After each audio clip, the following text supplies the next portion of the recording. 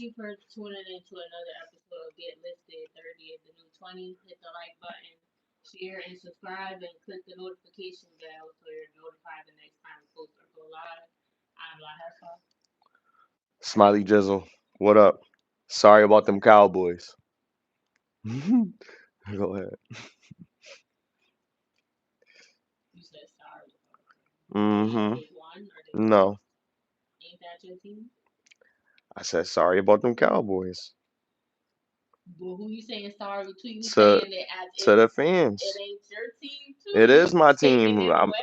Because I no, I'm sorry about it. You trying to take away ownership like them your Because Cowboys too. at the end of the day, Don't be salty. I know how we all feel. Did you lose some money? Nah, I know better. See, you don't got no faith in your team. I'll bet when they doing good. I'm not betting when they doing bad. And they made some terrible decisions organization wise. I'm gonna use what that girl, what's her name, Arabia used on Cam he show. So said, he said, and well, who's he? Who's he? Adrian Broner. Okay, He said, he said, if you Arabian, then I'm sorry. that was awesome. Now let's talk No, about that. all So right. you say your part, so they can So hear how I I was challenge surprised it. at Cam. I feel like he handled it because we know how Cam could get. Cam is a petty. He just made a. Why Dame and Cam just made this record, but Dame is with another a chick made the song for him. But I don't know. They is out of control. But anyway, that's to Adrian Broner. So tell them I what feel happened. like Cam, well, he kicked him off Why? politely Why? off the show while they were filming because he kept flirting with Stat and the other girl, that Arabia, the co-host or the person that helped out for that episode. I don't usually see her up there or whatever, but he repeatedly asked him to chill. Stat's boyfriend was there, or I'm assuming he said Stat boyfriend, but he did say like niggas man's here and that's my nigga too. So I seen people saying stuff in the comments like, oh, he acting like he jealous. You don't know who these people is or whatever or what, and the people can ratchet. Those could be like some on some other shit, and it could have went a whole nother way. So I feel like he stopped it because he already asked him nicely, like, yo, chill, her man is here or whatever, like, stop. And he wasn't even. Not only was he flirting with the chicks, he wasn't answering the question. The nigga asking him shit, and he's standing there staring in his face, or he's like, stat. He was like, he asked you a question about sports or something, and you keep saying stuff to stat. You're doing an interview, so it wouldn't have been so bad if he would, okay, you flirting with her, but at least you answering the question. You're not even being productive. You're sitting up there drunk, and then he told you multiple times because her man is sitting right here, and that's his homie or whatever. So he's telling you like, chill out, like and he said it nicely. He was like, all right. I asked you multiple times. He was like, I'm not gonna do it no more. He's like, nah, I'm gonna pay you for your time because I fuck with you, but I told you multiple times that you gotta go. You can wait outside for me till we finish if you want or whatever. And the way Cam normally react, and maybe because it was Adrian and he's a boxer or whatever, so maybe that's why he ain't turn up like that. But he handled it professionally, and I don't see nothing wrong with that because he should be respectful. Her man is sitting there, and you don't want it to escalate into a fight or a shootout or nothing crazy. You know how it could get with people from the hood. I don't know who the boyfriend is, but he said he's friends with him or whatever. So he's like, that's my little nigga, or whatever. So he tried to stop it before it got to a point, and he was drunk. You don't know how, and he comes from a background of his mom was fucked up. She was like, so it's like he just tried to stop it, and I don't see a problem with how he handled it. And he still paid him even though he didn't do the interview because he wasn't answering the question. Like fuck him flirting with that. You came up there to do an interview. You're not even answering the question. He asked you shit. He like, how do you feel about somebody? I don't be into sports or whatever. But he's like, how do you feel about something? And he just sat there and stared at it for like 5 seconds and didn't say nothing. Like, what's wrong with you? He's like, you don't want to talk. If you don't want to talk about that, you could say that. But like, you ain't like, what's going on? And then he was like, stat, like, all right, it's time for you to go because you bugging. All right. So it's certain people that you bring on when you interview them, and you know when you interviewing this individual, you're gonna get uh, a certain type of interview. I think that Cam had more respect for him than that. He showed that because he still paid him even after he came up there and showed his ass a little bit. And he didn't. It wasn't really over the top, but it was just like, yo, like he was, throwing advances. Now I did watch the whole thing. Yeah. Um, so I got from watching the whole thing and then watching the clip, you get more of a sense where it's like, all right, so he was there in the beginning. He did answer some questions, but it was just like it was becoming excessive to the point it was like, all right, nigga, like this is making the show uncomfortable. And like as a viewer, like these are some things that I like to say. Like when we have if you having a discussion about something, some things, you know, make the actual entertainment value of what you're talking about drop down.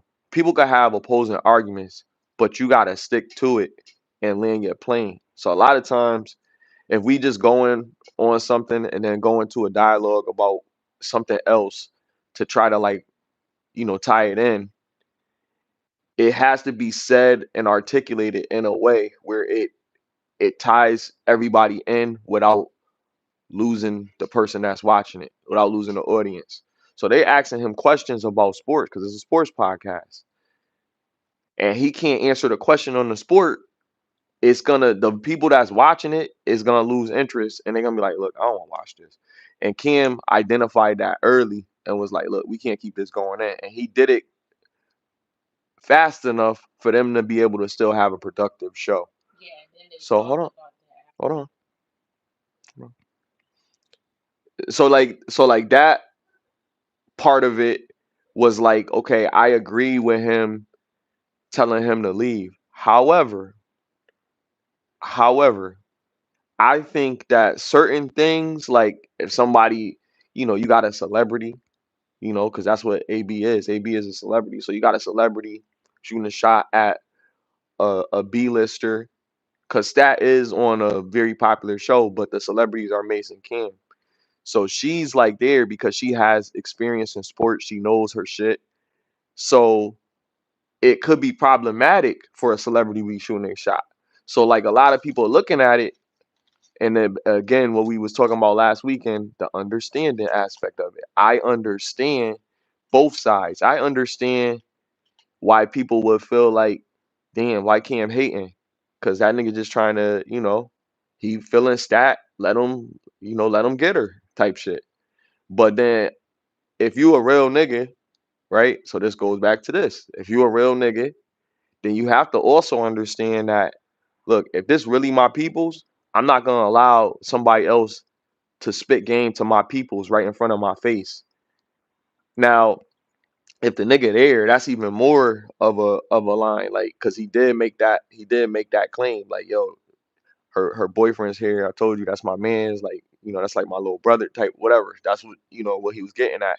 So I get that, I respect that, and I'm not really all against the decision that Cam made. I mean, not even. I'm not at all against the decision that he made. I think that was classy. But I also feel like who you bringing up here. So like if he brought him up there, and in the beginning, he should have laid it out. Like, look, and he probably didn't want to come off like that, but you probably would have had to do that. Like, yo, look, this, what I mean, if you do whatever, then I'm gonna have to ask you to leave, and establish that instead of doing it on live camera, because it look a little messy, but I guess it was the right thing to do. But then like he's a champion and all of that shit, so the right respect would have probably been to do it off camera. You know what I mean? Instead of live. But how do you avoid that? So I like again, I think he handled that with decorum, with elegance, you know what I mean? The way that he handled it. But I feel like you know who you brought on your show, like, and of course there's gonna be a ratings boost. You know what I mean? Either way, however you look at it, if you look at him as making a bad decision or you look at him as like he did the right thing, whatever. But I champion what he did, so I'm with that. But also knowing Adrian Broner, like he's like, of the sports world, you could place him like with a Charleston White type of nigga. Yeah. I live my plane there. Yeah, I respect it. And then he talked about now what I didn't like is like he basically like talking about his mastery. But he also did like to your point, like he mentioned how you supposed to act, and then the girl Arabia, she was like she remembered her first time coming up there, and she overheard Cam talking, and he was like, because I watched the whole thing, um, well most of it I didn't probably watch I don't know how long it was, but most of it probably like 20 minutes left or something. But I watched until after he got kicked off and for a little bit after he talked about it. But she was like she remembered her first time coming up there, and she her overheard Cam saying like, I don't care if she don't do right, if she don't do what she's supposed to do, then she ain't coming back. And she was like, she took that as her ammunition, like, oh, I gotta do what I'm supposed to do. I can't be. That he basically was saying you can't be blinded by the lights, and you can't be. But I don't think it was that. I think that nigga was just drunk. You could hear when he was talking. He sounded like he was drunk, and apparently he got a drinking problem. And I get it coming from. I seen some interviews with his mom and stuff or whatever. So he been through a lot or whatever. So I don't know. My prayers go out to him. I wish to him. I hope he get it together because that's kind of embarrassing. Like, yeah, I get it. Stat is pretty, but like that's disrespectful too. And if you out in the streets, I mean, you Adrian Broner, you might can knock some. You're a boxer, whatever. But like, that's still disrespectful. Like, if you out and you see somebody with their man, like you don't, or somebody tell you, like they right there, like you shouldn't. They shouldn't have to keep telling you, regardless. Like, but yeah, I respect how Cam handled it. I was actually surprised. But then on another note, Cam and Dame are beefing, and now they both got diss records out. Cam made a diss record to him. Well, Dame put one out first, but it's by a chick that he got under his tutelage or under his label or whatever. Mm. And the Dame track was trash. And it's like how you have somebody else make a diss, like you got a woman doing the diss record and you're the person, like why don't you? I mean, Cause he he's kn- not a rapper either, exactly. but that junk was corny. She didn't even say nothing. It was mostly a beat, and it was just stupid. Like I don't. That's some boss type shit. Like I got something for you. But and I hope, and I'm a fan of Dame, but lately he's been coming in. He's been doing some BS, or only seeing him in the news for negativity. Like, apparently he's about to lose his part of Rockefeller, 800 million. So Cam and Mace decided to come together and give him 500 apiece, like to give him 100 so he could buy back that or whatever. They trying to help him out, even though Mace don't really deal with him, and but it was Mace's idea. He was like, I don't want to see him be out there looking crazy in the news and stuff. I want to try to help him out. So then, so then he's like, oh, give me a minute, cause NBA YoungBoy said he might got something for me, somebody or whatever. So they're like, all right, we got it right now, but you saying you gonna see about these other people. Like, all right. So then 3 weeks go by, according to Kim, and then now he called him back. He like, you still got that or whatever. He like, all right, let me call Mason. Mason's like, nah, cause 3 weeks done Yeah, that was passed, crazy. bro. Like he like, you Like you should think have we took gonna it wait for? and gave But it. then I got I got something to say on that. It's two ways to look at that, right? Say you okay.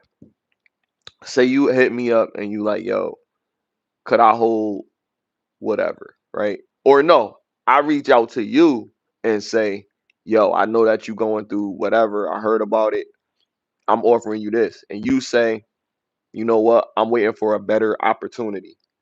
a little bit more, because if I don't have to take no bread from you and put you out, then I won't do that. I'm gonna see if I can find another means, because I know you need your bread or whatever. If you come at me like that, and then I understand, okay, I appreciate you doing that, but it's here if you need it. Because if it's there if you need it, then it doesn't go anywhere. Like if I have the 500, if he have the 500, now you like, oh nah, it's been 2 weeks. I'm not giving you that now. Like what happened? Did you I hold on? think What happened? Did you spend it? Did you just don't want to give it to me now because I tried to find somebody that was gonna give me more than that? Why not go and try to get more? And then now I'm coming back. Look, I still need it. I'm still but fucked they up. did give him more because they only need the 800. They was But gonna that's give what him I'm the saying. If 500. they was gonna do that, why pull it away? And that's why I asked those other follow up questions. Like, okay, you pull it away, then I understand right then and there I didn't take it, and I told you why I didn't take it. Now, if the offer is still available, do you guys consider doing it? No, no, it's not there anymore. Like that's just the petty back and forth because of the individuals involved in it. I think it's more emotion. Personally, this is just my opinion. You might feel differently, obviously, but I think it's a little petty because if I'm willing to give it to you now, and I know that you still need it, the selflessness within me is gonna be like, look, I got it. I'm always gonna have it. But this is what I'm gonna give you. You know what I mean? Take it. You know what I mean? You need it, take it. And then take it and do what you gotta do. But to just be like, nah, I'm not gonna do it. And again, with people doing things publicly, it's humiliating. But go ahead. Well, I think the reason why I think they don't think that. Well, it was Mace that really said no because remember they were splitting it. He only needed 800,000. They were going to give him 1 mil, 500,000 apiece. Cam was still with it, but he was calling Mace to ask him if he was still going to put up the other 500. Hmm. And Mace was like, nah, because again, he don't really fuck with him like that. But it was his idea because he didn't like seeing him in the news. And I think Mace felt like he was trying, like he didn't want to. He was too proud, and I get that from Dame. I feel like he is. He's like he's too proud. He made it seem like, oh, I got or I got other people when he really didn't have them other people. Because what happened? Why they didn't give it to you? Like I would like to know an explanation, which you're probably not gonna get or whatever. Why? What happened? What fell through with the plans with NBA YoungBoy and the other person that had the money for you? Why did that end up falling through? I feel like Dame was lying, and Mace know that he was lying. He made that up because he was trying to be too proud and make it seem like I don't need y'all niggas. I got other options, and that's why Mace was like, "Fuck it, then nah, you playing games or whatever. I was gonna give it to you or whatever, but you acting like you hope you don't need it, so fuck it then or whatever. Figure it out." And if that wasn't the case, then yeah, it would just be petty. But knowing how Dame be acting, and I've watched him on reality shows and other stuff, not just these interviews and stuff, throughout the years or whatever, I think he's a cocky person and he is like he's a prideful person. So that probably made him feel some type of way. Even he lied. He went on the Breakfast Club and said he was the chairman of uh that station revolt or whatever, and that's a lie. Like it came out that he made that up or whatever, and it's like maybe he just did that to be in the news. He got new stuff going on and trying to promote his stuff. People do that so people could be talking about him like we are now and everybody else. But that look corny in reality though to be lying about that. You know we gonna find out that you made it up or whatever. So I feel like maybe he just gonna look at that. And I'm a fan. He's a black man. I watched his movies. I watched State Prop. I watched Paid in Full. I never watched that movie on the up until Kim started talking about it. But then I went back and watched it. That joint was corny. I'm not gonna hold you or whatever. But I like Paid in Full. I like State Property 1 and 2. Like Paper Soldiers. Like I like his artists. State Property, Young like or all the Rockefeller artists with him and David together. Like I love it. Like I love music or whatever. So I respect what he did, and I'm just saying, I just wish he stopped coming on and Cameron too, coming on saying negative stuff,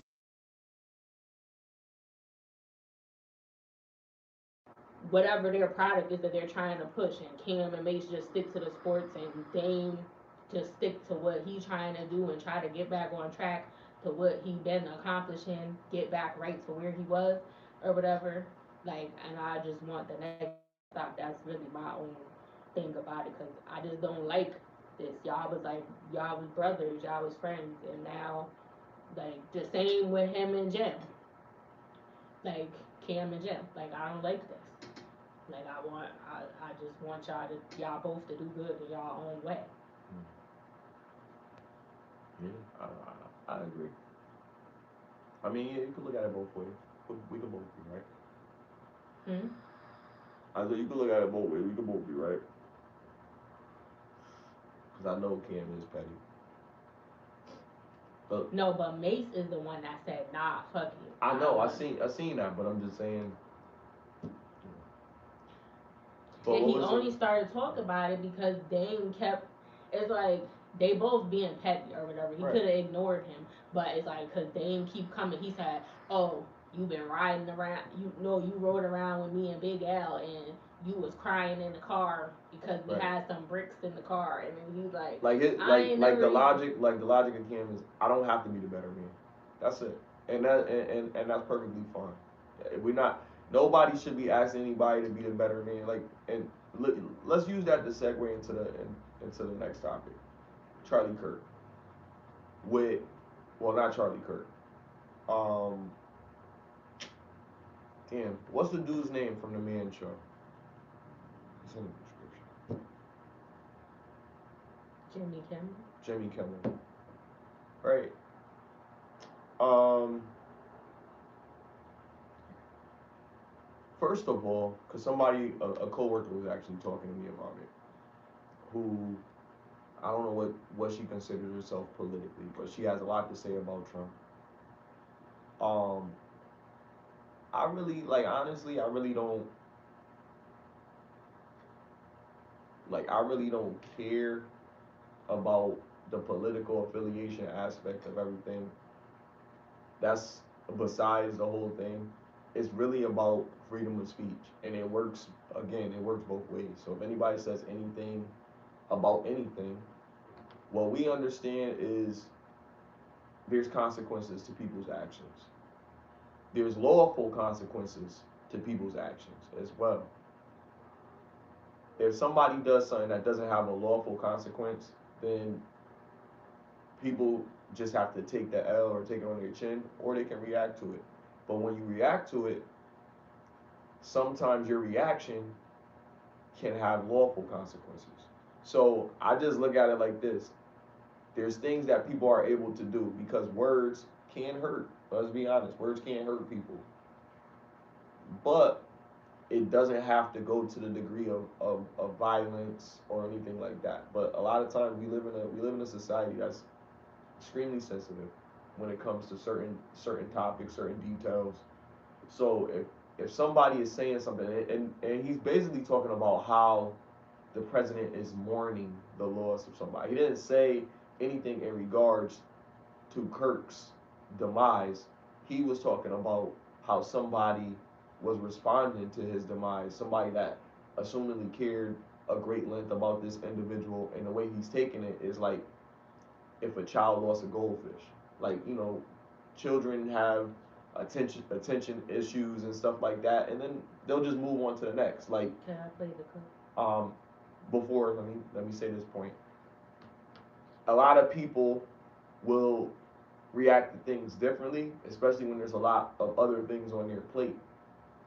So the clip that she's gonna play is basically what he said and what got him suspended from his show. But you also have to understand, again, we live in an era where people are overly sensitive. So if you're an extreme left or an extreme right, then you're gonna have these views where it's like, okay, people can't say what they want to say, or people can't say what they feel anymore, because if you say what you feel, there's consequences. So you can play the clip. We had some new news over the weekend with the MAGA gang desperately trying to characterize this kid who murdered Charlie Kirk as anything other than one of them, and doing everything they can to score political points from it. In between the finger pointing, there was grieving. On Friday, the White House flew the flags at half staff, which got some criticism. But on a human level, you can see how hard the president is taking this. My condolences on the loss of your friend Charlie Kirk. May I ask, sir, personally, how are you holding up over the last day and a half, sir? I think very good. And by the way, right there, you see all the trucks. They just started construction of the new ballroom for the White House, which is something they've been trying to get, as you know, for about 150 years. And it's going to be a beauty. Yes. He's at the fourth stage of grief, construction. Demolition. All right. So hearing that, like, there's a few things that how people can accept that. Some people can say, "Oh, he's poking fun," but like you clearly hear how dismissive he was for somebody that really cared such a great deal about the individual. They asked you a direct question, and you said really good, and then you said, "In fact, look at the construction work we're doing." He didn't do As anything. if that got something to do He with didn't it. do any right. He didn't do anything wrong He by just deflected. He by probably high don't want to by talk about highlighting that. And then but that again, there's nothing wrong with that either, it. right? If you don't want to talk about it, like I was gonna wear my pin because um we would even call them family, but his cousins are our biological cousins, but we lost someone that was very close to our family. Um, Derek Marquise Brockington. I'm gonna throw his name out there. Rest in peace. Rest in peace. I have several experiences with him as like a big brother level person.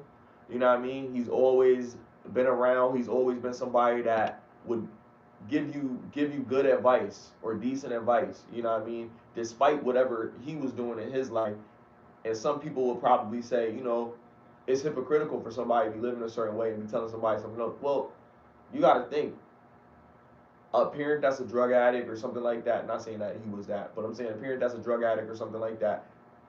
They're not gonna want their kids to be drug addicts. So obviously they're gonna tell their kids to not do what they do, you know. But it's very difficult to be really great parents when your kids are looking at every move and you're trying to lead by example. So that, you know what I mean? I'm just saying that to say, like, a lot of times we look at people as like they're not human. People make mistakes. People are not perfect. And that's one of the biggest things that you can teach your children. We're not perfect. And the reason that I want you to not do what I did is because I realized how much it hurt me. I realized how much it destroyed my life. And I don't want you to have to experience that. But people are going to still do what they're going to do. Kids are still going to be knuckleheads, not listen and make choices, make decisions, despite what people are telling them to consider because of their experience. Because everybody says, well, your experience is not mine. Like I may do it differently. You know what I mean? But it's still gonna probably end up with similar outcomes. But just going back to this, like sometimes people don't want to talk about death all the time. You know what I mean? Sometimes you want to move on. Sometimes you want to celebrate their life or celebrate the good things about them instead of talking about the negative. Like I lost one of my dear friends, and I finally ran into his brother at one of the parties I went to over this weekend, and it was good to see him. After all this time, I embraced him. I said my condolences. First thing he asked me, they always ask me, "Yo, how's your pops doing?" You know, because people know. You know what I mean? And to the most part, they cared. My father used to be in the hood a lot. They seen him at the store. You know what I mean? So they would see him, and a lot of people in the hood got a lot of respect for my father. So um, it's rough when you deal with loss. But I guess what probably got him suspended is because he was poking fun at, because everybody's making fun of the president, right? So poking fun at the president while he's mourning the loss of somebody he cares about, he's gonna make an example out of you. And I think that's probably what happened. But then it's like it's not wrong to have freedom of speech. So we go again showing how they're gonna just shut people down for saying how they feel about certain things, which is not fair. It's your American right. Yeah, I agree. Like I don't even think it was all he did was say, which was a factual statement. He observed how he reacted, and it was like it Right. appeared like you didn't care. But I also see that sometimes people don't want to talk about that, and it look like deflection. So maybe he is hurt, and he just don't want to discuss that on national television. So Right. that's That why is he changed possible. the subject. But I don't think that's a reason. And he also wasn't making fun. I feel like that's why they fired him or suspended him or whatever, because they're making it look like he's making fun of Charlie Kirk. Prior to him, um, that episode, he gave his condolences to the family and everything, and he said he put them in his spirit or something to that effect. Like he gave good wishes to them. He's not making fun of what happened. He's just talking about Trump's reaction to it, which I think most people would agree that's not a normal like. But like I said, I think he was just deflecting because he didn't want to talk about it or whatever. So he just changed the subject. But How do you? people just getting fired. Like he literally lost his job. They said he suspended indefinitely Right. because he said that. That's crazy. So if he's doing that on a TV show or whatever that been And what he around for said, what he years, did was light too. yeah. Right. So if people with regular jobs, They've been losing their jobs left and right.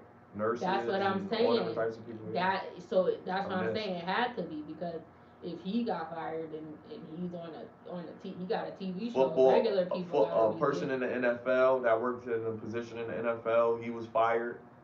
Um, some people in entertainment, I think somebody on the Disney team, they got fired. and they probably actually said something crazy. I'm telling you, these people in political positions, very like Mr. Kirk, were very strongly in their views. And so a lot Trump of probably people made that order when he seen a, that a, he was a like lot of people don't slowing like a down. lot of people don't like when okay, people have these particular views. They can say whatever they want on one side, and then on one side they're censored. The problem with that is it should work on both fronts. If someone is saying something, I don't care how nasty you think it is. If someone's able to say something else, then someone should be able to say something else with no major consequence to it. It's like far like losing your job or something like that. Well, But if you're working go ahead. the thing about that, depending on what you say, we sign paperwork and all that. Now, what he said wasn't. I don't think that was hate speech or nothing. Or they was talk about his how he reacted to it, which, like I said, it was a factual thing. I don't think that was hate speech. But if people are saying that's what you get or good for you and stuff like that, you sign paperwork and stuff when you work at these jobs. Well, if it's a regular job, I don't know about in the industry in the entertainment industry. But if you work at a regular job, we get training on the LGBTQ community and how to identify people with their pronouns and be respectful of that and all that. And so you can't be saying hate speech and stuff like that and saying things like that. You will get fired because you have to sign papers stating that this is not okay. So if you're knowing that you agreed to this, that you're not, most people don't be reading stuff before they sign it, and that's another problem. But that's a separate issue or whatever. But if you signed those papers to work at that job, which 9 times out of 10 in 2025 you did, then that's you should have followed the guidelines. Cause it's not like you didn't know you wasn't supposed to be saying that. And Right. you just but I think in the entertainment industry it used to be a little more, it wasn't as conservative. Like they had more freedom of speech than you did if you work at a 9 to 5. But now it's like the same standards. Like because everything that you can't even say certain words. You don't even have to be saying anything negative about it. Just bringing up the word, you can't even say it anymore. You can't talk about how big somebody is, the F word. You can't say that. The size of someone, that's hate speech. You can't use that word anymore. Say oversized. I don't know which you would call them. Plus size, I guess you would say, because you can't say the F word. Yeah. Now that's what they call it or whatever. So I would assume you can't say the opposite of that either, because it's the same thing, right? that could be hate speech too. If you're saying somebody too thin or whatever, Mm-hmm. um, but it's like it's ridiculous, and it just saying words, and we're not even saying nothing negative, just having a sentence, saying a sentence, and just like describing someone, but not necessarily saying it in a bad way. You just talking about something and describing it. Now you can't say certain words. You can't say certain things about sexuality. You can't. I don't know. You can't say anything anymore. It's gotten ridiculous. We don't really have freedom of speech anymore. Like we used to really have it. I mean, there was always consequences depending on what you said and who you said it to, because you might get punched in the face if you say it to the wrong person, or you might could lose your job, depending how egregious it was. But just saying a word and you're not saying it in a negative connotation, just talking about something. Like if I'm describing this person said this to this person, just because I'm describing a situation that happened, now I get demonetized because I'm describing a situation that I didn't even do it myself. I'm just talking about what happened to somebody else. But Right. because I use certain words, now I'm getting flagged or I'm getting fired or I'm like it's just ridiculous. Like I don't know. Yeah, that's crazy. It it it even gets worse because all of this stuff seems like it's making people even like people are reacting to that situation and other situations that led up to that situation in a negative manner where it's spilling into certain communities. Like this kid got hung, right? A Delta student, Yeah. Delta State University student or something like that. Yeah, Delta State student found hanging in a tree, ruled suicide following autopsy. I don't think it was a suicide. And there's actually something about that too.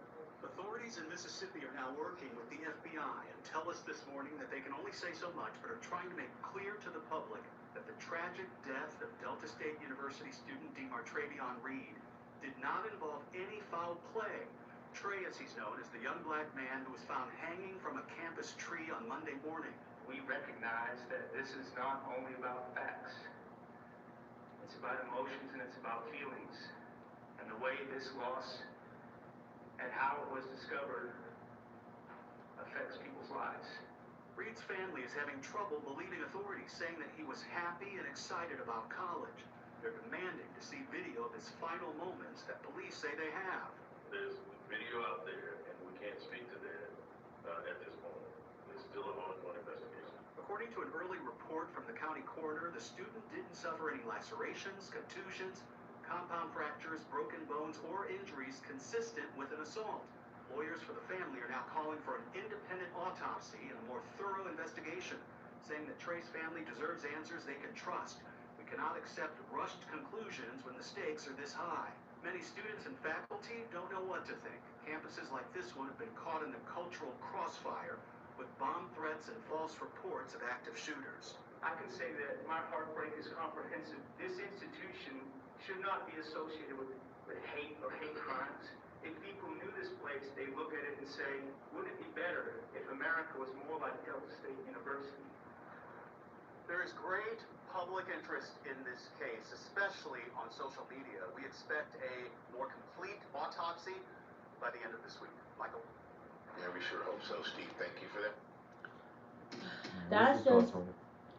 I just think it's crazy. First of all, I think they lying. Well, maybe they're not lying. Maybe they need to do a further autopsy to determine how he ended up in like that. But I don't think that that was self inflicted. I think somebody did something to him, and it's just crazy. And it's sad. You can't even go to school no more. People, you can't go to school. This was out of school too. What happened to Charlie Kirk? Now kids are getting hung from trees. I don't think we can even say that either, but this is just crazy, and that's crazy. We can't even talk about it, and I'm not saying I'm gonna do it, but I can't even say that. Like, and it's just sad. Like, my my condolences go out to my prayers and condolences go out to his family and his loved ones. And I hope he gets justice because I don't think he did that to himself. Well, I don't know him personally, obviously, but it just, like the family said, if he was happy to go to school. But I don't know. Sometimes people do get depressed, and the family is not aware of it, and because depression looks different for everybody. Like some people can be functioning and going to work and doing whatever they need to do and pretending that everything's okay to the outside because they don't have a safe space where they feel like they can open up and say that they feel like that. So I think a lot of people go through depression, but nobody would know it because they're not talking about it. So you never know. But like I said, I hope they figure out what happened. And my heart is just telling me, my spirit is just telling me, I don't think he did that to himself. I think somebody did it. But this is how I feel about it. I think it's possible that um, there's two ways to look at it. You know that I mean, I think you do, but knowing the history of Mississippi, That's what I'm saying. right? As context to add to my point, there's a lot of negative history surrounding our culture and history. Um, I'm gonna just say strange fruit, Nina Simone, right? When we talk about certain things in a certain type of area, the first place we look at is crooked letter. You know what I mean? That's the first thing that we look at. So it's like And there's other places in the South maybe, that, well, absolutely. But we talk about Mississippi, right? Mississippi burning, Mississippi, right? Mississippi, goddamn, like there's a lot of stuff, connotations surrounding that to build uh, conspiracy theory rhetoric on that situation. So I don't want to just entertain that, but also back to what you were saying, a lot of people, because we need to highlight this, mental health is a thing. You know what I mean? That's why, you know, I really care about that. I really care about us spreading the message that people do need to get the help that they need. It will prevent a lot of stuff from happening. So to entertain the idea that yeah, it probably could have been something going on because in our culture it's very taboo to get um, the correct mental health that you need. So it's good to understand that yeah, these things do happen, but just the significance behind the situation. Why a tree on the school premises? Why not in your bathroom? You know, why not in your dormitory? It's just a lot of things that yeah. just don't make sense, and nobody's seen this happening. Like you're on a tree on the premises of the school campus. Nobody's seen you doing this. Like when this was happening. So when if I do say that oh this is definitely not a Suey. He definitely you know what I mean. If I'm gonna think that, I'm gonna have to expand on all the elements of why I'm gonna think that. But I would lean towards yeah, it probably is some type of conspiracy and some cover up because it would not look good if that's what was going on. The college do not want that out. They do not want nobody to say they're hanging students, college students, on their premises. They don't want that out. That's really bad press for their school. And you know how many people they probably got that's investing in that campus and all that stuff. That's definitely not what they want to be spun. But we need answers. And just like the newsreel was saying, hopefully later on this week we'll get more information to find out exactly what's going on because we need to know like stuff like this that's happening in our culture. If it is something like that, then yes, let's get this kid the help that let's get more kids like him the help that he needs. Let's get people asking how you feel today. How's everything? Let's let's get some evaluations for people. You know what I mean? That have grew up in certain crises and certain things like that. Because I hear people and families like, what you gotta go to that for? What do you need all that? I hear people saying that, and then there are some people in our culture that are championing that, that are championing that and saying, yes, it is important for us to get mental health and help with behavioral issues and things like that. Some of us need it. Some of us don't talk about it. Yeah, everybody gets down every once in a while, and sometimes you get down and you feel like you don't want to talk to nobody about it. Like I don't got nothing to say to nobody. I'm gonna keep this to myself. But it's just the coincidence of the timing of things that's going on right now in the world, and then this happening. It's just hard to just say that this was just to rule this out, and just say that this kid just did this to himself. But I will reserve my opinion until more information comes out, because it would be terrible if this is what's really going on, because this type of stuff incites riots. People are going to want, um, they're going to demand retribution and justice to find out who did this. They're going to want to see tapes. They're going to, you know what I mean, everything. So I hope we get the right closure for this so it doesn't fall out into something crazy. And I'm not going to spend, this is what's going on, because we don't want to incite a race war. We can't. It's a battle that we really can't win, but we do want closure, and we want the laws of the land to prevail in the right way and protect our American rights. Yeah, and this is not the like even little kids are doing crazy stuff. Like I don't know. There's a last year November 2024 you sent me this little I think they were in the second grade. Him two little kids. There's a fourth grader and a second grader. Yeah, and one kid was hung up in the bathroom by his hoodie. Luckily, he survived. He's alive. But this happened last year in November. He was hung up in the bathroom stall by his hoodie, like in it was he was getting choked by his hoodie. Somebody must have came in the bathroom and found him. That's why he was able. Luckily, they did because he survived. Or and the parents didn't want to show their face, but they were very distraught, obviously, by this is a kid and another kid did it. I don't know if it I don't know if it was a mistake or why this happened or whatever, but it just sounds crazy because if they did do that on purpose and that was their intent, where are you getting this behavior from? Who taught you to do something like this or whatever? But it's just that even kids like if I had kids, I say this all the time. My kids are not going to, and it's not even these is not the only reasons for safety, but even the things, the curriculum, the stuff that's being taught. Like even billionaires are saying they're not taking their kids to school no more because it's it's ridiculous. Mark Zuckerberg like was talking about this. Like it's it's crazy. Like you can't trust. And if I had kids, somebody do something to my kids, I'm sorry, it's over. Like I don't know, but so my kids will be homeschooled if I have children because I don't Not trust there. these people. I don't like what yeah, I gotta go get it. I don't like what they're teaching in the schools. I think a lot of stuff they're teaching is irrelevant. One teacher, and I don't have a problem with people's sexuality and stuff like that, but I just think you don't need to be teaching the kids. The teacher introduced herself and she was like, my name is Miss So and So. I'm non-binary. My pronouns are they and them.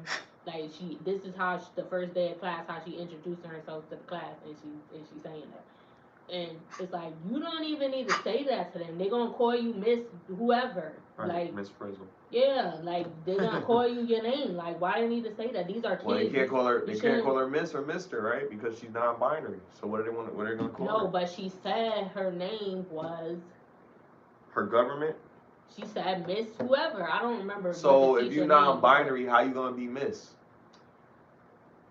I don't know, but that's what she said because that's the pronoun. It's not. That's not Miss or whatever. But It's now not. non-binary means I you know. don't I mean, associate with either. I know, but she still said Miss if I'm not So mistaken. that's confusing. That's why they don't even need to be saying that. And if you told, because they're gonna call them Miss whatever out of respect, you don't just call the teacher by their name, or you don't say they them. If you talking, if I'm Because calling your isn't that name, called misgender is but if misgender you're talking to somebody, like if I'm genderizing? trying to get the teacher's attention, I'm not gonna say they them. I'm gonna call your name, right? If you talk, you only use pronouns if you're talking to somebody else and you say she did this, he, you talking to somebody else about the person. If I'm in class and I'm talking to you, I'm gonna call you by your But name. wouldn't your pronouns be them, they, right? Like I'm That's what them. she said. She's non-binary and they're they them. But I'm saying it don't even matter because you're not going to, if you talking to someone directly to them, you're not gonna use pronouns. You're gonna call them by their name. You only use pronouns if you're referring to, if you talking about somebody to somebody else. Like you say she did that or he did that Right, or right, they right, did right. that. So if that's the teacher and I'm raising my hand and I have a question, Miss Frizzle, I'm gonna say your name. I'm Right. not gonna. So there's no need for you to even say that. Cause why you talk about a teacher to somebody else or whatever? Like I don't. I mean, you could, Yeah, but you if they would. don't, Like, what was the homework assignment? but That that's gonna be at home. they or Unless a classmate I actually, think I it don't know. was. Like they don't really need to address, and that's how I get around that. So I don't do that. I just say your name if I'm trying to talk to you. But That's crazy. I just feel like, yeah, you shouldn't be the kids. I think that even though it's not necessarily talking about schmecks, is talking about how you identify yourself, that's going in towards those lines. And these are kids. This was a young elementary class. I don't remember what grade it was or whatever, but it was younger than the fifth grade. And they should not even be teaching that. You should not. That's their parents' job for them to have to teach that. Or if they see something, then they come back. You putting stuff in their head that they don't even need to know about yet. They need to be innocent. They shouldn't even be worried about what, that's not something that they should be concerned themselves with. Like, you shouldn't be teaching the kids that. And how you know these parents is okay with you telling them that non-binary? Then they're gonna ask them, what do that mean? They're gonna Right. come home and be like, my teacher's non-binary, and then now you gotta have a whole discussion with a 6-year-old Why about she like, told you that? yeah. Then they like That's nah. crazy. I mean, I would, like I said, and like I said, I don't care what people do. I'm not. I don't think you should mistreat people for that, but I just think kids need to be kids. They shouldn't be learning about certain stuff until you don't have a choice or until at a certain age. I think you should have conversations with your kids about things, and people don't do that either. Like you should have conversations about schmecks, about protection, about pregnancy, about different things. When a girl have her period, these are conversations that I think you should have, but at the appropriate time. And the parent need to have these conversations, not the teacher. So this is, I just think you taking it too far. Parents be This, working. yeah, they, That be their excuse. yeah. They Some be too parents busy. do be. Um, the teacher called. I seen a video. The teacher called the student. I mean, the teacher called the mom because the student was acting up, and the mom said, "Well, what you calling me for? Ain't you supposed to? He with you. He at school. You supposed to be handling it." Cause the teachers can't beat the kids. Right, and They then if can't they put their discipline the hands on them, kids. then you gonna want to come and fight. Absolutely. But you getting mad because they call you. Because, like, oh, he won't sit down. You can't make him sit down. No, they can't make him sit down. You don't want her to make him sit Right, down. right. Like, do There's you hear no what you there's saying? no Like, other way to control these children. So it's like, okay, what do you expect the teacher to do? And the parents, there's no structure in the household. The parents don't control these kids either. So then it's a damned if you do, yeah, damned if it you don't. depends. Because some of the parents be crazy, so they know not to try it. And the teachers be too nice. Or they could sense it, like, in their energy. Like, I could get over on you. But obviously they're not you know. crazy enough because the teachers is complaining to them and they still going to school, still doing the same shit. So Because they don't do that to them. they But don't when do they that to get with them. But other adults, when the parents talk to the kid about what they're doing or put them on punishment or give them a spanking or whatever, kid turns right around and does the same thing. So what's that? well, I was watching this video. This guy, and this is the problem. I think people are not teaching their kids young enough not to do so. They're not saying no, stop teaching them no. when as soon as they start doing something, when they can understand you, they know if you telling them no, don't do. They know what that means. If they start hitting or doing something, or as soon as you see that bad behavior, you need to nip it in the bud. Don't laugh about it. It's not funny because when you laugh, you're giving them positive reinforcement so they think it's okay to continue to do it. You have to do this at a young age so that they don't pick up these bad habits and then go out and embarrass you. And then you thought it was funny when they was young, you was key laughing. Then when you go out somewhere and they start acting a fool in public, now you embarrassed and now you damn near kill them because you jacked them up or whatever because you lost your patience. You should have been doing. I seen a video where this guy, I think this is an example of something you could do. Like he had a plate of food and he had the baby, and the baby kept trying to grab it, and he was like, no. First he moved his hand. He kept moving his hand. He was trying to grab it. He kept moving his hand, and it was a little baby. I don't know how old he was, but he was little. He couldn't talk. He kept moving his hand. He kept moving his hand back. He kept trying to grab the food, and then he's like, no, no, don't touch it. No, don't touch it. So he stopped moving his hand now. He's still trying to touch it, but instead of moving his hand, he moved his hand a few times. Then he just said, no, don't touch it. No, don't do that. And he did it, and he learned. And then when he stopped, I don't want to say that, but it's kind of like when you train an animal, that's what it was giving, but he was listening. He was learning that, because he was saying, good job, okay? I know you want it, but not right now. Wait, because he trying to teach him discipline. He trying to teach him when I say no, or you don't just grab stuff or whatever. And even though he's a baby, he's teaching him in a way that he could get it. Like, and he was, after a while, he stopped trying to get it. And then he was just saying, no, stop. And then he sat there and he was like, good job. So I think you should do things like that to teach them when they're not able to talk, to let them know that they're, because when you laugh, like I said, that's giving them positive reinforcement and they're getting attention from it, so they think that this is okay for me to continue to do or whatever. So, and I know sometimes it be hard. Sometimes kids are hilarious.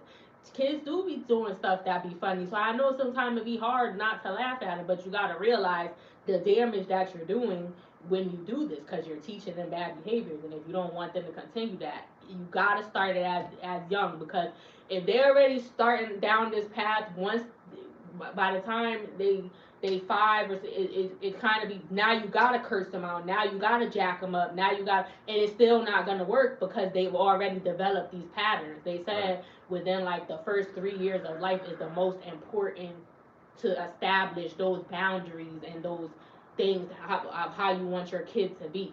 Like, and then they develop onto their personality later on, the rest of their traits. But that those first 3 years are important to get that. And I really believe after watching that video too, it really made, but I do that anyway. I feel like kids do be listening to me when I say, but then it's like, if I only see you once in a blue or whatever, and then your parent is just like, they don't be doing that, you only gonna, that's the person that's around you the most. And I'm just seeing you once a year or something, it's not gonna make a difference.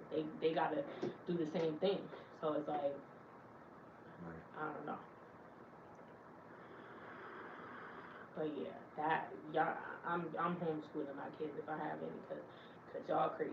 Y'all out here hanging kids. They having shootouts at the college. Kids getting hung up in the bathroom stall. Like, I don't I don't. This is just, it's just, I don't know. It's crazy. Parents, there, I've seen things where a parent came to the school and beat up the kid with the kid. She went in the bathroom, and this was on Love and Hip. It wasn't on Love and Hip Hop, but it happened to somebody's daughter that was on Love and Hip Hop, and it was like, this really happened. Like, she and they went, and it's like, this is crazy. Like, how, first of all, how did the parent even get into school? Because to my knowledge, you can't just walk into school nowadays because so much crazy stuff be happening. So a kid must have let her in or whatever, and then you go in there and you fighting with a student. Like, this is crazy. And fighting with your kid. Like, we gotta do better. We gotta do better. Like, you can't. I'm trying to hold us accountable. And I'm talking about us. You can't be mad when people. I'm talking about black people now, cause I'm black. So I mean, yeah, stuff happen in other races and stuff or whatever. But you can't be mad when people say stuff about us, and it's like regardless if it's another black person or somebody from another culture, you can't be mad if you're a part of the problem. We gotta do better. So that's and it be making me mad because it's like every time somebody do some mess like this, then y'all looking at like it makes us as a whole race look bad, even the people that's not behaving this way. And that's why I try to tell people to stop doing certain stuff, or I don't be around people that behave certain ways because I'm working on me and I'm not perfect or whatever, but I know certain people that I get around, they trigger me. And if I don't want to go upside your head, or I don't wanna, and I ain't been in a fight in a long time, but I'm just saying, like, I don't even want to argue. Like, I don't have the energy. I want peace in my life. Like, I don't need that negativity around me. So if you're a person that's just chaos and drama, and this is what you're bringing, I don't need that. Like, so I'm just gonna move around. Like, I'm not, because if I told you already that this is the problem and this is what you're doing, like Cardi B said, am I the drama? Yes, you're the drama. So I don't want to be a part of it. Like, because I don't got time for I'm too old for that. Too old to be fighting. Like, I don't want to witness no fight. I don't want to hear about it. Like, none of that. We, people unalive and out here, like, we losing our people at an alarming rate. We losing people in general as a part of the human race. Like, we need to, but specifically on us though, like, we gotta do better.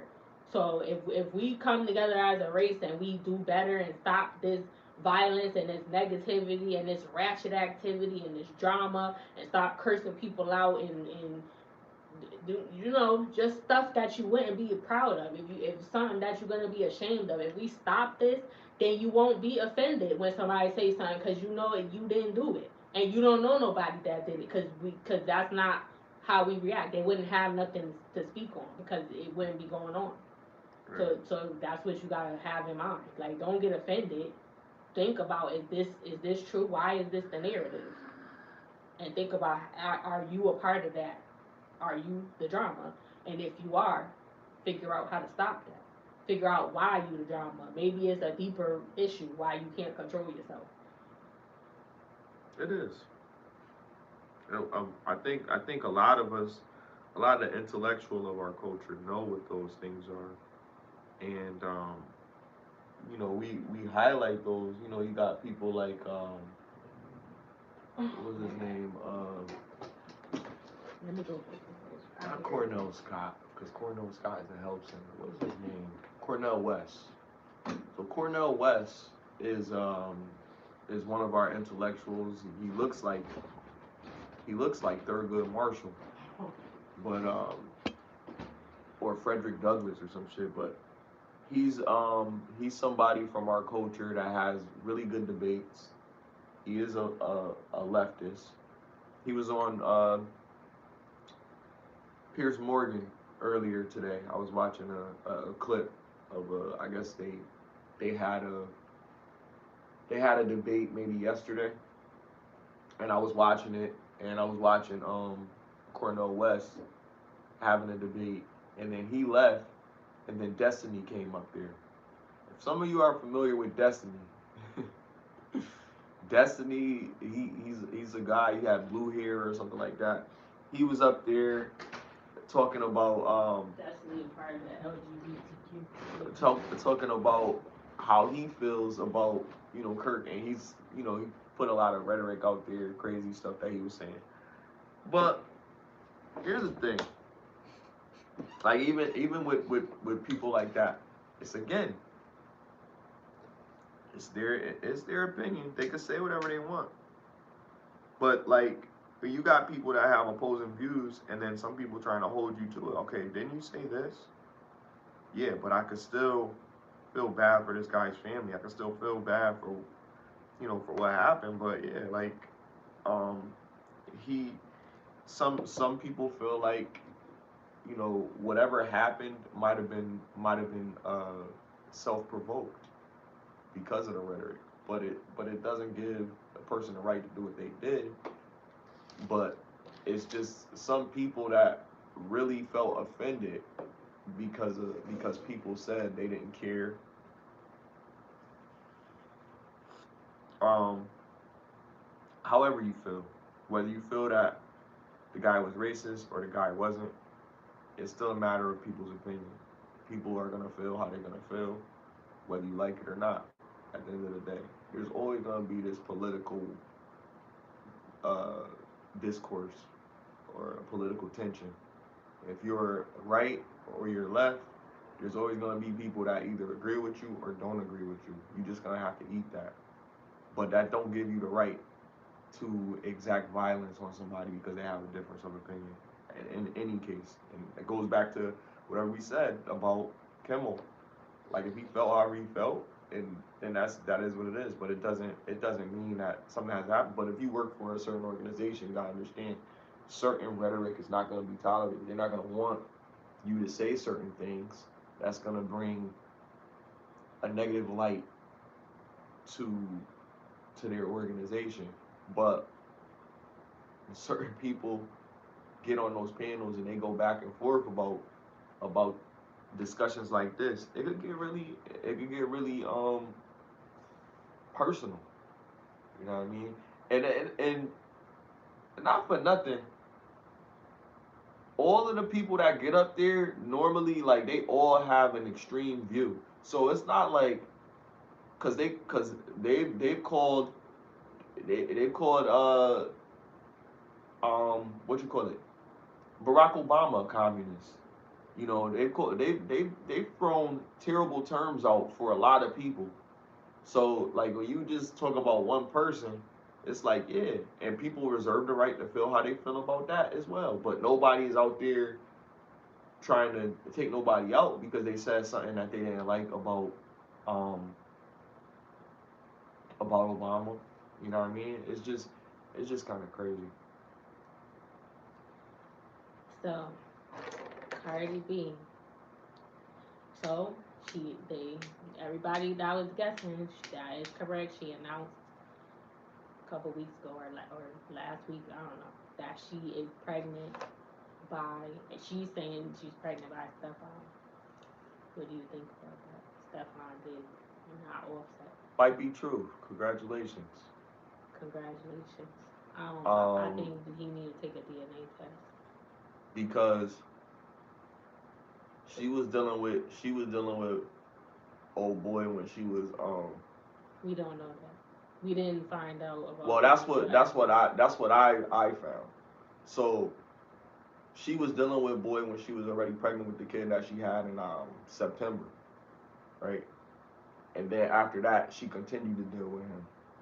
You can't have two babies in different deliveries by different people. Like that's kind of weird unless you was dealing with this person while you was dealing with this person after it had been public. So if she continued to deal with him after her child had been conceived, then I was whatever. That child was just born September of last year, but she had already been dealing with this dude, and the whole argument was well, what I gathered before, the whole argument before was she smashing a dude while she pregnant with my kid. So it might be somebody else's kid. It might not be Offset's kid. But I'm saying she dealing with this dude, and the rumor was that she was dealing with this dude when it was a rumor that she was dealing with somebody that was an athlete. He was the athlete. So maybe it was another athlete. I don't know. But whoever kid this is, I feel like it's unlikely that it would be Offset's kid if it's anybody's kid, because she was already dealing with this dude and publicized that she was dealing with him before her child was born in September. So now she's pregnant with another kid. So she just had a kid that's a little over 1 years old when this whole controversy stormed up, right? Now she's having another kid. And this other kid supposedly is by the new dude. But here's how I look at it. And I'm not gonna debate whose kid it is. That's not my argument. My argument is why have a kid with another dude and you're still married. Let's not talk about the get back lick and none of that.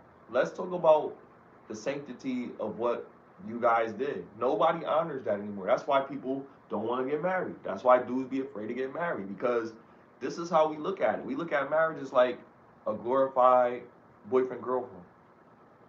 You could just quit. You could just, you know what I mean?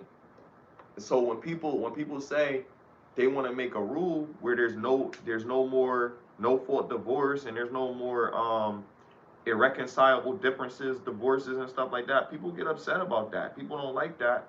Don't get married then, because you don't have to get married. But it's like, if you get married, you made that decision to the person that you're dealing with to be with that person for the rest of your life. You marry somebody and then it don't work out, and then you decide, all right, you know what, I'm good. After you marry them, on a dude, I look at a dude like, damn, nigga, like you fucked up because you chose wrong. Now she just about to just take half. So then when you tell niggas go get a prenup, and then chicks be like, why you need a prenup? Why? And they argue about it. This is why. The things that's supposed to help us is the things that people complain about. Paternity test. Why you want a paternity test? You don't trust me? No, bitch, I don't trust you. It's hard to trust women. It's hard to trust niggas. When you in a relationship with somebody for a period of time, and it's not all great in the relationship, because let's just say, nobody's perfect, right? That's what I was saying. So you in a relationship, you're trying to tolerate the person, or you're trying to work with them, and then people are saying, well, if they do this, just leave. If they do that, just leave.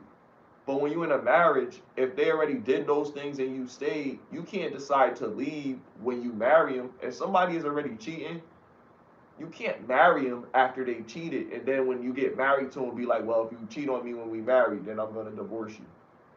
You're gonna have to give them the same grace, maybe more, because you decided to go into a legal binding relationship with this person. Now you're gonna have to go through therapy and all of that shit, because just divorcing somebody is a lot more work than it is to get married to somebody. So the point that I'm making is, why even do it? If you know you're not ready, mentally capable of what it means to be a wife, you're not mentally capable of what it is to be a husband, then don't do it. A lot of people be like, yo, don't put the cart before the horse. Get married and then have children. But we need people, but if people don't want to get married, don't force them. That's 18 years with that kid. But then when you get married, that's for life. That's a lifetime commitment. If it don't work out after that kid become an adult, you could always move on. Hell, if it don't work out in your marriage, you don't want to stay there if you're being abused and stuff like that. But a lot of people just be in their feelings about a lot of shit. Like, I look at it like this, like all the relationships that I've been in my life, I can't necessarily say that I was like a terrible dude, but I can't necessarily say that I was a great dude. I could say, in my experience, and this is one-sided, if I'm gonna be honest, I probably cheated in the past. I probably talked to other joints in the past. I probably did whatever, but I had principles, even though I was doing whatever I was doing.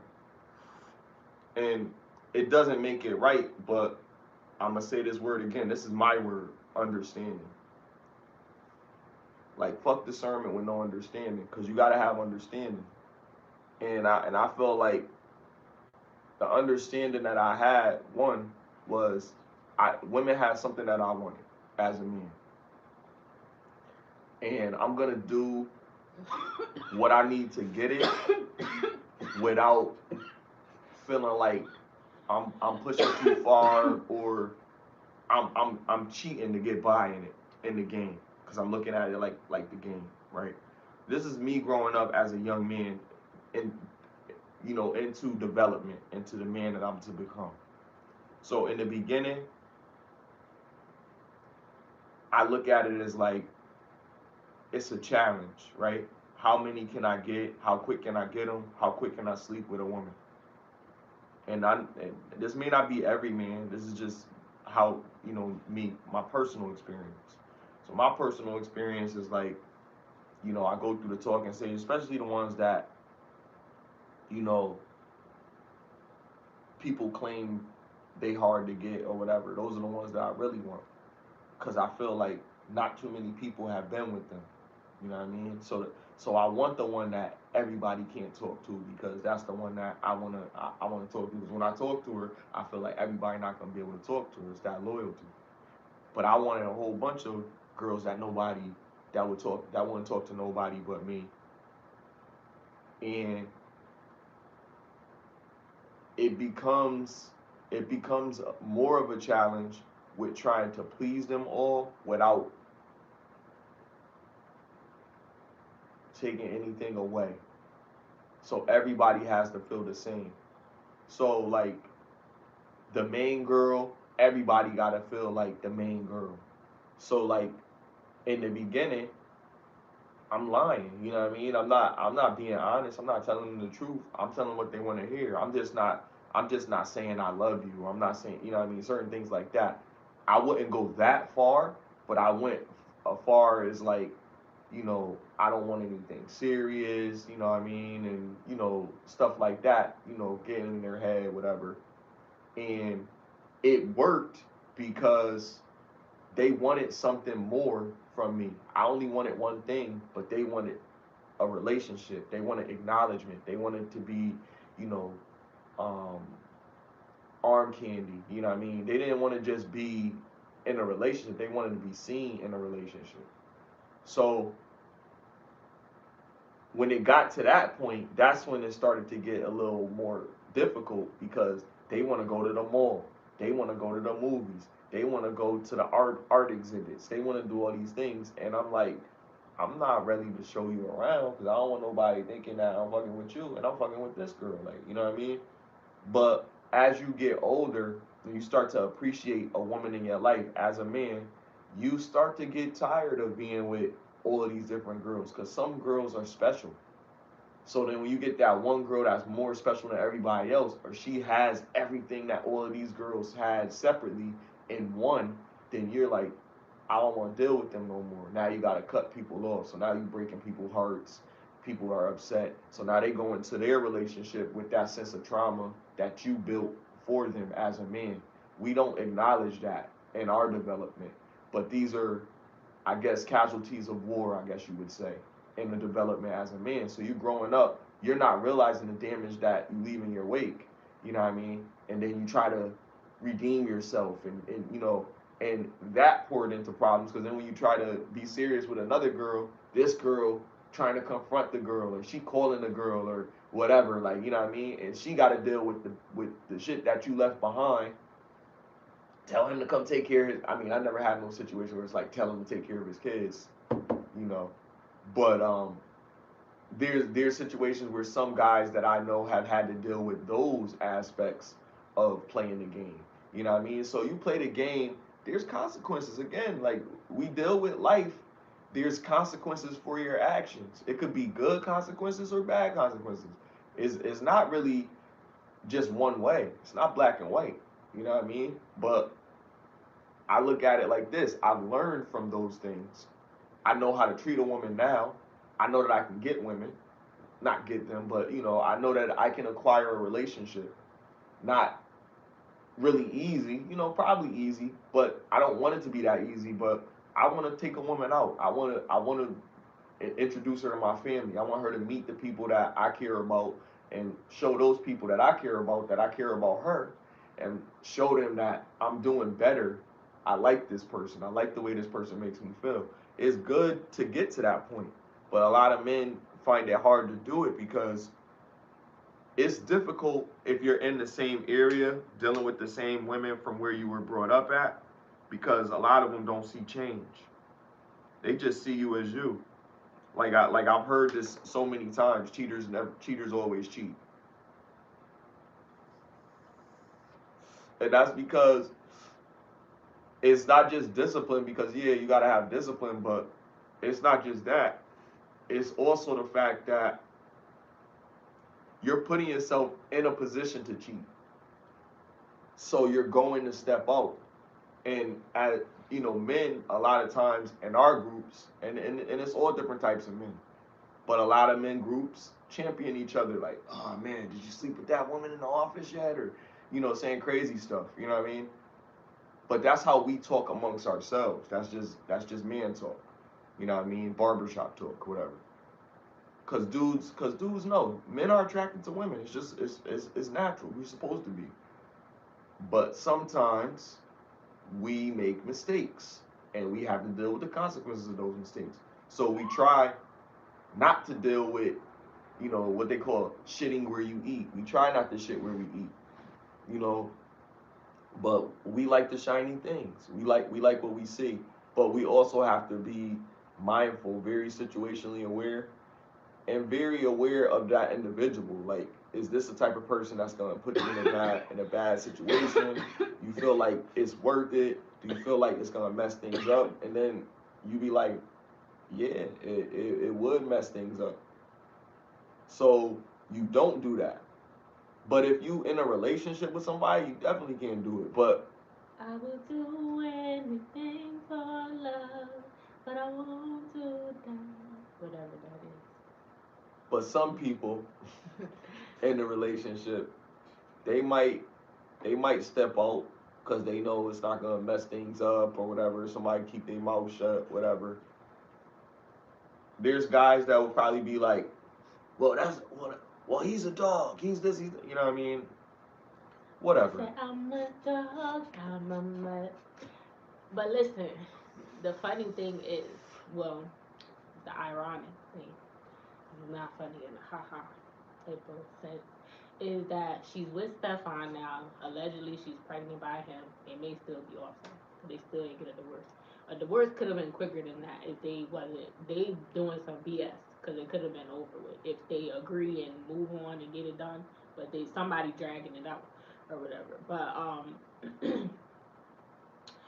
he allegedly there's more than one woman. I don't know how many, but more than one other woman besides Cardi is alleged to be pregnant by Stefan as well. But she seems to be taking fine. Like she made a video, she was eating some noodles, and she like made a joke like this is the situation I'm in. Hey Barbara, hey Shirley, you know I'm pregnant by a man. It's okay, girl. We gonna figure it out. What you gonna do? I don't know. We gonna figure it out. That's what she said. Some something to that effect. Like she like being funny, basically. Like she don't care. But it's like I'm glad I'm not in that situation. But I don't think. First of all, if I have kids, hopefully it would be by the same person. If I have kids with somebody, then I'm gonna try to stay with them. Like I don't want. I mean, if I'm in control of it, if they leave me, then I guess I can't. But then I won't have kids with nobody else because I don't want mad baby fathers. I mean, that's two. Some people got 7 or 10, but I thought she was doing good, because they was together and she had the kids finally. But that's why you gotta wait because even though you got married, I think people should wait before they start having because they got they got married kind of quick.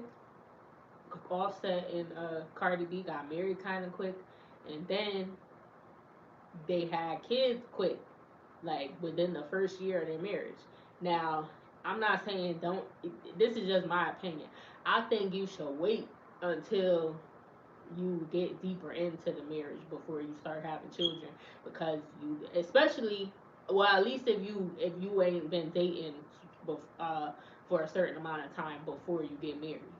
Like if you only been together for a couple years and they get married, then depending on how old you are, they was still kind of young when they met each other. And I don't think they was dating for that long. Then they got married. Then they had kids, back to back, or whatever. So it's like now you got 3 kids, and now you pregnant by another dude. And nobody cared what he did. Offset got like 8 kids too. He already had mad kids when she got with him. So, but my thing is, you getting a divorce. What you getting a divorce for? You leaving him. I think she says she's not leaving him because he cheated. Because I was about to say that can't be the reason. because this nigga pregnant with three chicks. I mean, more than you. Like he and y'all all pregnant at the same time, so it can't be for cheating. Like, cause you getting with a nigga that's doing the same thing. Like, and then I don't agree with that tit for tat. If you did this, I seen a video where the girl was like, this lady was like that Cardi B. She feel like Cardi B did this just to get back at him. Is my smoke detector going off? When did that start? Cause it was not doing that. It must have just did that. I'm gonna take it down. It's too many anyway. That joint annoying, but it wasn't even going off, and I don't know which one is making that sound. And people will write that in the comment like, change your smoke detector or whatever. But anyway, what was I saying? Um, I wouldn't want to be in that situation. Like I just, it's just a shame. Like that she's dealing with that, but she put herself in that predicament. I think she should have wait. They should have waited before they had kids. Wait a little longer and see if the issues was gonna come because now you got kids into it. It's a messy situation. You putting it all on the internet, all online. She said he can have a girlfriend. Oh, and then I said, You seen that? oh well, then that's She said he can poly have a girlfriend, best friend. poly relation. Um, but what I was saying about cheating, like if somebody cheat on you and you go cheat on them, that's not like unless you just wanted to do that and you're just using it as an excuse, then I wouldn't do it because it's like that's just dumb. I mean if I feel like doing that, nobody's gonna make me mad and go use my vagina against them. How is that hurting them? Like they might get mad that you did that or whatever, but it's your vagina that you just stick in another sausage and or whatever because he made you mad. Do that sound logical when you think about it? Like I wouldn't do that. If I was like I don't know. And I feel like if my man cheated, I It's a probably wouldn't. psychological thing. I believe because again, it's an emotional reason to do it. If you really care, right? Like, because guys don't care about um don't care about that, not the way that women care about it. So when we do it, it's it's just an action. You don't care about it because you do No, it. but listen, Not on the listen to what I'm receiving saying. end. Listen to what I'm saying. It's an involuntary action, kind of. It's not like it's just a release. So it doesn't mean anything like that to us. Where We it's already like, went over this. hold We on, know hold on, this. let me land my plane. It really doesn't mean anything to us like that. So when we do it a million times, we could still be in love with just one woman out of that million times. Women biologically are going to get more emotionally attached because emotion, the way that they express emotion, and we broke this down in the stress shit, they deal with it a little bit differently than men do. So they're going to be more attached to that individual after that experience, more so than guys biologically. It could be even a very small attachment. You might not even recognize it. Like, oh, let me see what this nigga want. Like, whereas we would just completely ignore the person and or change our number and they don't even know and won't even think about it. Like, if we have something else that's better, or we have something else that we want, or something else that we're dealing with, or even if it's just like, shit, I need one. Let me hit such and such. It just the convenience of them being here is enough for us. It's not like, and I know there's women that they just like to vicariously just get out there, just do it. Sometimes they just, oh, let me call this old, let me backtrack, let me do that. If you just do it just because like that, then that's more relatable to men than it is to women. It might be some women that do it, but that's a biological thing for men to behave that way. It's not biological for women to behave that way normally. Yeah, we know that. So, well, we know that's society's standards anyway. Okay. But Biologically, society. that's what people accept more. But regardless if it's biological or not, because just because something is that's the norm, and things change over time. The sort of stuff that they put in food, the drugs that people be doing, all this. We don't know what like what they be spraying on this and stuff. We're buying this from people or whatever. That changes your has effects on your biological makeup too. And I think maybe back in the day, women would behave a certain way. Like most majority of women would behave a certain way, and they wouldn't do certain things. But nowadays, women do how you would say act like a man when it comes to relationships and stuff. There are, like you said, there are women that can do that.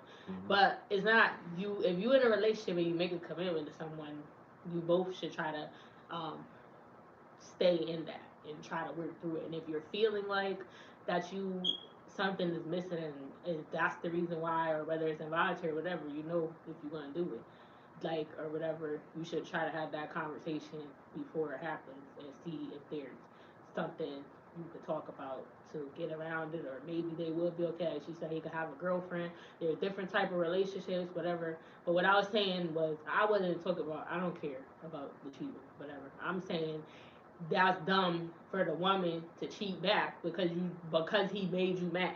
You're not doing it because you want to do it. You're doing it because he made you mad, and that's your vagina. Like, That's what I'm so saying. She it's like cares. it's She cares. Like she care she's about doing it for a him reaction. because She's that's doing the it to man hurt that him. she with. You feel me? But she don't have to care about the person that she fucking. That's why it's stupid. If you just fucking somebody because But you again, either way, it's still an emotional response. yeah, so they What I'm both saying, if they in a our sex relationship. is not an emotional response. It's just something that it's an itch that needs to be Yeah, scratched. I know. We said I'm still saying my point because I Okay. wasn't even talking about why I don't care about that. I'm saying if you shouldn't be doing that. Like it's stupid. Like if you want to sleep with somebody, then do it because you want to, not because somebody else made you mad and you thought why. That's your like that's the dumbest thing you could do. Like try to if you want to be vindictive, which I don't agree with or whatever tit for tat shit, but if you want to be vindictive, find something else that hurt him. That's worse than that or whatever. Like because then he gonna be looking at you a certain way. Like what he's saying. He gonna if nigga could cheat on you over and over and over, and you keep taking it back. And then if you cheat on him, then you try and make him mad. But I hope you wasn't trying to stay with him if after you did that because. Right. But 9 times out of 10, he gonna want to leave or whatever. So Exactly. you better be prepared to do that. If you don't, um, because it's just and I like this Joe Budden bar that I always bring up when we have the discussion because I just think it's dumb. Like I never did that. I had cheated once when I was younger, but it wasn't because they made me mad. I shouldn't have been with that person. I wasn't really into them like that, and this was someone I had already known before them or whatever. But I told them about it because I didn't care. I didn't even like. I was done. Like I felt like I should have never been in that situation, in that relationship because he wasn't for me. So and then he cheated back on me, but then he broke up. So it's like it's dumb. Like and that's what I'm talking about. Most guys like I would want the guy that would just leave. Like not you getting mad now you're gonna cheat on me because you. I act like I was mad, but I really didn't care because like I said I didn't I was the person that I cheated on with. That's who I wanted, but I ain't with them either. But whatever. That's neither here nor there. The moral of the story is this: is the Joe Budden's lyric that he said, "You're so spiteful. That ain't the way we act. That cock was assertive in you. How could it pay me back?" So it's like you know he's saying how could and it probably did because you made a song about it. You ain't put them and write that down for nothing or whatever.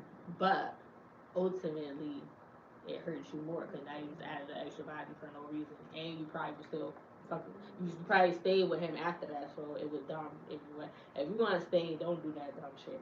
If you ready to leave, I don't know the toxic people. If y'all want to do that, I'm not telling you to go do that. But if you want to be tit for tat, go ahead. But be ready for that relationship to be over. Consequence, right? Yeah, because I wouldn't do that. I really think that guys just cheat too because well, a certain type of man, I think, or whatever. I think, or I think there's two sides to it. Like I think most men, when they're But growing up, black their men don't cheat. hormones be raging and all that or whatever. And if you're the type of guy that was able to attract a lot of women growing up in your teenage years and your early 20s, 30s, whatever, women to come up to you or something, like you might approach women too, but if you're the type of man that women approach also, like you probably it was nothing to you because women was coming up to you. You didn't have to do that. Typically, men approach women or whatever. There's only a small percent of men that that where like a woman, and only certain women gonna do that. Because I ain't never walked up to no dude and like try to talk to him. Like anybody who I've been in a relationship with, they initiated contact. So I don't know. I don't even know how to do that. Like I'm weird or whatever. But shout out to the women that's taking a chance. Like that's they say that's a better way to get what you want. If you approach somebody or whatever, because I have seen guys that I thought were cute or whatever, but or got or I mean that's all I knew because I didn't know them. I seen them in passing or whatever. But like, and then they might have looked at me. They might have said something to me, gave me a compliment, and then they did. And then I'm like, okay, well they didn't say nothing to me.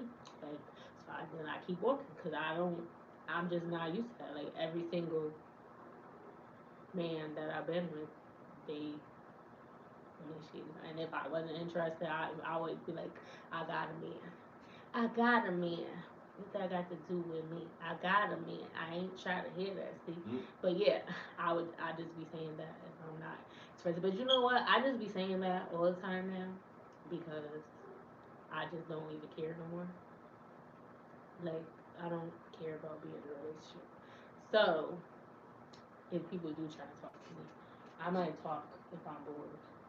But as far as getting to know them and meeting somebody and anything, I'm about to be, I'm about to become a nun Hmm. and just stop being intimate too. So, because I shouldn't be doing it. That's it, I guess. But I mean, technically, I have. It wasn't intentional, but nobody's in my life, so um, whatever. And like I said, when people do try to talk to me, I'd be like, oh yeah, oh you look good. I know you got a man. Yep, I sure do. Like, and I'd be lying my ass off because I don't have a man. Hmm. But I'm just over it. Maybe I'll change my mind one day. But if I don't find nobody, I'll be okay.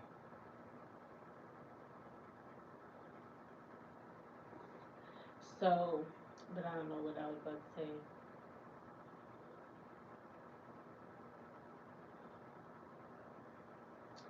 I forgot. There was something else. Stefon Diggs, Cardi B.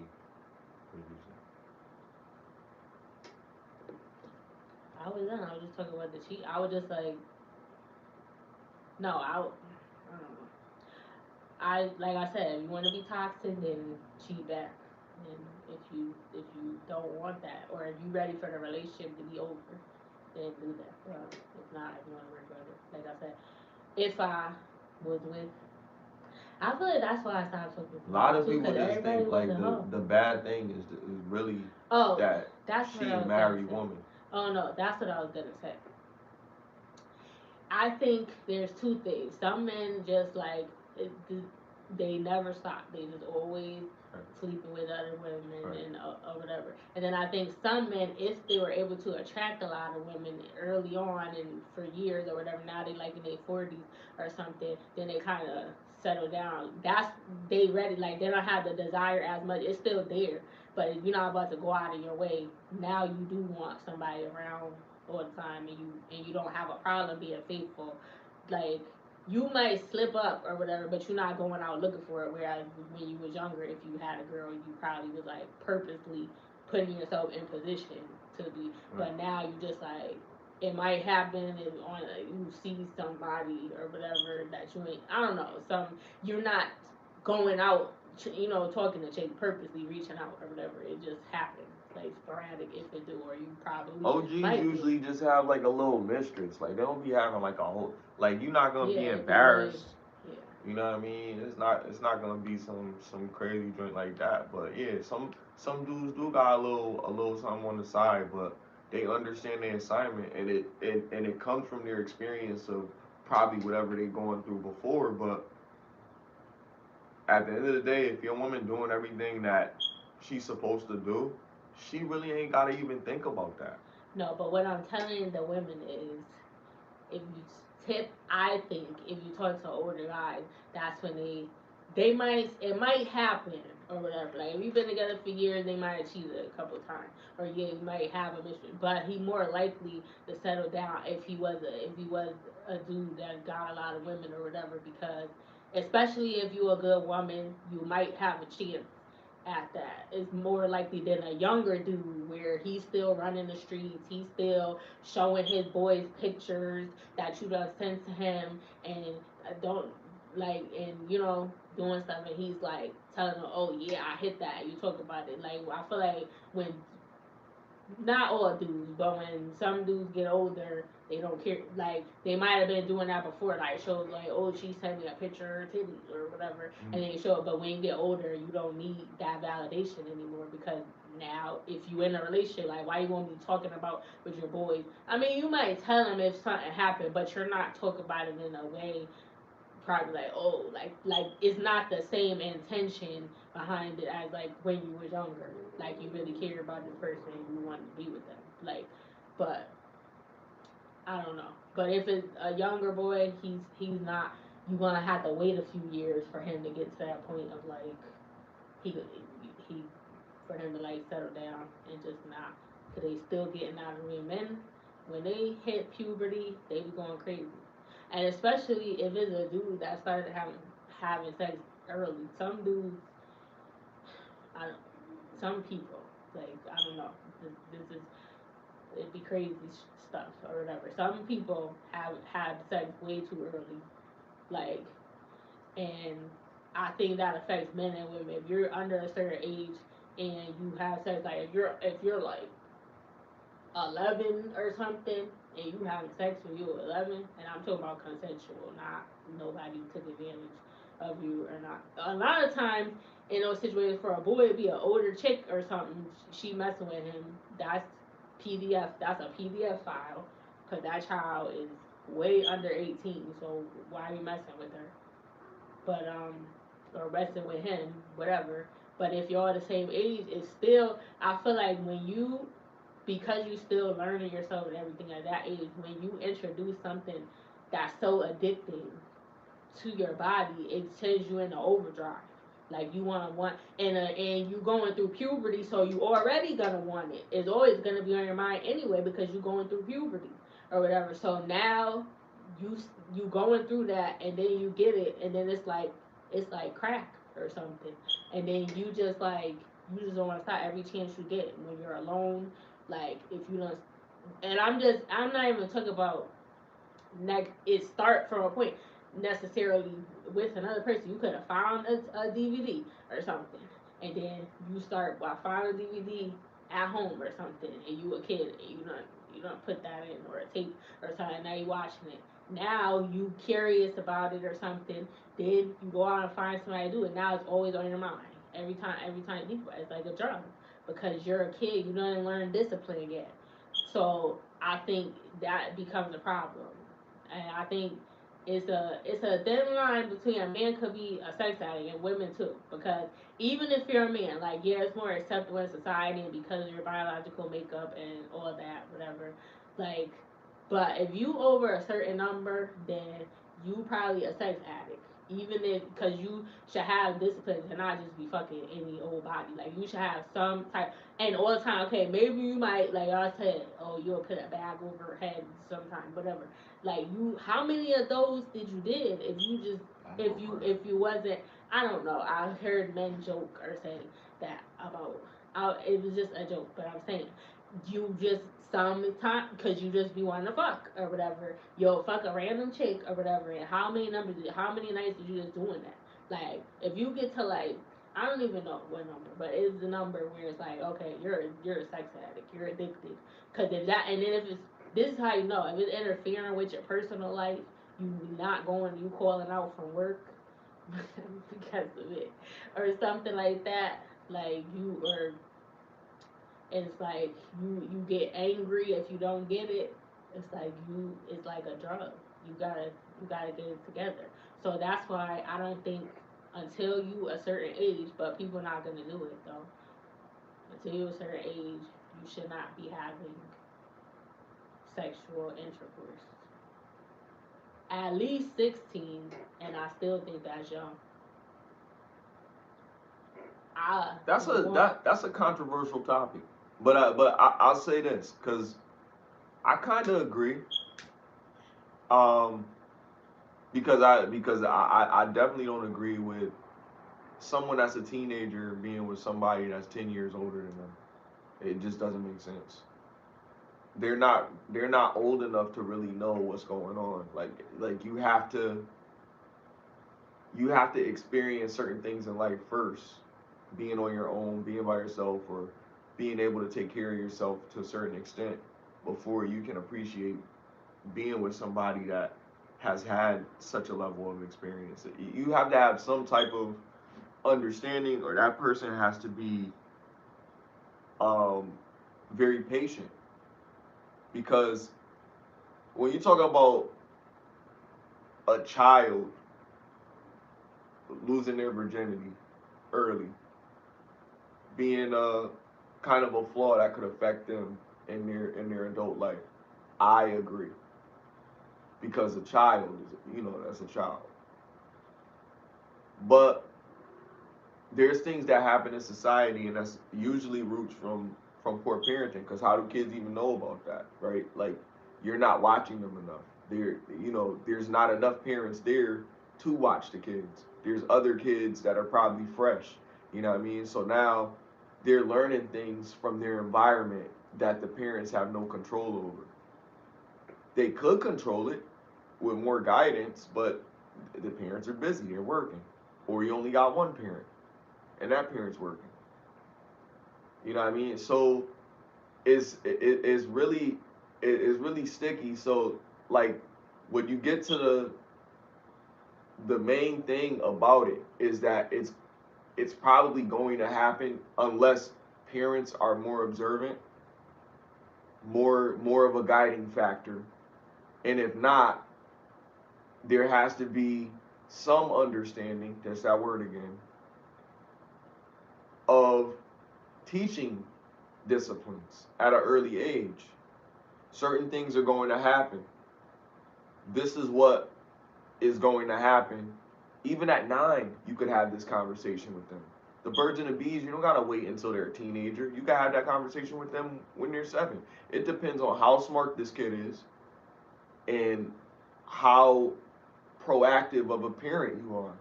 Because the sooner that they know certain things from you, because you don't want anybody else teaching it to them, the sooner that they learn these things, the better they'll be able to navigate through society effectively, because all of these distractions are going to come into their life all at once. So how do they navigate through these distractions, all this adversity? What do they how do they overcome it, right?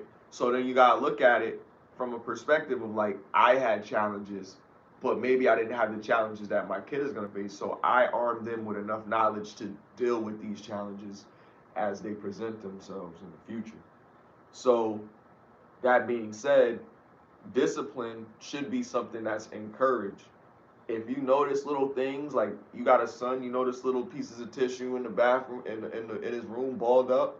Like, why you got all this tissue in your trash can? You know why all those tissues are in the trash can. Now you got to investigate, look for what he's got. He got magazines underneath his mattress, or does he got like a shoe box that's supposed to be a shoe in there, but it's a whole bunch of DVDs or VHSs. That's, sorry, I'm saying my age, but you get Yeah. you get that type of shit. You learn it. He probably got this from dad. You know what I mean? So now he has all of this stuff. All this paraphernalia. You don't know how to deal with it, and you scare him out of it. Like, this is wrong. You shouldn't be worrying about that. He's a man. His shit works early. So you gotta, go to the bathroom, go handle your business, do what you gotta do, but don't do it all day. You'll go blind. You tell them little crazy stuff like that. You know what I mean? You can pull your pud every once in a while, but just don't go crazy with it. Like, Yeah, you you're gotta do right. I your think you chores. You should know what I talk mean? to them about it What because happens is, hold on, let me finish, because you made a good point. So now you got to hear the male perspective of it. So yeah, I feel like men aren't guided in life, right? So, and people in general aren't guided the way that they need to be, especially in our culture. Our small percentage of the U.S. population, what affects our culture specifically, to talk about those things, to understand how society as a whole affects how we think. Because some of us have pro-black views, and some of us have, you know, civil views. You know what I mean? And you can look at it either way.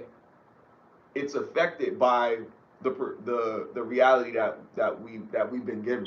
Everything that we see, everything that we've been taught. Our parents have been taught certain things, and they're teaching us what they were taught. We don't look through a lens of our own. We just go off of, this is what this is and this is what this is. But then this is why there's an objective truth and a subjective truth, because the subjective truth could be flexible. The objection is that it's absolute. There's you can't it's no under it's undeniability when you say it's objective. But when we get into feeling, when people say I feel, it's not really objective. It's just how you perceive it. There's nothing wrong with smecks. There is something wrong with doing it too early, possibly, and doing it too much, possibly, right? Because anything in moder in excess is probably not too good for you. Most things, a lot of things, it should be in moderation. But if you're with somebody that you care about, when you got to that point, you probably needed this experience or whatever. So now we got a wave of young men that are not active, unfortunately, which is not what we probably have seen in our culture, or we have seen in the areas that we live in mostly. But this is something that I've heard. I've heard that is 30-year-old V's out here, you know what I mean, that haven't gotten any. And those dudes are affected by not experiencing that. So it's an experience that people have to have at some point in their life, and you pray that your child doesn't experience that until they're an adult. But if it does happen, the conversation needs to be had of how to get this discipline, how to control yourself, and how to save it for somebody who's worth having. yeah, I agree, and I do think that you should talk to them about like like refine the taste, like you said, because this lady, people need to stop posting stuff on the internet. I'm sick of y'all. Like, this is crazy. This lady posted, like, to what you said, like, she caught her son, or she found he had a pocket, you know, With JJ, gotcha. yeah. And she found it and she posted a video online, like basically embarrassing him, like just showing, and that's her son. And it's like, why would you do that? Like, it's a natural thing. There's nothing wrong. But yeah, you should have a conversation. It would be best if the Single father. mom. It would. I'm not sure. I didn't see the father. I don't know nothing else about the girl, the lady, but It's embarrassing. I think the All that shit father gotta should stop. talk. Yeah, that's what I'm saying. But that was her intent. Cause why else would you do that? And I Some and I Northern and I feel Bates like mom that's type so shit. messed up. Yeah, like why would you do that? Or Like I just said, story of a if serial you killer. if the father's not around, then you should just talk to him and be like, listen, like I get it, your hormones raging, blah, blah, blah. Where you get this from? Cause you don't even got no job. Like that's crazy. But that's beside the point. Like you know, just lock your That's kind of door. crazy. Just lock your door. No, it's not because he's a You said kid. where he get it from, he ain't got no money. So I'm saying that's kind of crazy, because if he did get that, he ain't got no money. Did somebody hand it down to him? That's Yeah, nasty. that Right, right, is. right. You see? That's like because women You don't do open that that either. door, like I'm Yeah, like thinking like, okay, where'd he get it from? He ain't got no job. He got it from somewhere. because they're a kid. So I'm On the thinking ground, if they're under a and the certain father's age. and the father's shoebox. Ew. But I don't know. That I And then probably you would didn't wait clean for. it. I probably would wait for that Nasty answer. Like, where did you get this little from? bugger. Like, I'm not even Now mad you at on you, blast. Now you but on blast. Now don't. people know you a little I nasty hope dude. this is Nasty Nate. your thing, and you're not using someone else. That's bad hygiene. You don't do that. You don't know what they got. Mm. Like, they could have germs. You could get a disease possibly. Like, if they I left blame the that house. mom. I Like, blame that mom. The mom is a freak, obviously. She got little things lying around in the crib. The no, kid found it. it was for him. It's a pocket for But I'm JJ. saying She wouldn't how, have but that because it's for the man. she put him on blast because she found it, Yeah. or she Like, she put was it on like, I blast went because in she my room. seen that it wasn't where she left it at, She and was he like, had it. well, she wouldn't have unless you bought one She for nasty. someone. She Like, probably I don't got know. one. She like probably do it with the dude she be messing with, and be doing it with him. I Some never chicks heard no nasty. dude, no toy. Some chicks nasty. You don't need no toy.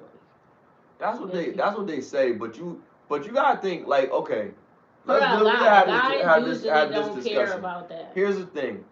In a relationship, and I wanna get out of this taboo with it. In a relationship, in your bedroom, there's certain things that I could say for guys that could be like crossing the line or whatever.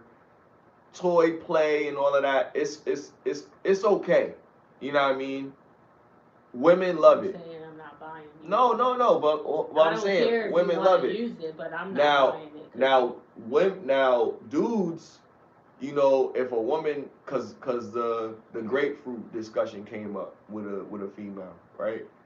And I was like, I don't know, I ain't never tried it, but don't do it. You're if a gonna be girl, like in girls trip. if a girl is willing to do stuff that is gonna make you more attracted to her or make you more connected, um, on that intimacy level, right? That's awesome if a woman is willing to do that. She want to do more, you know what I mean? And the guy should be happy that you have a beautiful woman that's willing to do more, that wants to do more in their relationship. Because that's just one area of your relationship. You talk about finance all the time. You talk about, well, not you specifically, I'm just saying in general. I should have said. But they talk about finances in a relationship. They talk about height and all of this other stuff.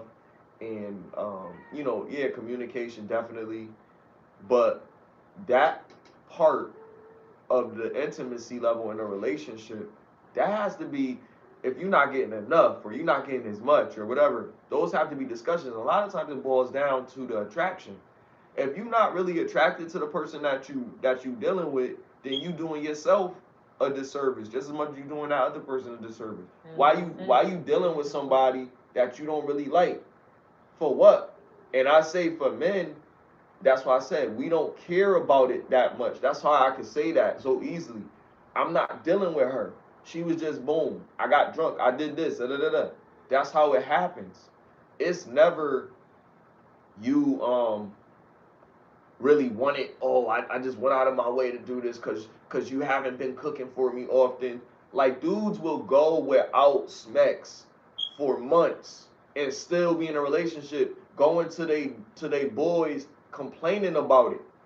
So all this shit about like dudes is cheating crazy. It's like, yo, women really just don't really know. You find out after it's been a damn drought most of the time. If he really don't really I don't fuck with you, understand how you. if he really don't hold up, if he really don't fuck with you, he gonna fucking just really like just act a certain way, and you gonna want to break up with the nigga. But the nigga doing all this shit for you, and you not doing that part, that's how it ends up happening. It's not, and that's why I'm saying that forgiveness for a man got to be different than the forgiveness for a woman for breaking that. I don't understand why people be in relationships for months and nobody's sick. No, everybody's in good health and basic good health or whatever. And there's nothing. Nobody lost a relative or something. everything's going good, and then when do you? How does it start? That smooth type again on my nerve. Which one is it? Which one is it? Is it that one that's going Um, off? it's coming from this side of my head. So maybe it's in the hole right there. I don't know.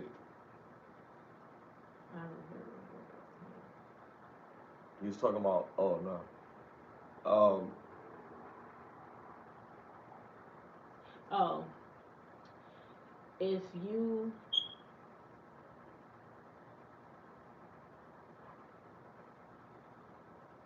if you we talking about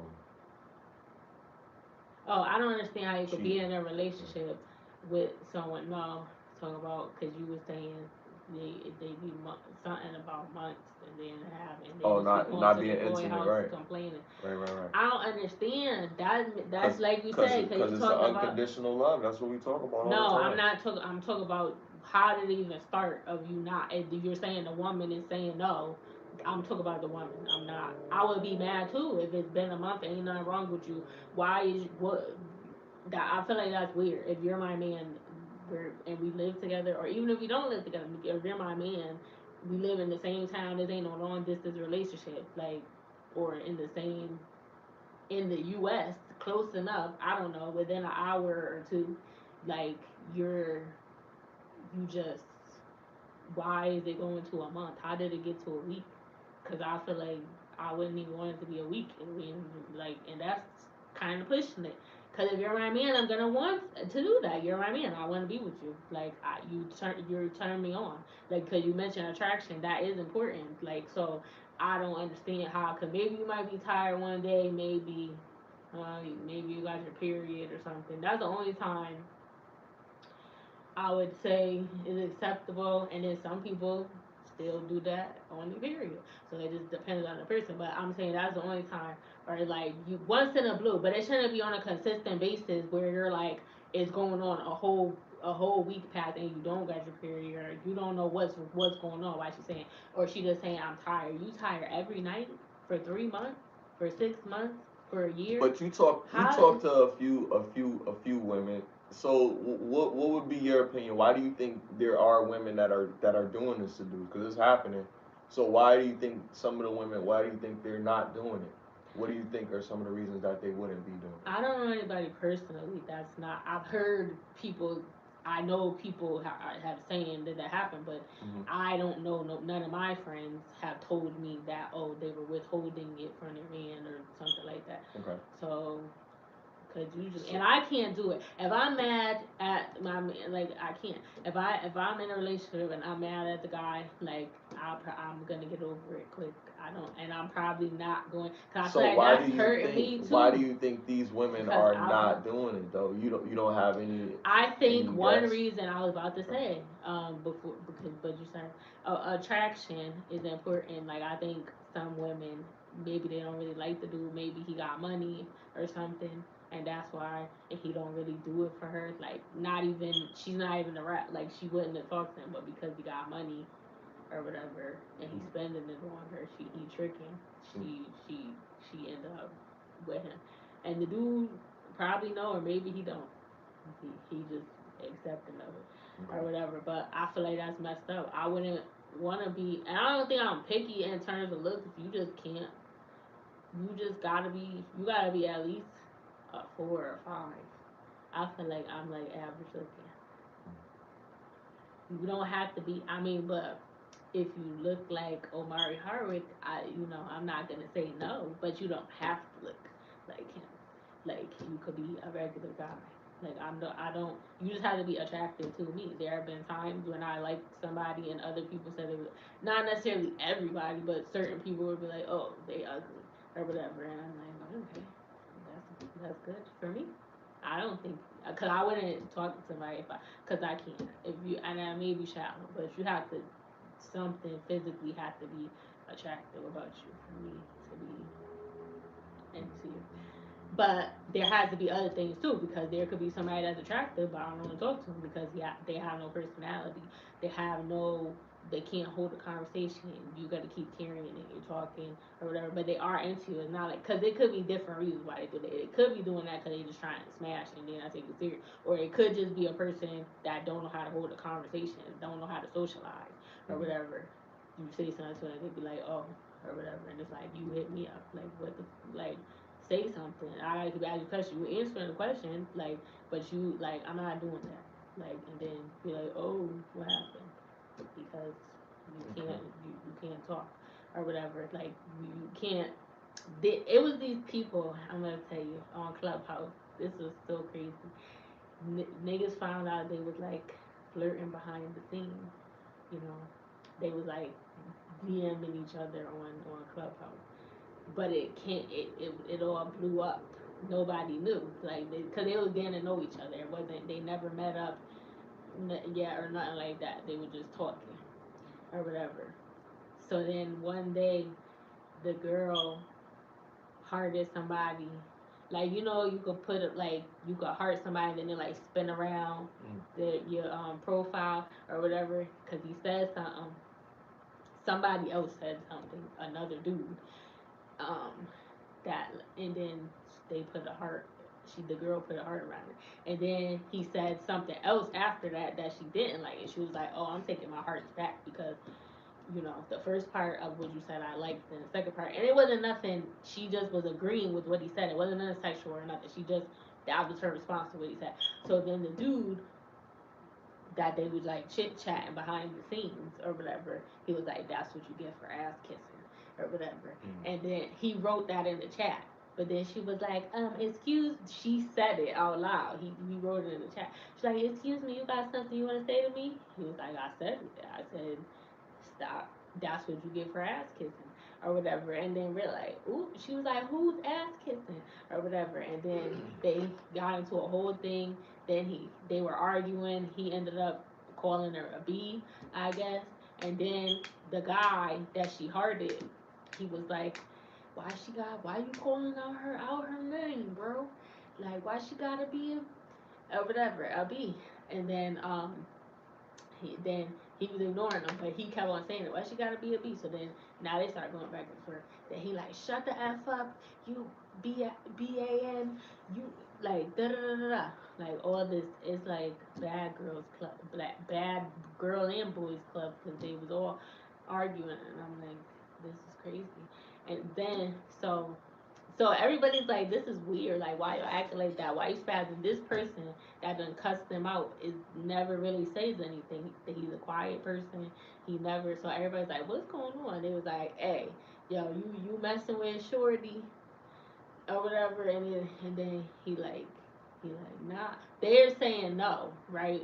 Because they don't want nobody in the business. It becomes content, and that's exactly what happened.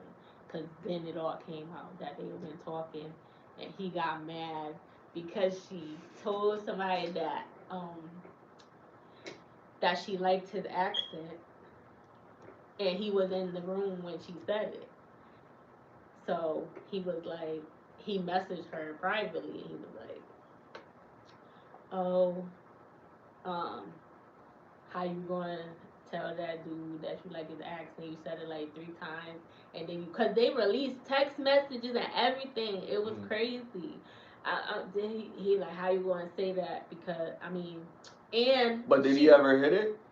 no, they were getting to know each other. No, but listen, he said he stopped. He just told her that. He said he wasn't mad. He just, cause she was telling him like, oh, I really like you, and this and that. He never said that back, but he was entertaining her. But he kept whatever he felt to himself. He wasn't talking about her. She was saying little stuff or whatever, and then he was responding to her, but he wasn't talking nasty or he wasn't saying how he felt or if he was interested in her or not. He was, but he didn't verbally say that to her. She was expressing that to him or whatever. So he just made a point. He's like, that's when he kind of fell back from her because when she did that, because she was basically like, "Fuck, what you talking about?" But it's because he don't know how to hold a damn conversation. He wanted to text all day. She trying to call him or whatever, and he's like, he texts her, but he texting her. She called him, he don't answer, and she texting him. So that was, I feel like she did that junk on purpose to try to get a reaction to see if he really interested, because he said he was mad after, not mad, but he stopped talking to her after that or whatever because he was like, you saying all this. He was like, and that's fine if you said it or whatever.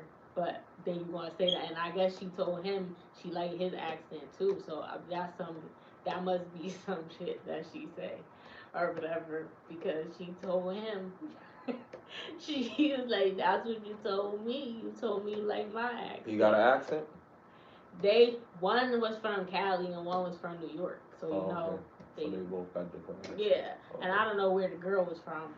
She don't live in. I don't think she lives in. I mean, New but But the reason why okay, I'm go ahead. saying, cause I was saying, some people don't know how to hold a conversation. He likes her, but that nigga don't be saying that. He be saying one word messages, cause he's awkward. And he don't, and then she want to talk on the phone, but he'll text, but you not even saying nothing really. Like I'm not really getting to know you, like or whatever. You're not. You are interested, but you don't know how to express it, and now So I that's a feel like reason for withholding VJJ. I think you should just stop talking to the person if they don't know how to socialize. If you're always the one, like they might initiate contact, but then you carrying the conversation, like you're not even saying that. If you say they're responding back, but it's like you just boring, like you don't got nothing to say. Like I ask you a question, you answer it, and you're like. You could tell somebody like it's things that they don't say. You could tell by their body language and stuff like that, or it's depending on how long you've been talking to them. So I'm saying that may not. It could be that they just want, like So I they're said, not that is attracted to him. They don't have good communication skills. Oh, you What said a else? reason to not to withhold it. Hmm. I just wouldn't talk. That's not a reason. What was the first reason? You said because they're not attracted to him. Oh yeah. And if they're sick or something, like if they got like an illness, like some people have PCOS or they have really bad periods, like that is a condition or whatever where the cramping gets really bad and it's very painful. And some people don't know about this and they think like I don't know. Some people be dramatic, so you have to discern that. But that really is a thing, and you people have really bad periods and cramping is bad. It's almost like contractions or something weird to where they be in a lot of pain. And this is like something that's newly discovered over the last I don't know probably 10 years or so. It probably been longer than that, but like it's a new discovery. It hasn't always been something or whatever. So people probably thought when people would because they were really be. I don't have that luckily, or I don't it don't be or whatever. But if you the point is if you have like an illness, if you get or you get really bad. Well, I guess you shouldn't be the one that if you got, I don't know, to each his own. If that's your man, whatever. But so that if you're sick or something like you got sick, like you gotta go to the hospital, like you gotta take medicine, you can't get out of bed, maybe you got cancer or something. Like, I don't know if you don't feel like it, but if there's Those are the nothing, extremes, but some of these people are healthy. You that's know. what I'm saying. Outside of that, Yeah. you can't just say I'm tired, I'm tired, I'm tired every night. Like what the fuck is going on? Okay. After a couple weeks, I mean, that's too long. Like I feel like in the moment you should be like, I'm just gonna throw it out there because I've been waiting for you to say it, and you dragging it a little. I'm gonna just say it, motherfucker. She's just cheating, bro. She probably she's fucking somebody else. cheating. Yeah, she fucking somebody else. Oh, that could You be know what a I reason. mean? And a lot of times, because you gotta understand, she's wants to get off. You gotta understand, women want it. They want it. And if they're not It's getting it her. from you, they're getting it from somebody else most of the time. And it's been a long time. You think they don't have time to do it? Somebody's entertaining them or stimulating them in another way. They could be communicating to somebody. Somebody's getting their time, and it's uncomfortable to come to that realization because it's like, damn, something's wrong in your relationship. But when it goes on for longer than a week and there's no discussion about that and there's no like, okay, what's going on, why is this not happening, like That's how I said. you know what I mean, at some point you gotta be like, yo, like, why are we doing this? you've made that commitment to that person to be your wife or your husband or something like that. You're really in a committed relationship with this person, and you're not doing your duty to that person. You know what I mean? Like that's something that you have to honor them with. And it's like I think some women be like, well, I don't have to do that. It's my body. I'm like, but you guys You are a don't body of have to. one. Why would you not? This is what Like I you can't made, and have. that's why I said, why get married? Like that's why I said in the beginning, why get married? Like you getting married, and then because your feelings get involved, you want to change things up. They use no vajayjay as discipline or something. Like, you know what I mean? Like, don't do this. You know what I mean? You know what? You're not getting any for 3 months or something like that, or something crazy, like a punishment. You know what I mean? And it's wild because it's like, yo, like this is one part of our relationship that we have to have right, because if we don't have this right, it's gonna lead to other areas of our relationship getting broken. So the dude that's enduring this has to have the conversation with that person to say, hey, is something wrong? Why are we not doing this? Have that conversation, because maybe the sex is not that good. Maybe you fell off. Maybe it got to a point where she's not getting it the same. So she'd rather use her hibachi 3000. You know what I mean? So she got to use that shit. You know what I mean? Because Not the you ain't doing hibachi what you supposed to do, 3000. or she in the bathroom with the shower head, handling her business because you're not handling business. But whatever you got to do, honey packs, or whatever you got to do, get your shit together so that see a doctor, Hims or whatever, Blue Chew, whatever you got to do to get yourself together.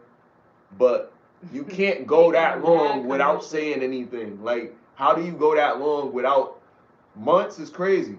That's what But I'm some people be saying. like, yo, well, nah, it's just like, no, there's no excuse. If you feel a certain way about it, don't use the excuses like, yo, I gotta get it from somebody else because it's not happening. No, y'all gotta find time. Go to hotels, or have somebody take the kids, or whatever you gotta do to still get that passion in your relationship, because it's important. It's important to have that dynamic, because that helps you appreciate that you have something that you can give to somebody that you can't give to anybody else. So to have to go outside of your relationship, to have to, or feel like you have to give it to somebody else because one, you say they don't have the discipline or whatever, but something's not right in a relationship. So that's probably why the guy that's a great guy, or seemed to be a great guy, stepped out. It's not entertaining. She don't get pretty. She don't do herself up. She, like, yo, we beat up Derrick Jackson so much, you know what I mean? And I'm gonna be like, yo, I'm gonna give him a blessing one day. Today is that day. I'm gonna say this. You gotta look at what he had to deal with a woman. So he was with her.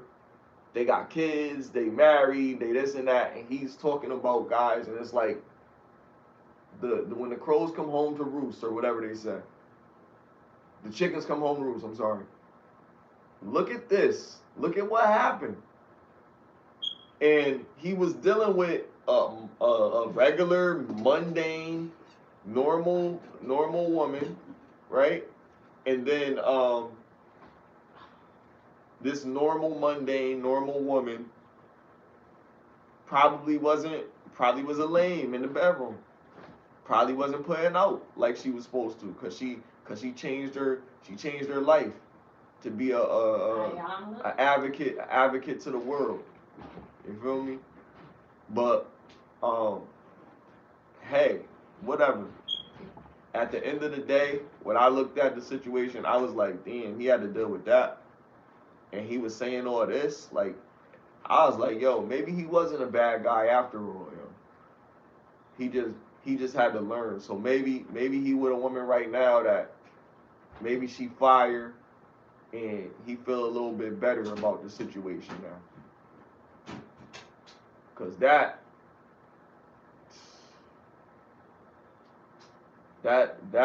one that he was with, she was damaged, boy.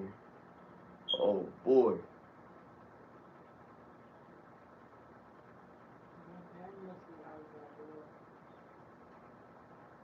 So it's crazy, but That ain't even her smoke detector, yeah. But it's in the She's hallway. she took it down anyway, cause it was annoying her, cause she don't got no discipline. I do Now I'm have sitting here discipline. ignoring it and just talking, Discipline means and she's sitting change here your like, oh my smoke god, detector. let me change this real quick. 'Cause Things that could be done prior to production. I didn't know that It's it was okay. going off until we You started ain't never doing it. hear it? No, it just started doing it. It wasn't always doing that because the people had came like It changed it. probably been beeping. It wasn't doing that until today. Okay. Alright. Because I would have heard it. I'll take your word for it. You guys know if y'all didn't hear it last week. Y'all ain't hear it last week, so They got the one with the wire in it, so you can't even take it. It don't even matter if you take it down. but it's not that one. It is that one. It is that one? But you can't. You gotta. Their wires is up in the ceiling, so I can't even. Even if you take it off, like you gotta just change the battery, or I don't know. They do got a battery, but I don't. Did you have take it out? It don't matter because the wire is in the ceiling, so it's like unless you change it, it's still gonna make that sound. It's not because it's the wiring. It's not like I don't know. Cause the other one is not like that. You just take it down. There's nothing else there. I thought if you take the battery out of that, it goes No, off. but there's different ones. They Even got though it new got the ones wire. now that have the wire in there. So it's still gonna make the noise because you gotta unhook that. I don't know. Cause that don't have no wire in the ceiling. That's just you can just take it off. That one do. When you open it, there's a hole and you can see. Yeah, I know. But that one's not like that. I know. So that's what I'm saying. They're different. But I'm just saying, did you take the battery out? Yeah, I took it out.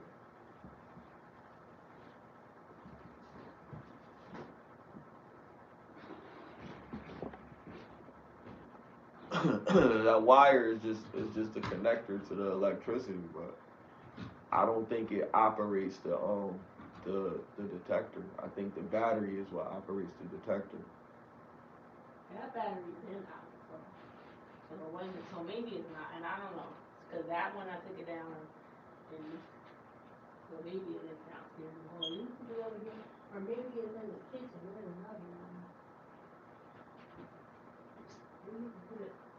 Oh no, this one is going off. Because the battery's still in it, even though it's not. Sit down, yo. Come on, man. Let's finish this podcast. I'm getting distracted. Chris. Don't call me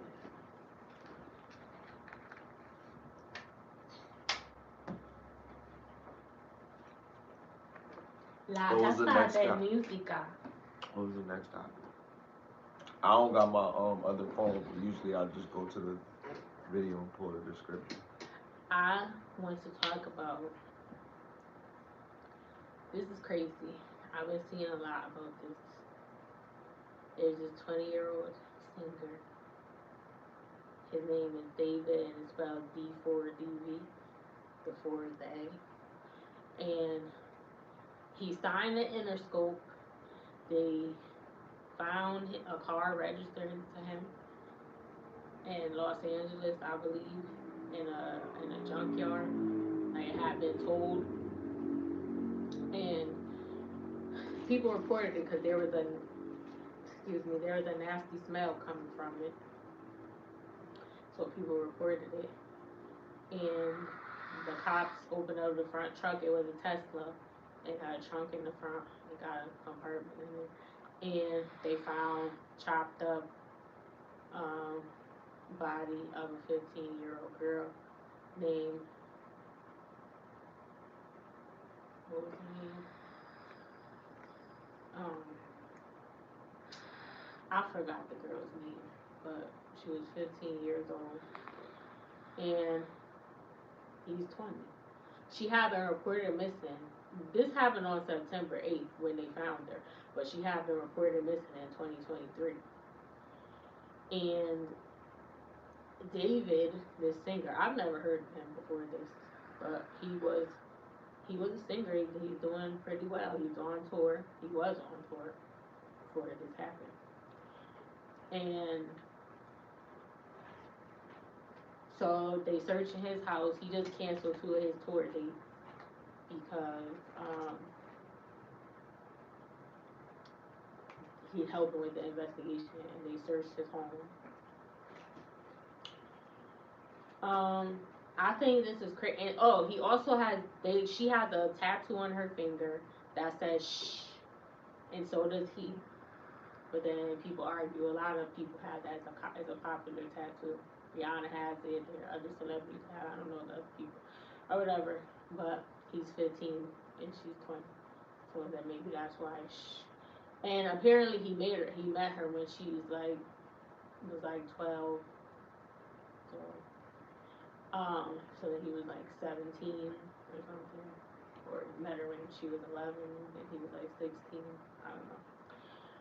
That is, even though he's still young, I think that's kind of still a kid to me, even though he's over 18, 20 now, or whatever. But when he first started talking to her, he was 16. It's still inappropriate because an age gap when you're a kid is different than an age gap when you're an adult. Once you're over the age, I would say 21. Once you're over the age of 21, then to me it doesn't really matter how far out, um, how much older someone is than you or how much younger you are or whatever. But if you're under 21 and you're talking to somebody that's like 40 years older than you or 30 years, even 10 or 20, it's kind of like, but he was 5 years older, but he's still 16. Is kind of like you way more grown than a 11-year-old. Like that's you matured to some point beyond that. You probably started having sex. They might be, or unless it's like a grown, it'd be some grown little girls. But I don't know if they were supposed to be in a relationship. The mom said she had a boyfriend named David. He made a song with her name as the title. He got famous off of this song called I forgot the name of the song, but he basically talking about in the song, and this is before they found her. This was like in 2023, and that was around the time she got reported missing. They had flyers and everything out looking for her. Like, and the song talks about him being sorry, him missing her, sorry for. It basically is like it's like he confessing to what he did or whatever. But at this time, nobody knew. They just found her body on September 8th of this year. She was reported missing in 2023, and that's when the song came out and it blew up or whatever. And now people like they listening to it and it's like, dang, yo, this crazy. And it's like, oh, and then the girl in the music video is supposed to be her. Like the girl in the music video looked just like her. Like, but it's not. It's a model, but you can tell he's trying to. The girl in the video is supposed to be her. He's talking about himself. Like, and it's like, this is crazy. Like, and it's like most of his music is about her. There's multiple videos about her where you talk about a relationship. Um, then there's videos of him like on his discourse, like, but people are saying in the comments like, ain't that the missing girl?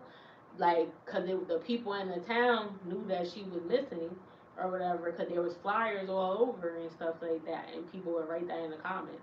I don't know how I just like been reading watching all this stuff today or whatever, and it's like that's crazy. So people knew, and then they said he was paying other underage girls to keep it quiet or something to not tell nobody. But her mom said she had a boyfriend named David, so you knew she had a boyfriend. You never met him, you was letting her go with him, and she ran away. They said also, so I don't know. Like the teacher even posted a video. He was like, she was one of his students.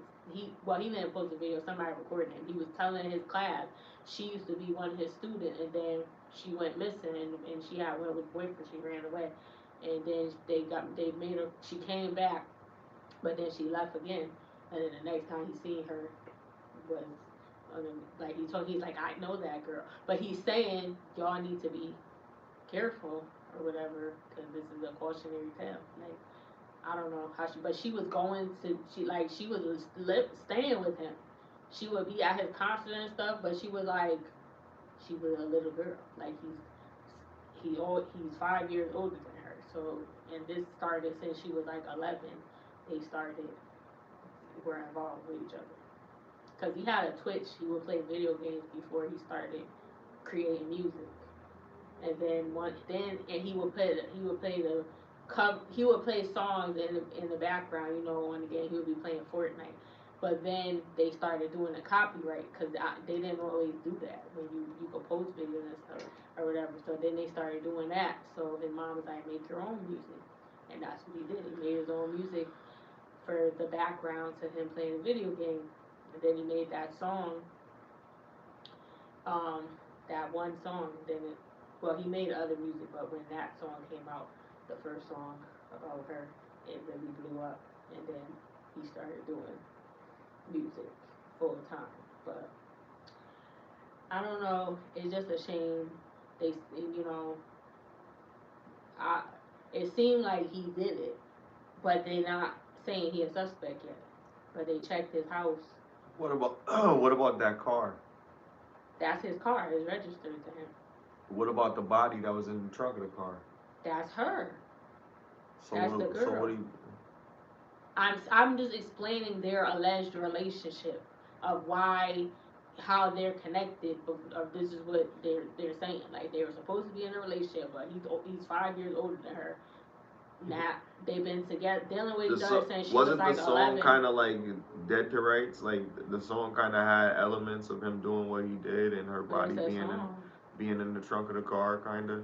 But he's not. They ain't named as a suspect yet. But they checked his apartment. He canceled 2 of his tour dates. I mean, they're probably going to get because there's multiple songs. Then there's content of like I said, she's in some of his streams. Like, and people are saying that's that girl missing. Like, but these are old videos from before they found the body, obviously, because she was still alive. Then. So, but people knew that she was missing, and they were writing in the comments, like, and I don't know. It was just crazy. And it's like, you did that, you made a song about her. Maybe he felt bad. Like, because it said he's sorry Crazy. in the song. He said, I want to make you, ooh, idol, something. Like, He's I don't crashing know. out, bro. Yeah, like, Straight up he's crashed out. talented. It's a shame. Like, I don't know what be going on. I don't know. Maybe it was an accident. He sounded like he's sorry. Accident. But maybe they were fighting. And then she slipped. And I don't know. The rest wasn't an accident. He chopped her up and put her in that trunk. But somebody said he's chopped and screwed her. And then the comments was like, why you Crazy. still? They was like, you dead wrong. That's not even funny. Why you say that? Because, It's crazy. but yeah, that is crazy. Her she started to decompose, but they're hopefully, if he did it, he goes for it. Maybe he has somebody else do it. I don't know. But it's just crazy. It's crazy. Um, what's your thoughts on it? He did it. What do you think about the age? Yeah, it's crazy. That's parenting again. So it just goes back to what I said. Like how you letting them do this stuff, and you're not having these conversations with them about discipline. You know what I mean? So lack of discipline, and it's something like this happens because there's no way a 16-year-old is messing with my 11-year-old daughter. No way. Absolutely not. I don't give a fuck. This is your favorite artist that you be. I don't care. Not my child. And nobody could say anything to me about it. It just wouldn't happen. Because that's your job as a parent to protect your kids from stuff like this. Unfortunately, that this young girl had to go through this, and my heart goes out to her family. But you guys didn't do right by her, and that's how this happened. How the hell you let? Did you listen to his Celeste. music? That's her name, Celeste. Did you listen to his music? Like, yo, like, no, absolutely not. you have a right as a parent to be judgmental about who your children are associated with. You need to know who they're with at all times. You need, if you want to track their cell phones, yeah, do it. Know where your kids are all the time. Invade their privacy. Go in their room. Check their shit. Know that they have stuff that they shouldn't have. Know they got a pack of cigarettes underneath their pillow. There's no way that you don't know what's in your kid's room when you're at school. Go in there and check. Invade their privacy. Because you might be saving their life. But the song was written before he even got with her. So it was like, cause he said he never even was in no relationship. Um, I mean, yeah, he wasn't in. Yeah, so it's like that. All his music now, like, cause I listened to a couple songs. Some of his songs He's just a about love hormonal and teen, bro. yeah. That's just what it is. He But like an emo again, but this is what who I'm paint saying. his In nails. regards to him with the parent, I blame the parents for allowing their kid to be with a kid that's like that. Yeah. Don't, you know what I mean? Like you really got to be very very vigilant with your children. Like, that's, I lay my plane there. Like, Yeah. but, Um, it's unfortunate. yeah.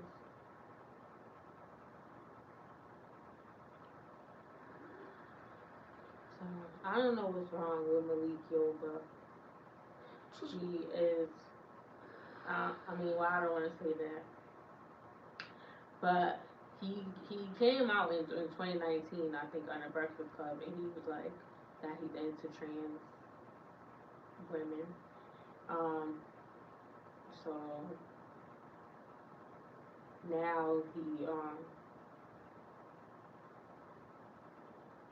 now he got a video wearing makeup, and he got somebody standing next to him. I don't know if this is a new thing that he's trying out.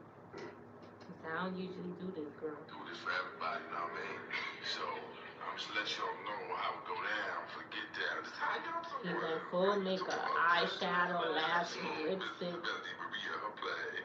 So, everybody can't get me to do this thing, but the girl told me, I said, you know what, so I'm gonna do this. I'm gonna turn this thing out for her.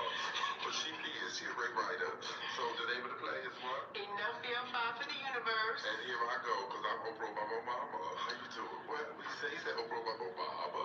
That's what he said. That's what he said. So come support January what? January 11th to January 28th at Theater for the New City. Right. Come see Malik play God. God. You know why? Because when you see me, you're going to be like, God. That's why they name, it's like actual activism or something like that. Because I'm going to just make it up as I go along because the children be talking and speak just like this mystique. Try to let y'all know. All right. Go ahead. I don't want to laugh. I don't know, but I mean, if that's what you want to do, then you know, I guess you're a grown man. But if you post it online, people are gonna say what they're gonna say because they have freedom of speech. But I'm saying something about it now. I guess that I'm talking about it. I just think I don't know. But he had full makeup on and like a whole face. For that play? I don't know if it was just for the play. That's what he was talking about. It looked like a promo. Mm.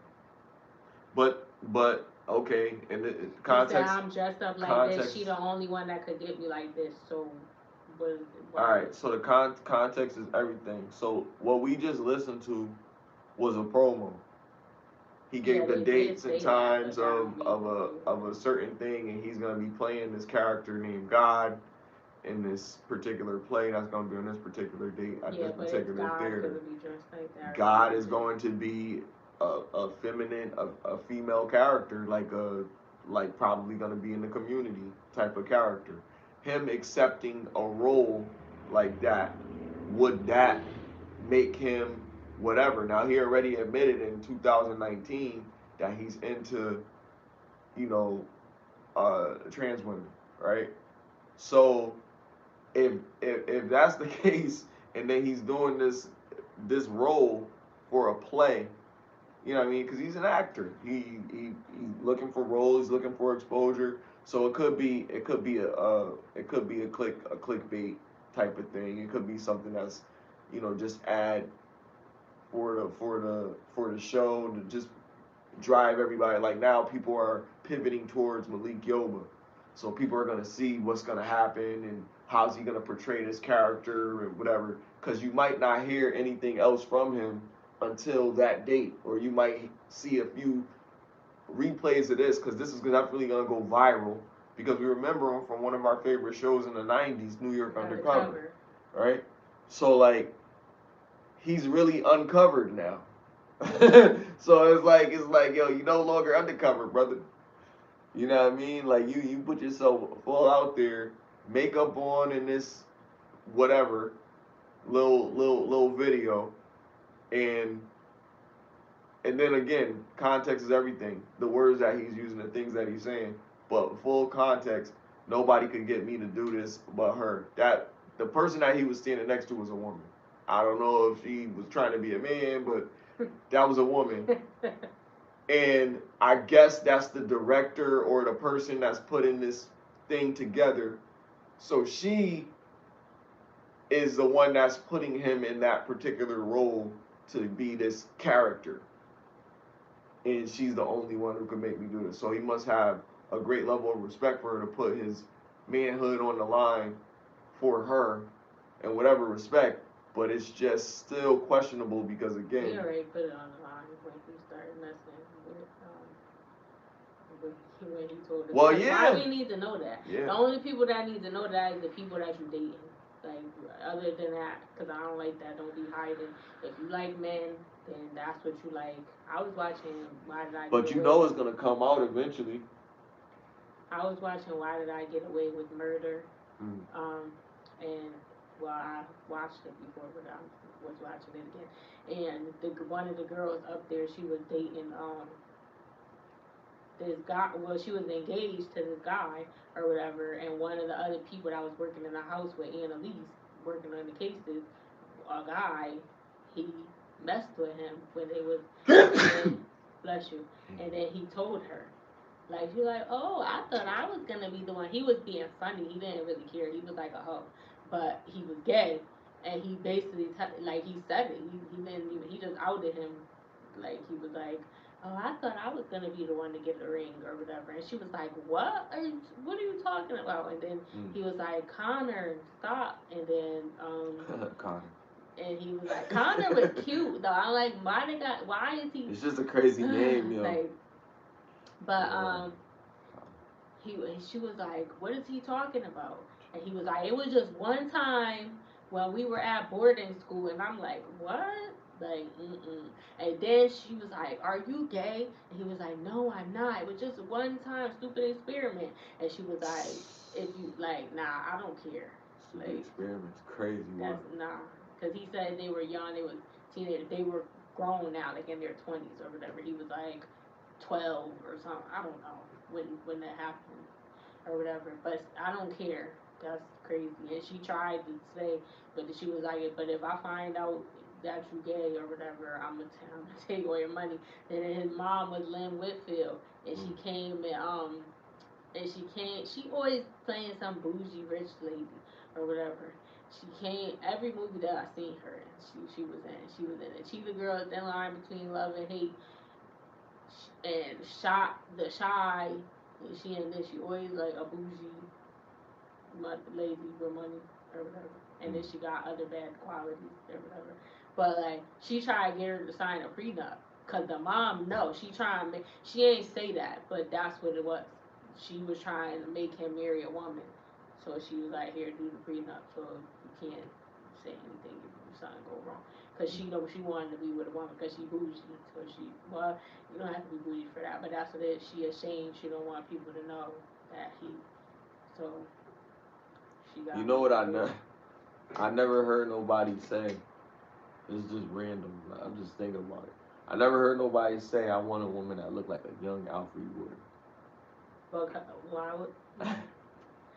What you about to say? What you about to say? Bless her. Bless her. Bless her. I never heard nobody say that. That's Alfre Woodard and Holiday Heart.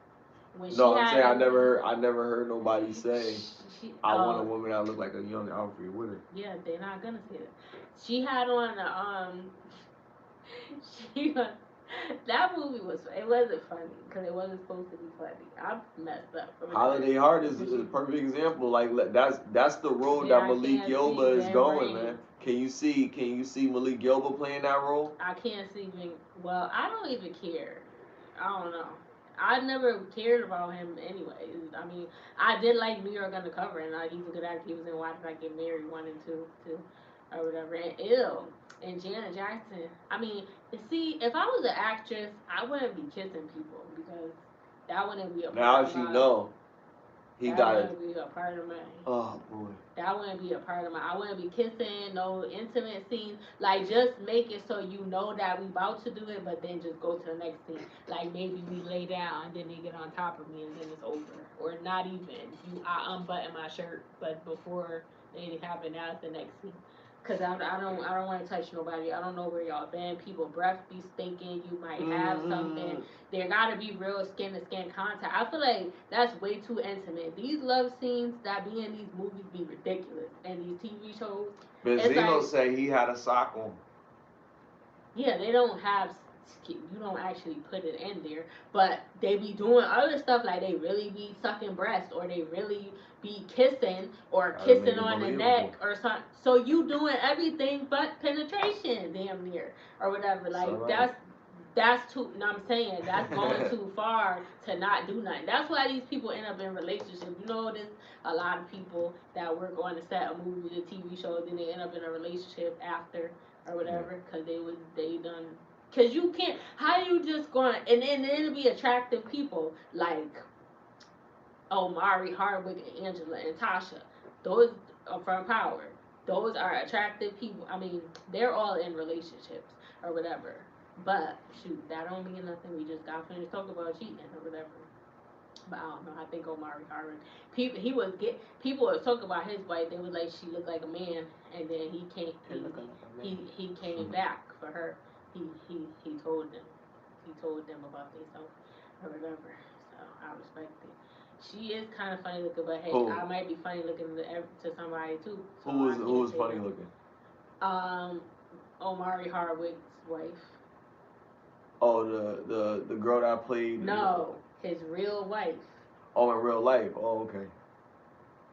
Yeah, people were talking about her online. Oh yeah, I remember. She's Caucasian, right? She's something. She is, European or like Russian or something. Yeah. I mean, yo, my boy had asked me,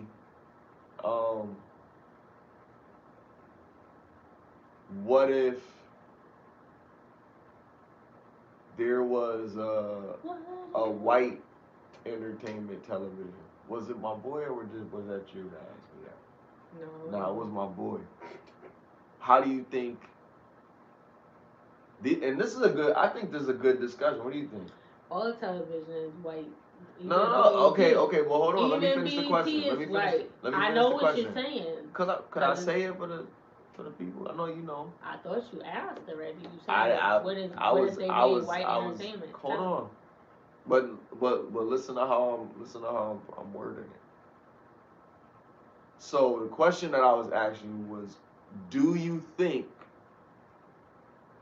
there would be anything wrong with creating a television station called White Entertainment Television?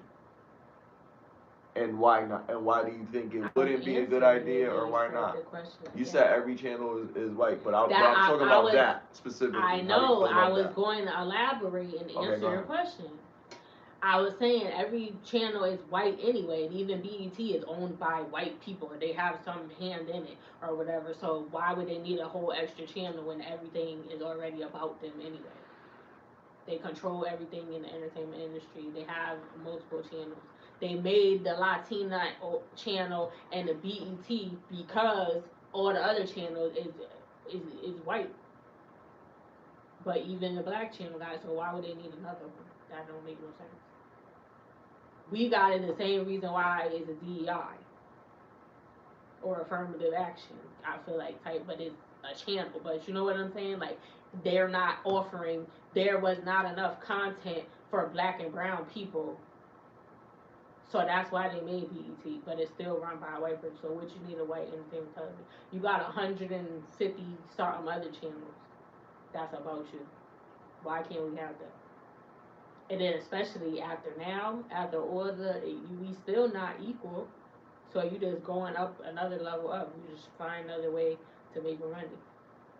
And we probably gonna be on your channel, or you're gonna make music like us, cause that's what you do. You take everything that we do, our music, our dance moves, the women's hips and their lips and their, and you want to tan. Now let me challenge your stance because I was. But you don't want none of the struggle or nothing that come with it. You just want. That was my position in the argument, but the reason that I wanted to that I repeated the question was because specifically when you outright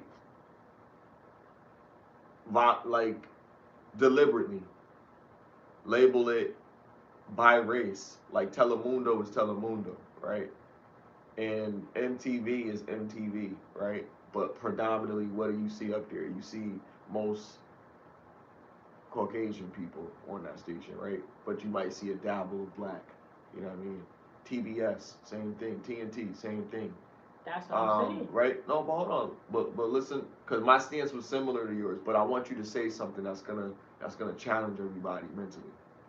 Think about it like this: when we call something black entertainment television, it separates us in a way where it's not generically based. We want something specific to our culture. We could, but why not have done something like what they did with Telemundo? It made it specific.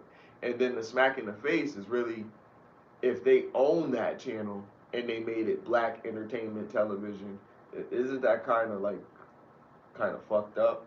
You know what I mean? Like it's like a slave run shit because they got all these black shows in this one channel and they own that channel.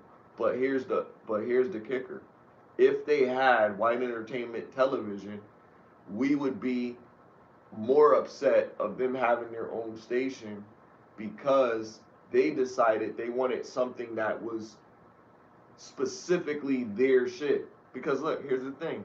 They get to go on all those stations that they're already on. And now they have a station where they can just put the Partridge Family, the Brady Bunch, and Step by Step and Full House and all of that on one channel.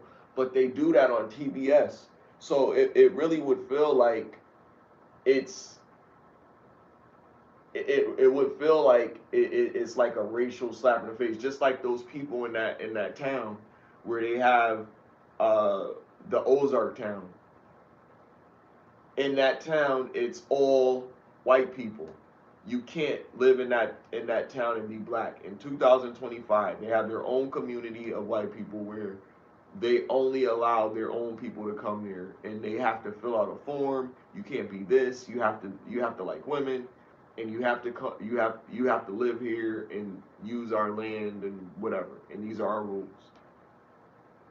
And if you're not white, then you can't come in here.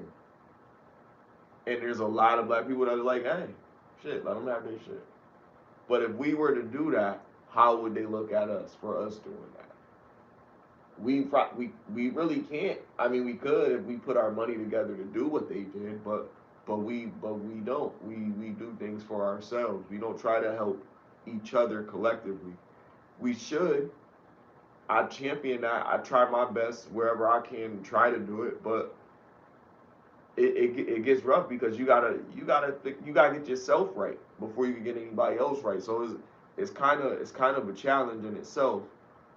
But I see so many flaws in our community, and we shame each other, but we don't help with the solutions the way that we need to.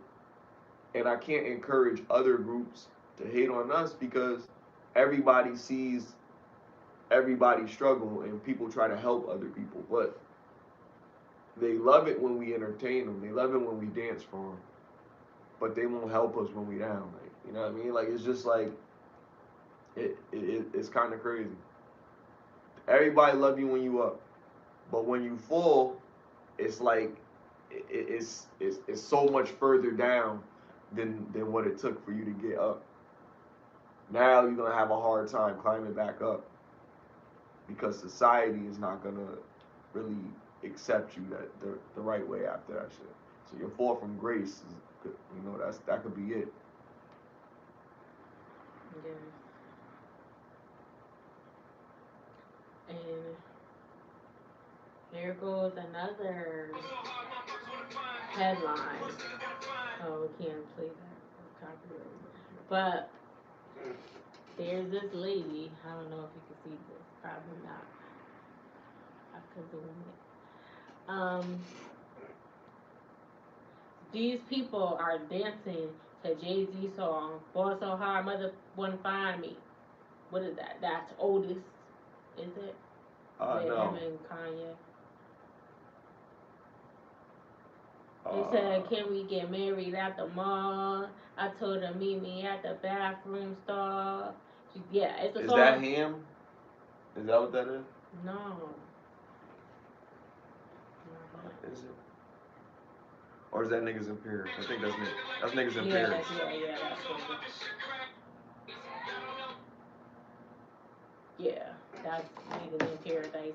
Song with Kanye West and Jay Z, and there are white On the women Watch the Throne album. with blackface on, dancing to that. From they play basketball. I don't know what team they on, and they dancing with blackface on to Jay Z and Kanye West. I mean, well, here's a couple things. One, ball so hard, because you're basketball players, right? I don't care. Why they got on blackface? Cause it's a it's a black song. Now hold on. Now let's look at this. Let's look at this objectively, because we got a really funny video of Drewski dressing up as a trucker, and now he's getting some scrutiny from that. Even though the guy said he was entertained, they're not taking too kindly to it. So he's not able to Cause do he that. not suing them, the people. He's suing them dead. Right. So so so when something like this I just happens, wouldn't do it. and I these don't are think these you are should kids, these are get. kids. So what would be a fitting punishment for this? Because should you take away their opportunity to get a title? Like what would be a fitting punishment in your opinion? I think if you're in a public eye, you should try to be respectful of people. What would be a fitting But punishment? I don't know. Come on, you're gonna be politically correct with these kids. That's what you want to do. No. Who's the kid? I don't know. Drewski is grown. No, I'm talking about for the kids. The kids doing the same thing that Drewski did. What would be a fitting punishment for them? Who did that? You just showed the video. The Those kids. were kids? Yeah, those was look at what the post says. It says a basketball team. They said they were kids. I got it. It's not the NBA.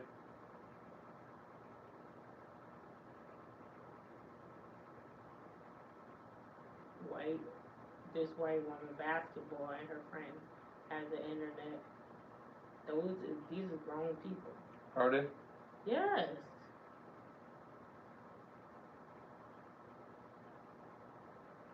Oh, they're not even real basketball players. It's a white woman and her friends. They dressed up as basketball players and painted their faces black. Ah, okay. Context is everything. You need to know. I was looking at it like it was because I know they're not a national team, so I thought they were high school students. All right, so now it changes how I look at it altogether. Because if it was kids, I would say would be a fit of punishment, but they're adults. But if it was kids, now we got to look at this behavior again objectively because these are adults setting an example for children. So what would be a fitting punishment? still, I stand with the same question. Take away their internet privileges for 3 months. Yeah, ban them. Ban 'em. But will we And ban? all Will you we go ban home Drewski? to school and yeah. Your page you should be in Facebook jail. Damn, Drewski. You should be in My Facebook bad, yo. jail. I ain't say it. She said it. Cause yeah, it is Shit's funny hilarious. and stuff or I whatever. love it. They've been doing it. They've been doing it for You gotta be centuries. respectful. You can't want it that way. What the and then fuck is freedom go of to speech? it. That's what I'm fighting for. I mean, you could do Fighting it. You for freedom asked of my speech. opinion on what Nah, I I'm just think. saying. But you said that's the fit and punishment. So that's the problem. That's what conservatives feel about liberals. What is your Liberals. punishment? Don't ask me that and then I answer the That was a question. very liberal thing to say. At least they could get back online. I said Facebook jail But why you or even punish them at social all media jail for just for you know? because people is gonna be mad. Aw. You asked me a punishment. If I don't answer the Deep question, though. they be talking junk. Shut up, Dwayne. Fucking deep though. Listen, man. Let me give y'all my answer, cause you don't like my answers. I am a liberal too, by the way. I know you are. All right, listen. I feel like this. I feel like, and this is a feeling, everybody. That's what I feel like. Merch. I feel like saying that when people be saying things. no, because I really know that this is not a shared feeling. It's not. I know it's not most of the sentiment, but I feel like people should be allowed to Yeah, because you got a dirty sense of humor. and say as they fucking please. One of my boys. Hold on. One of my boys asked me. He said, I want to figure out a polite way to compliment a woman's breast. There's no. Hold on. Let me cook. Let me cook. There's a polite way to do it, and he was like, so we gotta look at this from several angles. And I was having a discussion because I literally have discussions with my boys about all types of shit. But this conversation was kind of weird, but it was funny, so it was entertaining, and we learned a lot from it. So I went on ChatGPT to actually ask it, how are some ways to actually compliment a woman on her breasts without it being offensive? We'll find each other. You can't say judge. You can't say any jargon. There's nothing. Yes, there is. And unless hold on. You not letting me talk. See, what you say? Don't get triggered and just jump in because this is my take on this. So what I'm saying is there is a polite way to say it, and a woman can be offended because you have to understand sexual harassment, right? Now, if it's in a corporate environment or someplace like that, then it's a different type of punishment for it, a different type of consequence. But if it's outside of a professional environment, there's certain things that you could say around that. Now, I'm not telling people to go out here and say it, but it was just interesting because some women from the right person might see it as a compliment if you say it in the right way. And I was like, he was like, yo, there should be a way to do it. I'm like, bro, no, there's no way to do it. But ChatGPT proved me wrong and showed me that there is something that you could possibly say, but it could possibly be offensive. It depends. If the woman cares about it, she might giggle a little bit, like, yo, you stupid or something like that. Or she might be offended and be like, how dare you? Like, you know what I mean? Whatever. But to use it as, you can't say mammary glands. You would have to say like your bust is beautiful today or something to that nature or whatever.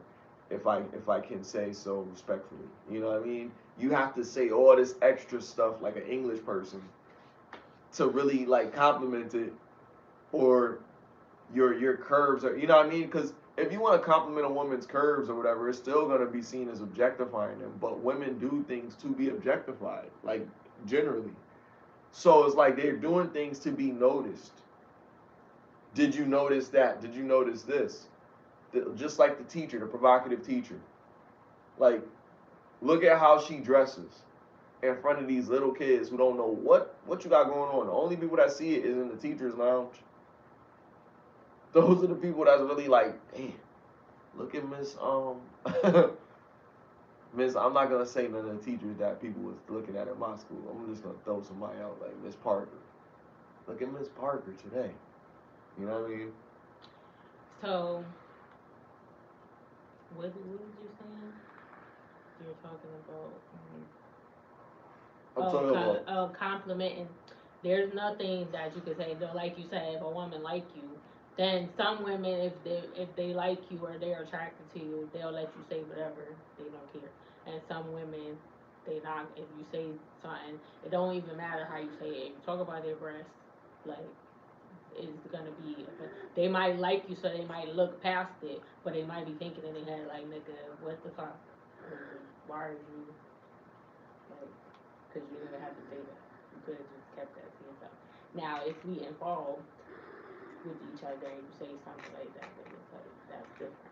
But the first time meeting you, don't say no shit like that to me. Or you could be like, you could say your figure as a whole, or like, I don't know, you could be like, I ain't you trying look to like get you, dudes smacked, but I'm gonna tell you, you look man. like you work ChatGPT out. gave me some stuff that I was No. like, yo, The only ChatGPT reason is that smooth. is the girl like you and she just don't care ChatGPT is smooth, what you bro. said because she already was feeling you. So that's I was like, what? Yo, that actually sound respectful. Like, yo, like it's crazy. Like, I'm gonna leave it in the description. I'm telling y'all want to be out here it's like, gonna get yo. smacked. Hey, this guy, I'm gonna tell you an example. You want to talk about her breast? This guy said when I used to work at Amazon, he was like a team lead, and the girl was a regular employee. She was a picker or something, and he was like, your biscuit inner look like it's fat or whatever. What? He said it like that? He didn't say that. I'm not saying the word. Oh, he said the regular He word. said the P word. Oh man, this dude crazy. And then she That's and crazy. then she smacked them. This is what I'm talking about. So go ahead and say something about But nah, we wasn't talking about down there. But it's the same thing. It's your sexual organ. It is, but I'm just saying, like, it doesn't that, matter. because they don't, because some women feel threatened by having a camel toe. Some women feel like they want to show it off. Some women are doing it on purpose. That's why I said there's some women that don't If care they don't what know you that say they got a to wedgie, them, that they don't care what you say to them, or if they just like you, so it don't matter. But some women, even if they like you, they're not gonna let you say no. people shit looking. like that. Women are breastfeeding in public. You know what I mean? Like it's like, and then here it's a fine line between like, yo, like, you know what I mean? And then they be like, yo, this dude's creepy because he's in the food court looking at this woman breastfeed her child in the food court. Yeah, and calling him a pervert. But they got they got they got a place you can go to. My baby, and they be like, my baby couldn't wait. No, but they got something that covers you up that's made for that, so that you won't be exposed. Cause you don't want to let the baby cry. Like, you afraid, oh my God, my baby's crying. Nobody else want to hear that shit neither, so they should do that. But now you don't have to have your titty out. Is what I'm saying. If they have something specifically made, like a shawl or something that you put the bit in, it but covers they make you up. Those private areas for y'all, so y'all don't have to worry about creeps. Yeah. Y'all just want to judge people and be like, oh my God, do you mind? You never seen a boob before? Yup. And I'm looking at this one too. The fuck? Men are gonna be men, and men are here to protect you from other men. You know what I mean? But you also have to understand that, women do things that set a tone. Now, I'm not talking about breastfeeding. Who gives a fuck? Pull it out and feed your kid if you want. But what I'm saying is, like, if you have that understanding, there's that word again. I love it. If you have that understanding, then you know that a man sees, and sometimes these are beautiful women. You know you look good, and you gonna they've been waiting all day. You know what I mean? You were an attractive woman. They've been waiting all day for you to breastfeed your child. Now you're doing it like, oh my God, I've been waiting for her to show us these bad boys. And then she does it, and then now, oh, he's Who a the fuck pervert. is? He's this, he's that. You on the city bus, you pop them bad boys out. You know what I Bad mean? On the boys. city bus. Bad boys. What's Bad going boys. on? What you gonna do when they come for you?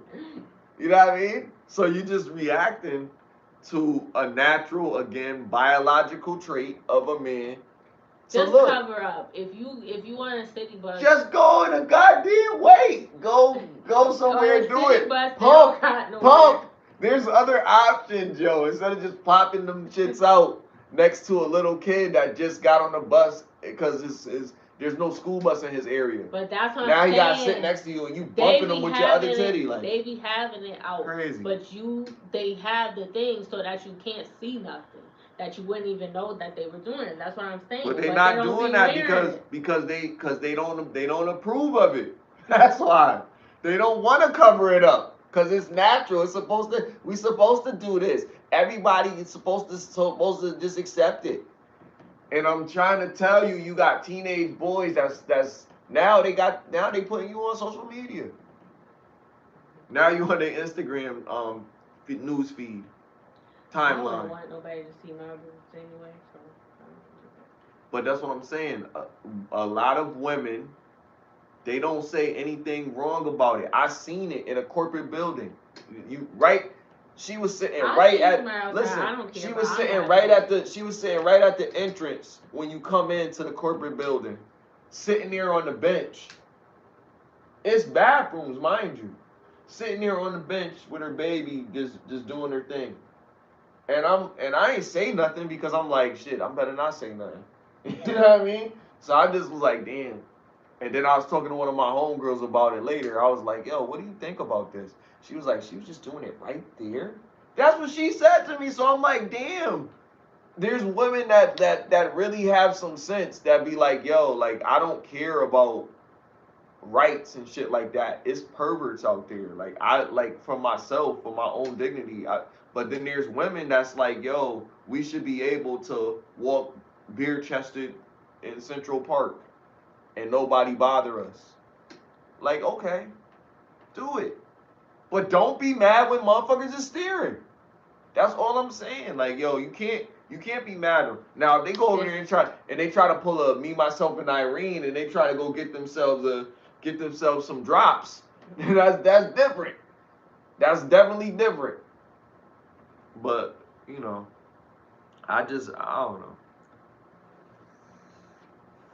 We talk about eras, man. Like people come from different eras and we look at things differently. I don't have the boomer mentality, but I think kind of like a boomer. But I appreciate the boomers' work ethic. I think we don't have nothing like it because they're the reason that we have a lot of stuff that we have today because of their hard work and their contribution to society. And we should actually be inspired and captivated by their contribution and try to get as much knowledge from them as we can. But a lot of times, because we have the advancements in technology and stuff like that, we champion that more than we do of the boomers' experience or whatever. Because a lot of experiences that we have, it really comes from the stuff that we learned from the people before us. So it's not like we just learning something that we just created ourselves. Like we should be more creative, but a lot of us aren't as creative as we think we are. We start something, don't complete it, something inspires us, and we get to a point where we like, all right, we here, but now we fell off. So I don't know, like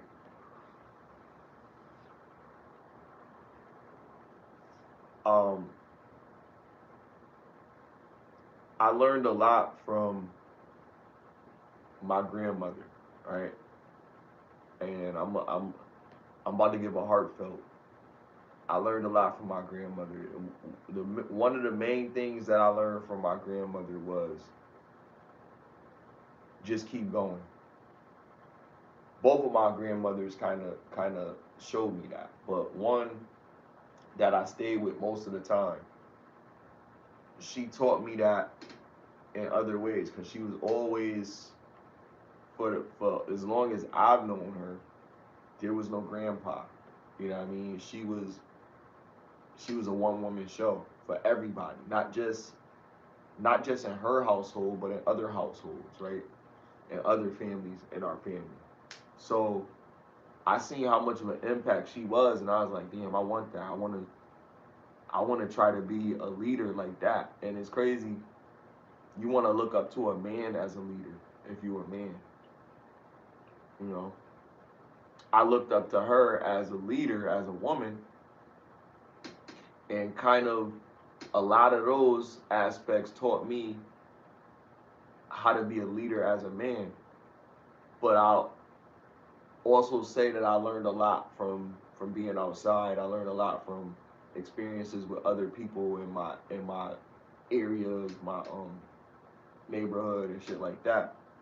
But a lot that I learned from the house, like how to cook, how to take care of myself, how to make sure that I clean behind my ears, like little stuff. Wash your face, wash your hands, brush your teeth.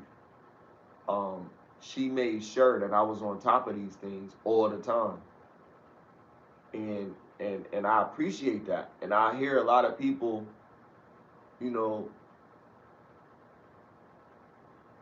when you get to a certain age, you like you don't have the same respect of all the stuff that they taught you because you wouldn't be where you are without the impact that they had on your life. So you listen to it more. Like right now, everything that my grandmother say to me, I just say yeah. I never tell her no. She'll never tell me anything that's gonna hurt me. You know what I mean? Even till this day. So if she asks me to do something, I just do it. You know what I mean? I got that level of respect for her. But I also understand that I owe her so much more. So I feel like it's the least I could do. But then when I think about it, I think about like when older people get to a certain age, their families don't respect them the same. And it's just in our culture that it's like that. In other cultures, the elders are always respected. You know what I mean? Always held to the highest esteem because without them, there's no you. You know what I mean? They the core of everything. You know what I mean? So you want to make sure that they good and their wisdom is passed down because there's a lot of stuff that you need to know. And that's the greatest benefit of having my grandmother around because I get to learn still to this day. I get to learn a lot from her. You know what I mean? And teach other people the stuff that I've learned from her that's very valuable. You know what I mean? Home ownership, all of these responsibilities that people don't even know. Like there's a person not showing you how to do stuff and you got to figure it out, but she knows that you're going to figure it out. So she provides tools for you to be able to figure it out. The problem is, I know that a lot of people didn't have computers. I know a lot of people didn't have phones. I know a lot of people didn't have TVs. I know a lot of people didn't have game systems. But I knew that we did, but we didn't have it at the same rate as maybe a couple fortunate people might have had it. We had benefits that we didn't recognize as benefits because we never knew what the real struggle was. The people before us knew more of a struggle, and the people before them knew even more of a struggle. But it got a little better and got a little better. Now it's like we got to the point where we're saying to people, there's no excuse. You got to do this. You got to do that. And again, we shamingly shake the finger at them. Where I say, like, when you understand the hardships of others and their contribution to me working hard as I work, the reason that I work as hard as I work is because I decided not to go down that route. And I was having a really good conversation with my boy about this earlier. We know a lot of people that be into some shit. We just went to a party with I'm not gonna say nothing about it, but it's people in there that do some shit. So we know that shit happens, right? But if we don't go that route and we choose to go another route, that's on us. That's choices. We decided to do whatever we decided to do, even with the challenges. And I don't hate or judge the people that I've been around or people that I've known throughout life because people do shit. People are people, like, you know what I mean? People not perfect. They make mistakes. So I recognize that. So I see, like, I could have a conversation with somebody that probably did some wild shit and not feel threatened and not feel no type of way because the intention is to have a conversation. And their intention is the same. Their intention is not to attack me. Their intention is to have a conversation. You know what I mean? So when I look at that, I can have a conversation with anybody. I can debate with anybody about anything, about any topic.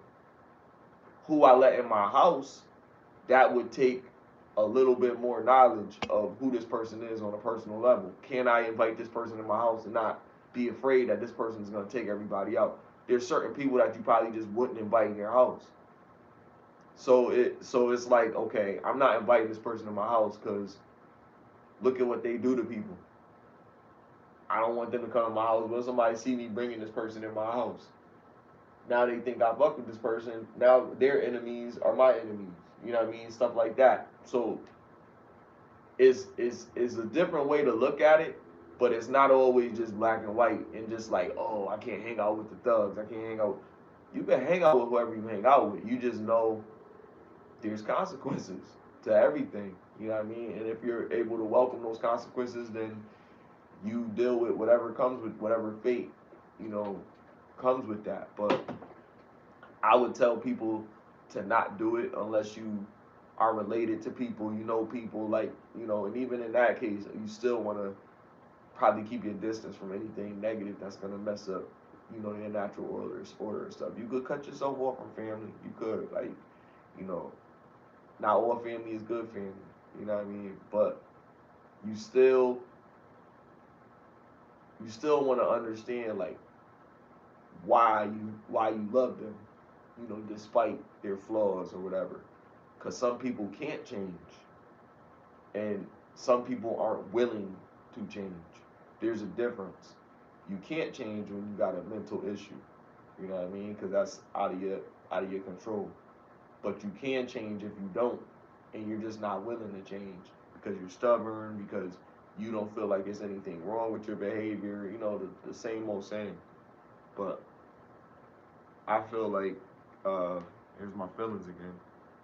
I feel like people don't take enough accountability, and that's probably why we have situations where people hear somebody telling them this is where you're messing up at, and then they just be like, I don't care what you say, I still do this, or they got an excuse for it. Because they said they don't care. That's it. So if they saying they don't care, then you gotta let them go through it. If they told you that, I don't care. Yeah. And And then if that's you when see it as you that, don't go. keep telling them. Nah, you don't have to keep telling them. You that's up to you. If you like Michelle Pfeiffer in Dangerous Minds, you gonna reach these kids. You gonna do whatever you gotta do. You know what I mean? Many kids have lost their lives living in a gangster's paradise. Remember that? I didn't see that movie. I remember that Oh, you song, gotta watch but that movie here. You be missing out, yo. You don't care about movies. I love movies. I love what you them. mean? I don't care. I I watch don't no, movies all the time. I don't think you care about them like that. I think you like what you like, but you don't have that, like, and tell me if I'm wrong. Do you have that feeling where it's like, oh, I just gotta see these movies because I want to see how these directors made this movie? Like, do you care about it to that extent, or do you just watch a movie because you think it looks interesting? You said what? Because I want to see how the director made the movie. Like, do you, like, yeah, particular director? I want to see how this director did this movie. Like, would you look at a David Finch film from '98 because you want to see how all of David Finch's material, because this movie was good. So I would like to watch other movies by David Finch. No, if it's a good movie, I was like there's some old movies that I be watching stuff that I've seen before. Hmm. Like I watch TV shows over again after I found. That's why I started watching. I watched Power 3 times. I mean, this is recent stuff, but How to Get Away with Murder. So I watch old stuff, and I've watched movies that are old that I never seen before. But it No, just I'm be too saying much. old. Like I said, 98 is '98. that's not that Yeah, old. but How You Get Away with Cause when Murder ain't did come you? out in '98. I know. When did Juice come out? That's not that. That's not that old. You okay? So If it's like in the 50s or something, or like yeah, that's what I'm the saying. 70s. Like if it's an actor that made movies from the '80s or something like that, would you go back and see some of the movies that they made in the '80s, or would you only watch modern type movies? Like it have to be in the '90s or have to be going forward. It can't I be anything prefer. I've older. watched black and white stuff though, like the Andy Griffin Show Right. and stuff. I So Love you only Lucy. so you're Wasn't only that gonna black and watch white? things I that think you it find started black and interesting. white, then it got in color. I only watched that because it was on TV. I don't think I would have watched like because it's in that I was still young when I You Love felt like you Lucy and had no stuff was choice coming but to on. watch that type of thing, I guess, right? It was just on the TV. I Right. It was didn't say just, you it. wanted Yeah, to watch something. yeah. Okay. But I'm saying Or I didn't. That's what just what with was on. movies, and not even a particular genre. Like you could like whatever you like. If you like whatever, would you watch that genre in an older year? If you like really like those type of movies, would you entertain watching them type of movie No, I don't in like the watching '70s old or movie unless it's a movie I already seen. Like I watched old Halloween, or okay? the ones like if it's a movie like that, like I've watched those reruns before. Like when I had now I just got the internet, but when I had cable, if it was like every year, and because I love horror movies, AMC would have Fear Friday. I mean, or Fear. I don't know. It was for Halloween where they would just play a bunch of horror movies that I would watch. Like, and if old movie like The Exorcist, I watched that, the old one or whatever. So certain movies, yeah, if it's, but I don't just go out of my way. It just happens. And I would then say they, for horror, if you really like want really good horror movies, I would say do yourself a favor and watch everything from 75.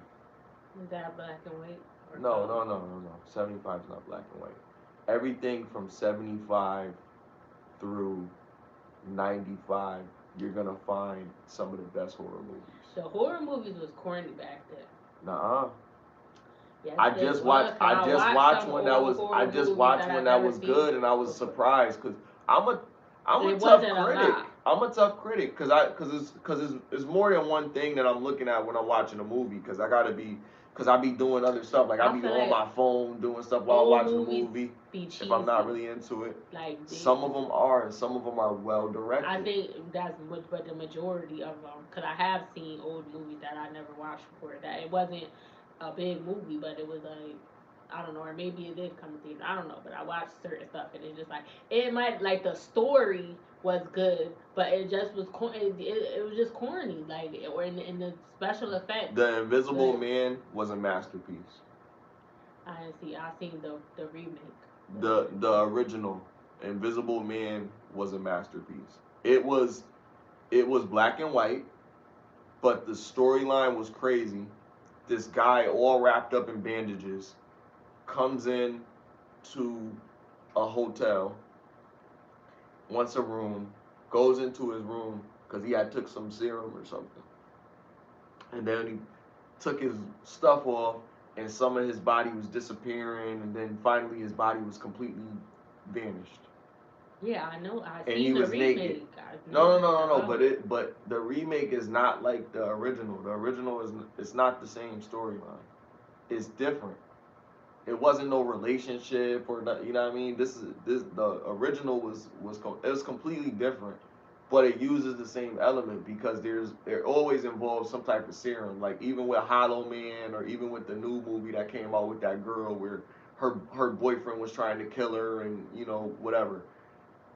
It's it always deals with some type of science type of shit.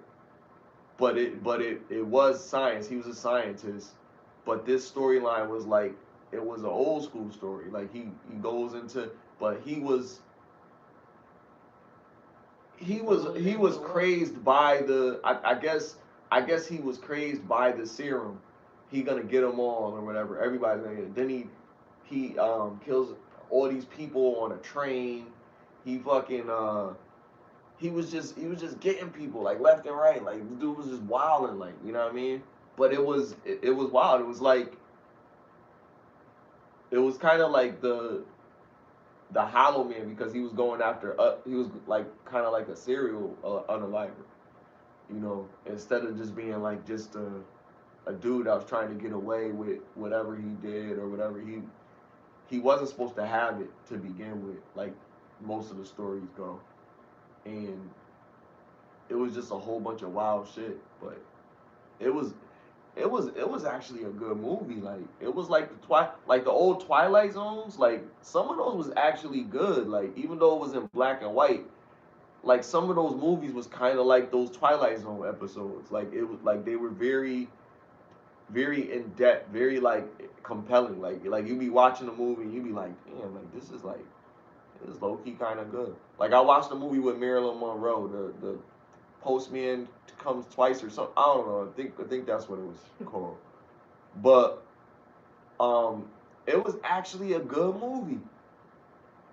Like I was watching it and I was like found myself getting into it because I really love cinema to the degree I'll actually take the time, like Fistful of Dollars with Clint Eastwood because my grandmother loved westerns. I will watch a Western movie and actually get into it because they actually have a very good storyline.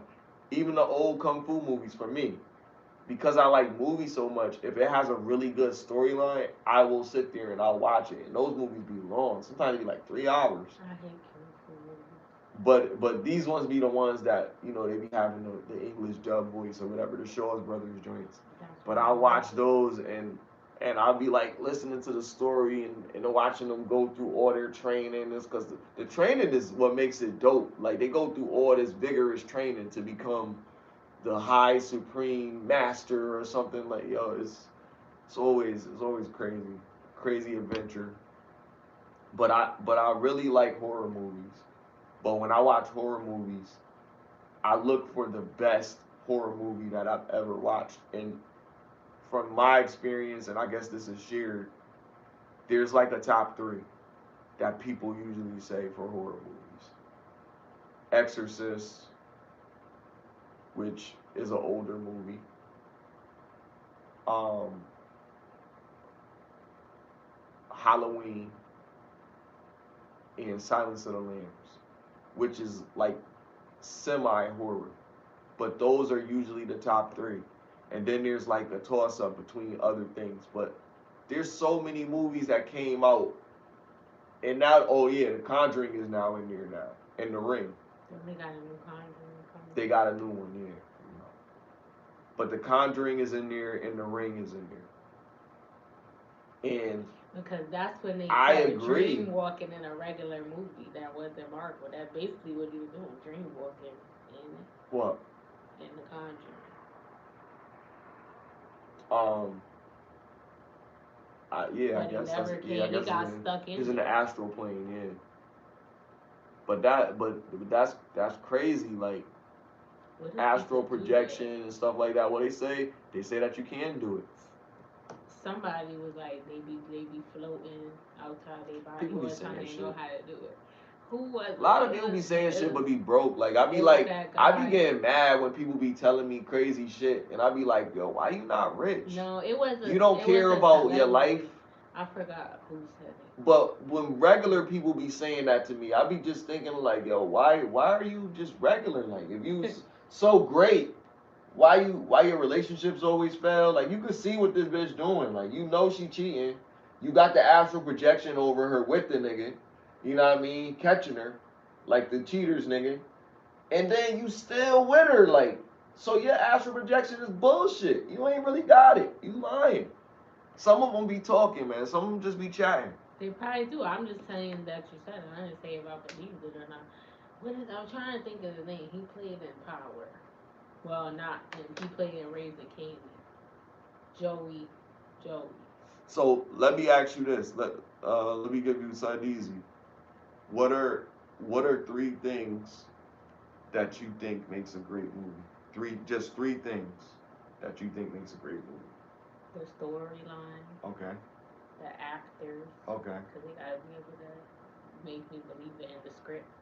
And the Well, the storyline is the script. storyline So, is the script. uh, the Storyline, quality, actors, the budget. the budget. Okay. All right. So I'm gonna challenge that. With a bad Halloween. budget, you think? Halloween had a $20,000 budget. I feel like the newer ones were better. No, I don't like old movies like that. Halloween was dope. Yeah, I watched It's it more than up once, there. but I still, I prefer. I done got used to the way 1978. they. I don't like old. The snow be on the screen, It like. wasn't no snow on the screen. It was well directed at its budget. They had good cameras. It be looking fuzzy. Not that movie. Wasn't fuzzy. Halloween wasn't fuzzy at all. No, but you talk about. Very good I'm talking quality. about old movies. That's an Like old old. movie. That's 1978. That's That's old. not that old. But I'm saying it was low budget. It was older, right? It was by John Carpenter. John Carpenter, who's one I'm of the saying as a greatest whole, older directors. movies. Not. I Right. don't think that's that old. That's not that old because that's when stuff started getting better or Okay. whatever. I'm talking about the black and white movies, or even before that when it was like fuzzy. It just horrible. Like Night of the Living Dead. George Romero. They're I coming for don't. you, Barbara. You ain't like that? I You don't thought that was remember. corny? I don't remember. You remember it? That was in black and white. That was that was way back in the day. I'm gonna say Night of the Living Dead came out in like 60 something. What is that other Or- zombie movie? And well, it was like they open up a book. And you know that was low budget. They open up a book, and it was a spell, like, and then the devil, the demons come out. Like it was two kids they were with. Evil Dead. Yeah, that's not. When did that come out? The first one. Evil Dead with the The dude with the original chainsaw one. on his arm. I don't think I've seen the original one. I only they made two after that. I think I only They seen two. made Army of Darkness and they made the Evil Dead Part 1.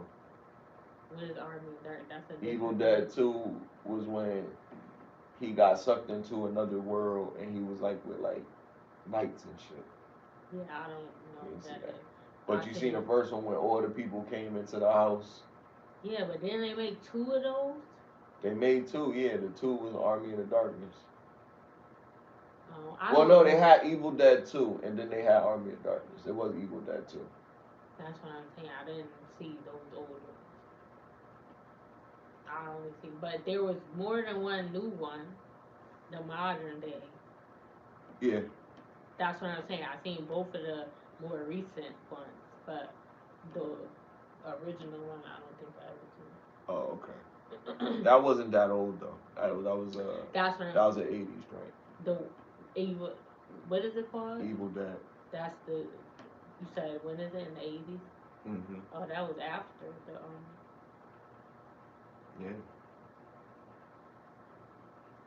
That was like the That was Halloween time. Sam Raimi was the director. Well, you said Halloween came out. Sam Raimi is actually the director who did the Matrix too, and the first Spider-Man with Tobey Maguire. I like that. That's my favorite. Sam one. Raimi is an In awesome the director. cartoon. And The Ring. Yeah, I love the ring. Oh my God. You know what's my favorite? Well, one of my favorite Christmas movies is with Arnold Schwarzenegger and Sinbad. What is it called? You know, and he was playing the action figure. They was on the Jingle All the Way. yeah. I love that. Yeah.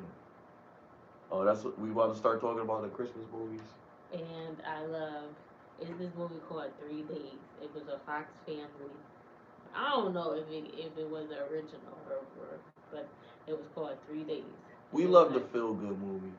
before Christmas. Yeah, Do you like black feel good movies or do you like I white like feel good movies? I like soul food. I mean that's kind of sad, but is the family was together. So you like would you give a white feel good movie a try? I just said Jingle All the Way. That was But that's white. I mean that's it It was got black people in it. Wasn't Terry Crews in that? Some like it was black people Sinbad. in it. Yeah, Yeah. Oh, you Sinbad. mean to all white people? Yeah, I mean, I don't care. I used to they're watch Seventh like Heaven. like the Christmas story. Like for me, the Christmas story was like I don't fun. like the Christmas It was story. fun to watch for me because I was a little kid. So like it I was didn't like like a that little. National Lampoon either. I don't like I that. no, I didn't watch that one, Honey, but I Shrunk the Kids. I like that. I liked oh man, what was it called that I used to watch? Ferris Bueller's Day Off. I don't think I watched that. I heard of Um, it, but I never watched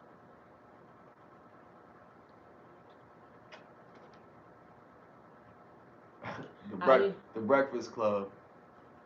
I used to read St. Junie B. Elmo's Junie. Fire. That's what they said in that Fabulous song. Um, So they be singing. St. Elmo's fire, love is sunshine, the fire.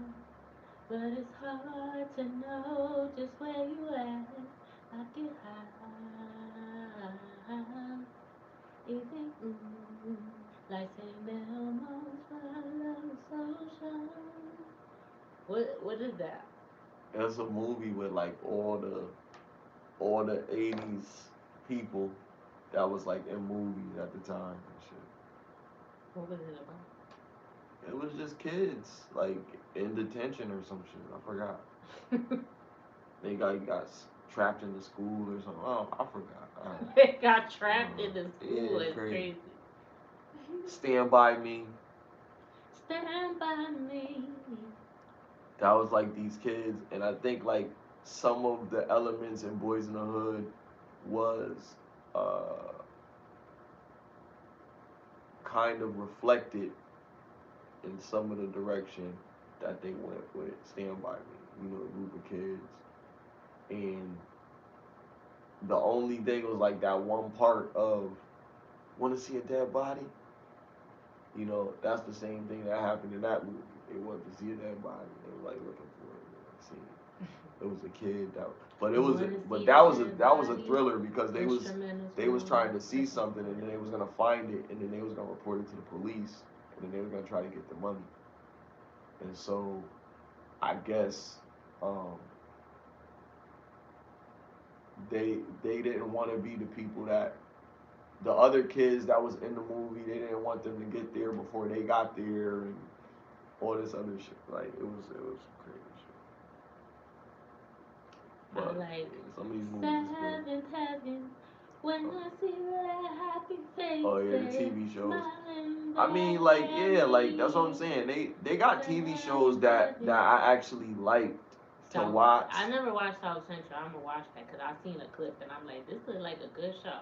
It reminded me of Moesha type because the girl from Moesha was in it too. Mm, The one that's with um, Kevin Federline, mm. Shar Jackson. That's her name. It was Niecy on Moesha. She was in South Central. You say you watched that right with Lorenz Tate? I think so. Yeah, yeah, I watched that.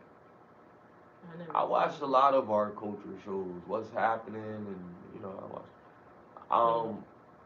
Um, Sanford and Son. I like. I don't just like our culture of cinema. I actually follow directors because the directors are the ones that I really respect. Like if I see who made a particular movie and they did a really good job, I want to see what other movies that they have because I don't be following the Golden Globes and stuff. So I don't know Yeah, I do be. who got those awards or whatever. And sometimes I look at what people put online because now you can see everything that's coming up and all that. But it's so many movies that I haven't seen, and because of just my thirst for all these different art forms of movies. I just gotta watch it. I gotta watch every sci-fi director. I gotta watch every horror director. I gotta watch. There's foreign films that I gotta watch because some of these, like Suspiria. Oh my God, like I don't necessarily movies like that is like like crazy. if If you've seen the like originals of some of these movies that came out because some of them came out by a German director and it's in German and you watch those movies and you just see how beautifully directed the movie is and the scenes and how things line up in the movie from the actual way that the movie was made. Like The Ring is awesome. It's my favorite horror movie. But Ringu, the original, is fucking crazy. It's just stuff that they you can had in watch the the original Japanese makeup of the movies. movie that makes you appreciate Japanese horror. Look, because Japanese horror is all about curses and shit like that. That's Yeah, the I don't majority of their be movies. wanting to watch it. I don't like Japanese movies and stuff, but I come and think of it, I do be doing that when I hit like I'll notice it, but I'll still watch a movie even if I'll give it a chance. But some stuff just be corny or whatever. But I do be like, oh, if they say Quentin Tarantino, I'll be like, oh, he made some good movies, or that guy, or The Company, like Dimension. I'm just using it as an example to tell you Mm. what I'm talking about. Like I'd be like, oh, they make, or what's that one? The Company is not a person. Is You know what used to be really good? I don't mean to interrupt you. The when you go to the video stores, they would yeah, have the on the trailer. cassettes. They would have coming attractions to Miramar, or Yeah, like you know what I they mean, will or tell you you know that yeah. all the And we places. don't get that anymore, so we don't know what else this production company that makes these good movies is coming out with. Yeah, And we go back to the video store looking for, oh yeah, yeah, cause is you this see in the out? You know what I preview, mean? or if you Yeah, and go that's to the movie. especially when you got those cheesy like little karate movies like Karate Cop or something like that, and you I watch think it. I did see Yeah, that. like little, you know. Well, go ahead. I'm sorry. But yeah, I was saying, I do look at that, but I'll still give a movie a chance even if I don't recognize who made it or whatever. But it sometimes, usually, if it ain't a known person, but some indie people or new people be having some stuff, but they just ain't popular like that yet. But I don't know. The lower the budget is, in my opinion, then the worse it's going to be. Because you just be hiring anybody. You don't got enough money to make it look right. Like, you, I like, mean, they gotta start from somewhere, but I mean, at least even if you just starting off as a director or something like that, you want to pull out all the bells and whistles. Like you want to go for the gusto. You want to make sure that this movie you didn't just rush it just so you could have a movie on Tubi real quick. Like you wanted to make a name for yourself with this. So when you put this out, it's gonna be the greatest master of work that you've created, even if it's your first time doing it. Because even if it's a bomb and it's the first movie that comes out, there's still some elements of it that people can champion and people can be like, well, damn, it still kind of had me jump in this one scene. Like they did that good. Like you could still have stuff like that. Like why is some of these movies that are so old still better than the majority of the movies that have come out decades after they've come out?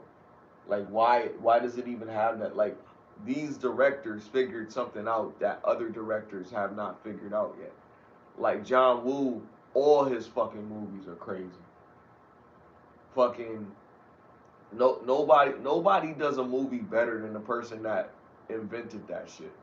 When you the person that like, oh yeah, people gotta see this motherfucker do this movie because it's some of the fucking scenes, fight scenes, and some of the movies that like uh gunslingers and shit. The shit, man, he made some of the craziest action scenes in any fucking action movie. So like when I talk about movies, with me, it's it's such an art. I just like to watch the movies, but I appreciate so much more than just this scene made me jump. Like the why and how they set it up, like it almost feels like I'm thinking too much about the movie to actually enjoy the movie, but that's what makes me enjoy it even more because I take it apart, scene by scene, line by line, how they did this, the method of their acting, how convincing is the actor in this movie. Like when I watch the remake of Halloween, I know that the modern age horror aficionado was gonna gravitate to it because it still came from a dark place. Like if you know anything about Rob Zombie, his music is it's that type of music. So he gonna make something that's gonna be very dark.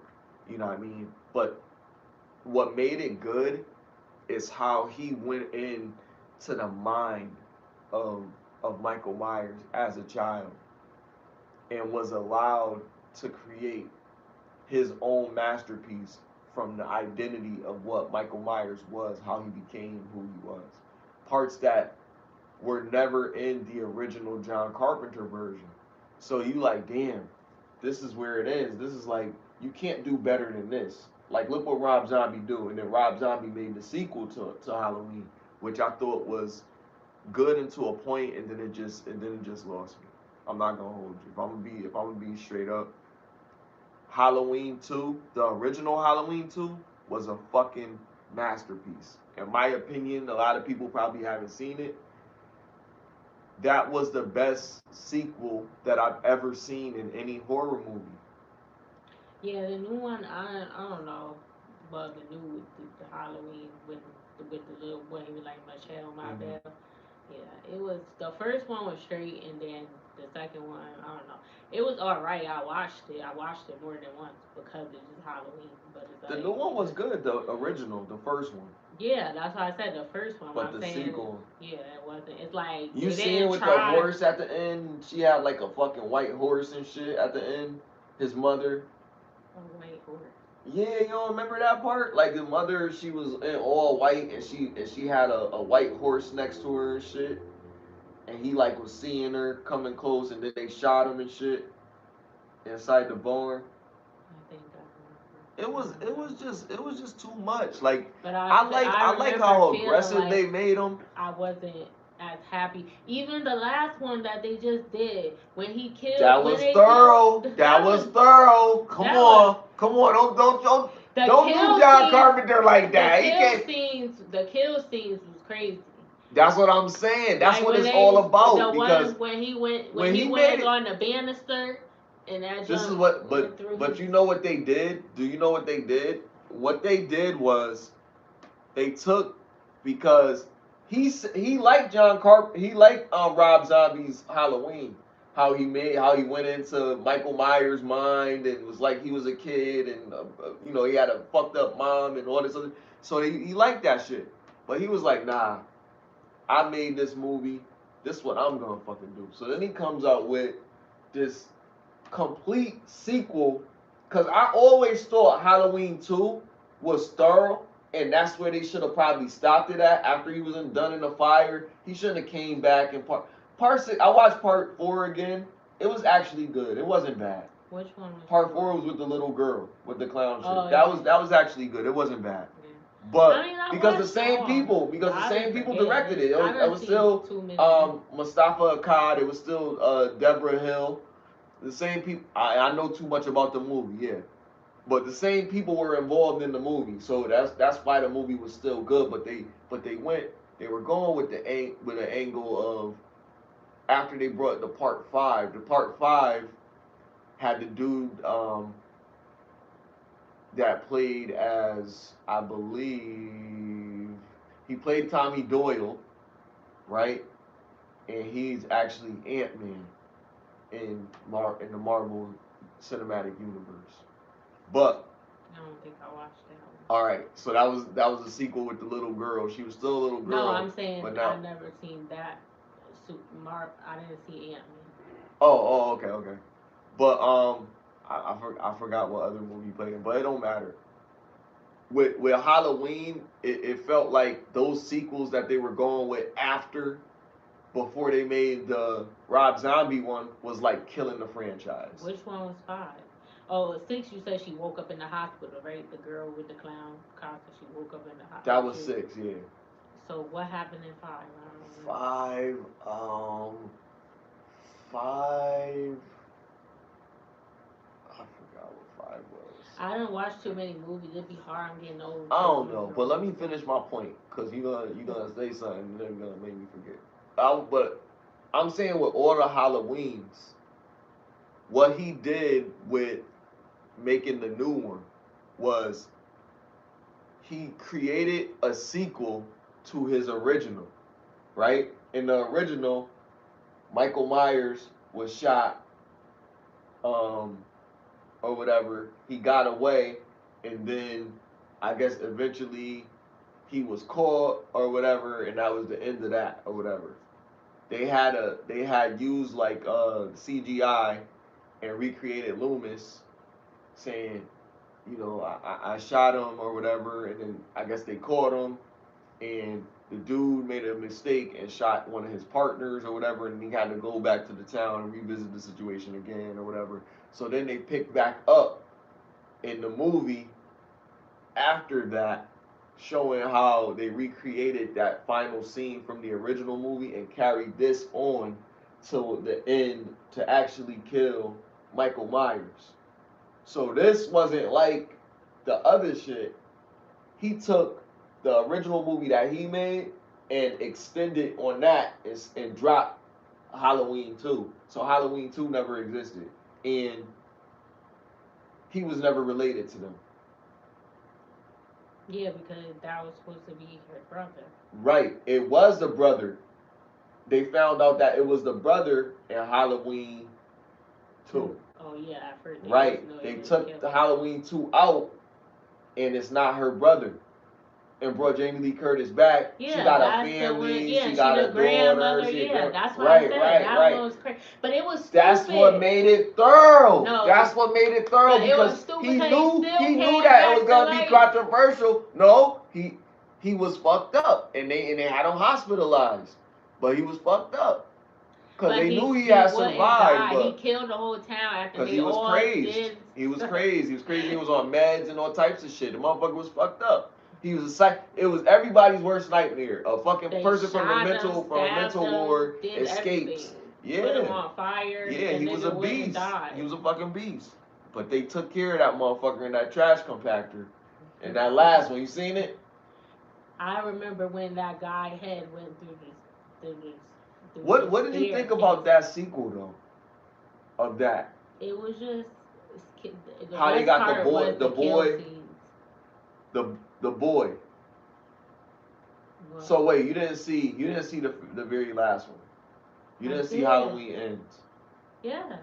You That's saw when they killed. you No, saw I the know the first one. first one they couldn't kill him, and then Okay. he came back, and I'm like, how did he survive after Halloween all? Kills, Halloween Ends. Halloween Ends was with the boy. The boy is now possessed with Michael Myers' spirit. Oh, and he was yeah. I do That's how he remember. dies. Yeah, How'd you feel about that? I watched them all. I was entertained. I did. I liked the new ones, the last two that came out. I watched all of the Halloween because I just love horror movies, How and did you Halloween's a good. feel about the end? Did you I feel? Was didn't you like that satisfied? twist.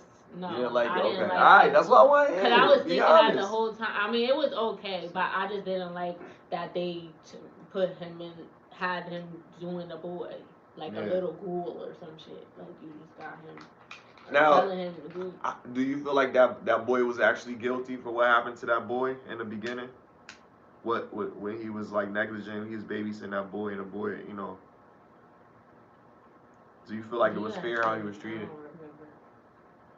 The boy was looked at in the town because he was babysitting a kid, and the kid fell off the balcony and broke his neck.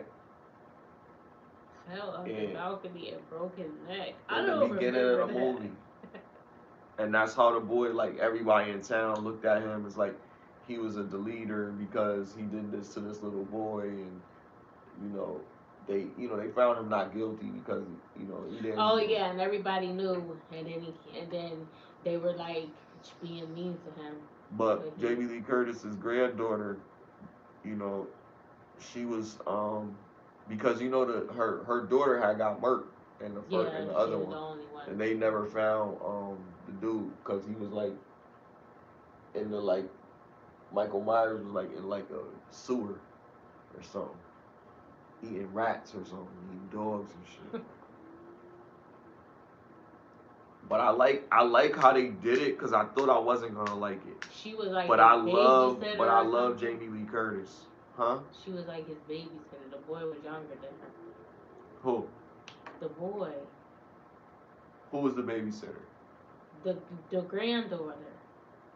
Nah, She they would was be like dating. walk. Well, I don't know. She I'm was getting it dating. She mixed was up. dating the dude. That's the dude that got She was dating the dude banister that over had, him, right? yeah. She was dating him, and he was like starting to become absorbed by Michael Myers because Michael Myers wasn't even killing people in this joint. It was him. And then in a couple scenes, he helped Michael Myers kill people like inside the house. That joint was kind of crazy. They had like a collab.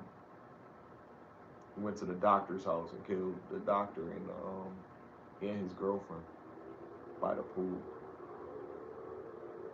Then he went into the radio station, took out the radio guy, did him filthy. And then at the last scene, he went to the to the junkyard, and he got these kids that had pushed him over the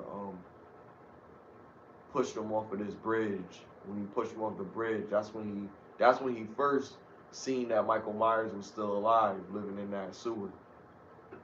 And then he went up to him, and Michael Myers couldn't kill him. But Michael Myers like looked in his eyes and like he could see that the boy was a killer. He had killed too. He seen the same thing in his eyes that he had in his eyes. He was like, let me show you the game. And then he took his mask, and he was wearing his mask. I did watch it. I don't remember. It was good. I only watched it once, but I watched the first remake twice. Yeah, when you watch something twice, you like it. Yeah, but I only watched the second one once because I didn't really. I do remember the part that the boy was. I like killed, in the but, beginning. I ain't gonna hold you when he took those this was Halloween Kills. This was the second one when he came into the when he came out the house and all the firemen was out there and he was just going in on the firemen, yo, that was crazy, yo, with the axe. I was like, yo, it's over, yo. He back.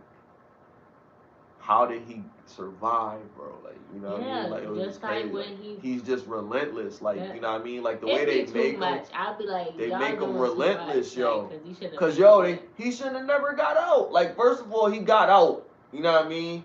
He got out.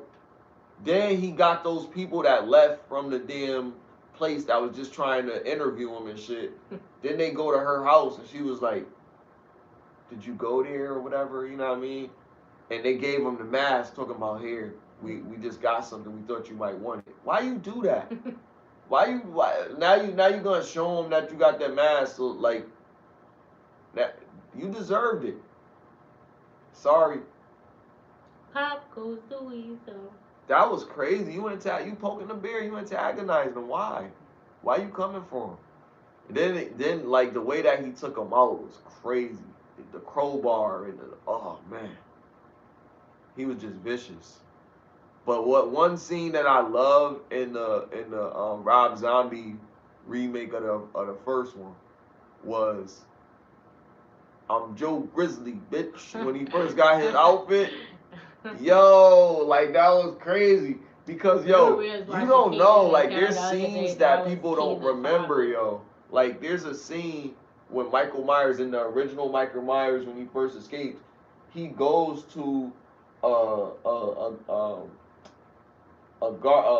a garbage place. Yeah, like a rest stop. Yeah, he goes to a rest stop, and that's where he gets his overalls or his suit that he wears. When that guy that yeah, like that's crazy. Yo, but that's what I'm saying. That's Keenan's father. The guy was supposed to be Joe Grizzly, but the guy was supposed to be Joe Grizzly in the original, probably, right? Like you never seen him, but you seen the guy behind some grass laid out. And they was like, oh, I who's hate the when they don't show. but they show you the body, but then they don't show you like how it happened. That's Like what he I'm just saying. I keep hate that when movies suspense. do that. But that's what made it such a great movie. Same thing with Silence of the Lamb. Like you don't really see a lot of stuff in Silence of the Lamb until the end. Like at the end, you see I don't remember that. I how watched it, but I diabolical. don't really remember So what happened. I'm just gonna tell you the scene at the end. At the end, they're looking for Hannibal Lecter, right? But he's like, they go into the cell, and inside the cell, because he ordered a T-bone steak. He got the T-bone steak so he could use the T-bone as a weapon. And then the guy comes in there and he gets him, and he bites his ear off, and then he gets his baton and he just keeps beating him with it, and then he cuts his face off with the knife, takes his face, puts it on his face, and then he goes into the elevator and he puts on his suit and he acts like he was in the elevator. Oh, he got two of the officers or whatever. So he's in there, the other How the hell he officer. put his face on? They don't even see that. He was thorough, yo. He cut his face off. He got sewed it up. no, he didn't sew it. He didn't do nothing. He just cut his face. His face was damaged. Like, you know what I mean? Looked like he put up a fight or he beat him. So he beat his face. So it looked like he hit him with the baton, like as much as he could, but he was shooting at him. And then he shot his body, so it looked like he shot him. Put the gun in his hand, took the other cop's uniform off, and then changed his clothes with his clothes. And then he killed the other cop, and then he took his uniform and he got to the elevator, took the pieces of his face and put it on his face. Like, oh, we got one. He's still alive here. He's still breathing. He made it to the elevator. So then they helping him, and he put it up there to make him think yeah, that. and then but he dragged the other officer with his body to the top of the elevator, and they was shooting at the elevator, thinking that it was him, but they really took him on the damn gurney, was taking him down to bring him in for help, and then he gets up in the ambulance and kills the people in the ambulance before they get to the damn ambulance, and he escaped and went to Mexico. High That movie was thorough, yo. That Or movie was hello, so thorough. Clarice. Like all the remakes and stuff, like sometimes remakes don't be doing justice, but it's a few I don't remakes. think I've seen none of them. I never seen Red Dragon. I never seen. But I thought you liked I thrillers. Like did those watch. not that old. I did watch Silence of the Lambs, but I don't remember. I know the guy said he put the lotion in the bath, put the hose on his skin, put the lotion on his skin, or else to get the hose again. I remember some parts, and I know what it's about, but I don't remember. But I didn't watch none because I wanted to watch the original one first, and then I just never did. And then made how many like three of them, right?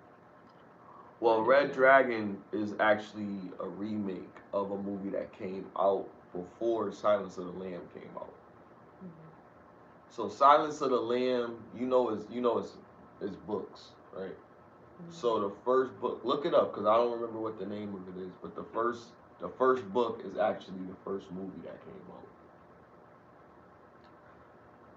Red Dragon is the second book, but the first book, actually before Silence of the Lambs, is actually the movie that I actually seen that movie because I'm telling you, man, I be into it so much. So I watched this movie.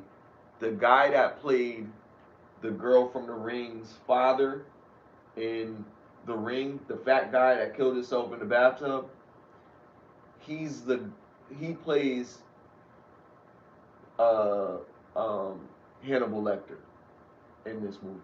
It's the Silence of the Lambs. No, look up. What did you look up? I put You Silence of the Lambs book. I say. no books. Put an S at the end. Alright, so I'm here with my first horror read of the month. This is Thomas Harris. Now he's a ghost. Double, double, double, double. But just put an S at the end.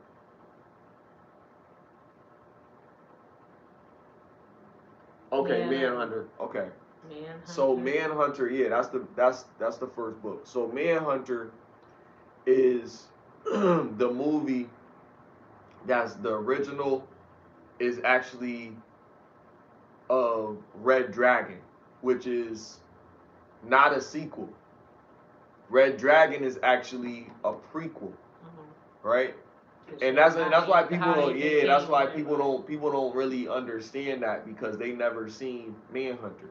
So Manhunter is basically That's why I like to watch how, all of it. but like that. But see, that's what I'm saying because you don't like older film, so you might not like it because the element of it is older.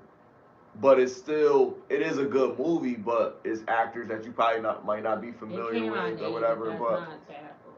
yeah, it's not too bad. But what I'm saying is to understand these movies, it's really good to like understand these directors and their angle. It's a psychological thriller. It's a guy that's made up, but the story is very in depth. And a lot of people would say you got to read the books, but I don't. I would read the books now, but I just I like to watch the movie. But Manhunter is basically the story of the Doctor Hannibal Lecter. There's a whole series about Hannibal, or whatever. Hannibal Lecter, and he's this brilliant doctor, psychological, behavioral psychologist, whatever, right?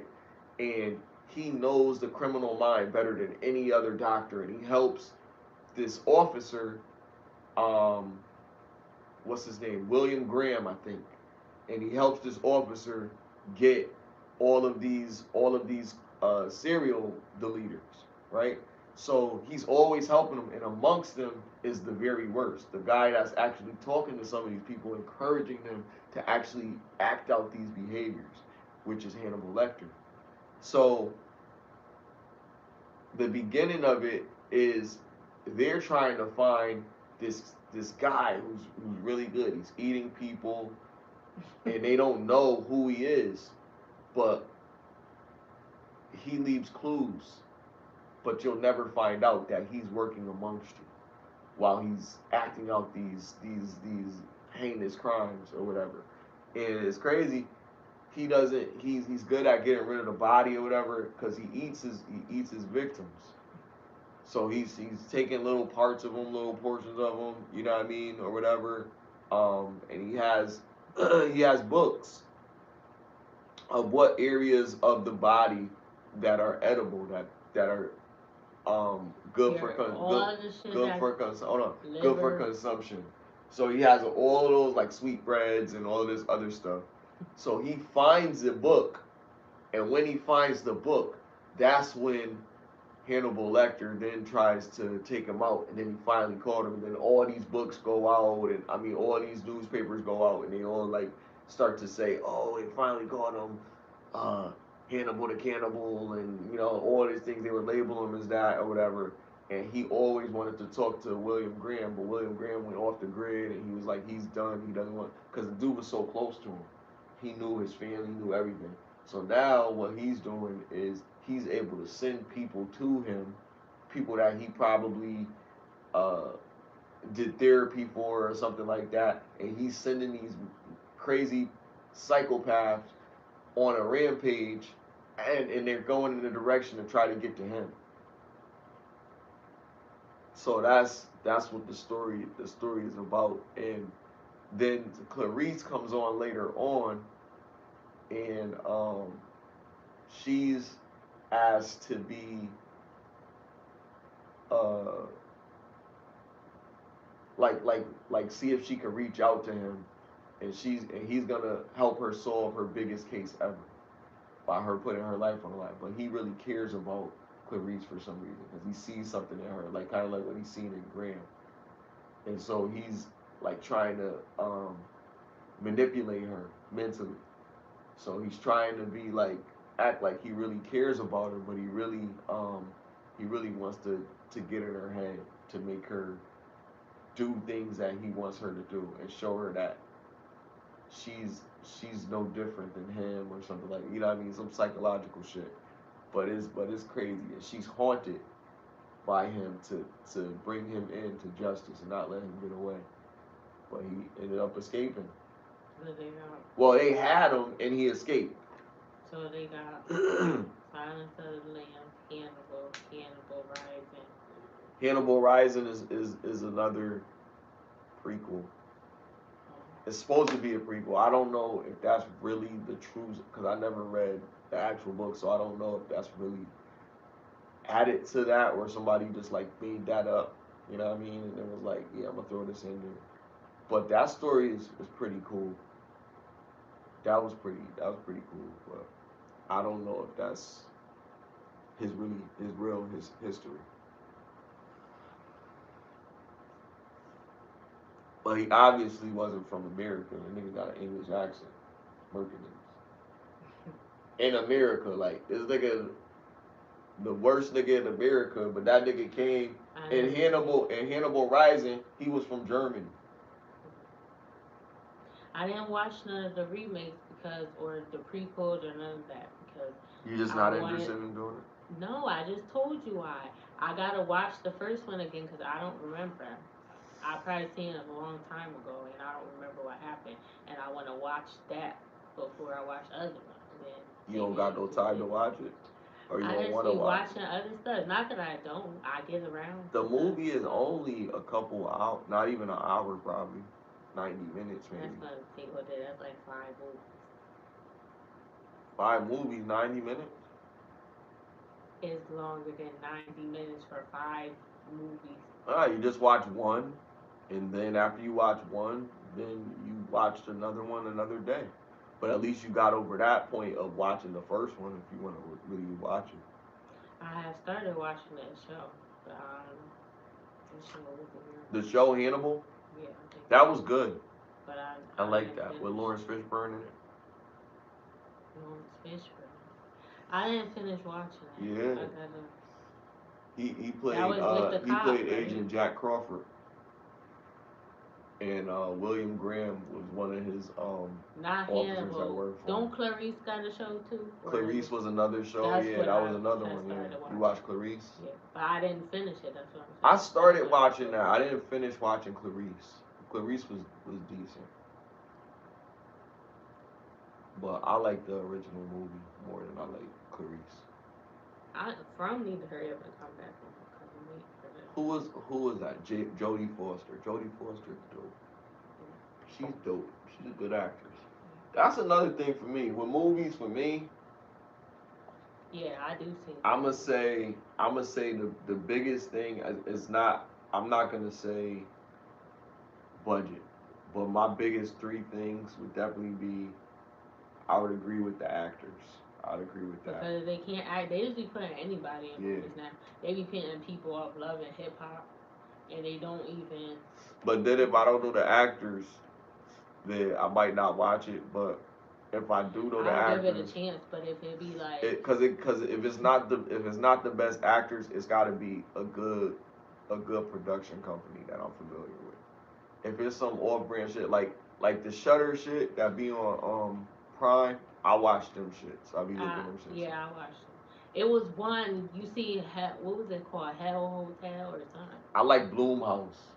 Yeah, Bloomhouse makes good. Bloomhouse do They make make good good movies. horror That's what I movies. was trying to think of when I was like, what's the name of another company? Yeah, There you when go. I see them, I be like, yeah, oh, this about to be good. And the shit that come on before Twisted something. Twisted Pictures.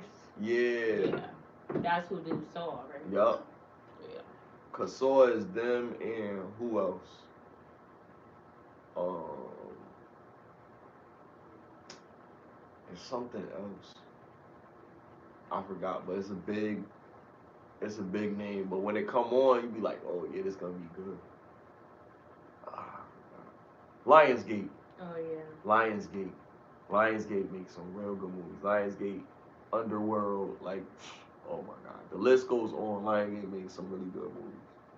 Sony, Sony makes some really fucking great movies. Cause the quality be so crazy, you be like, fuck it. It's Sony.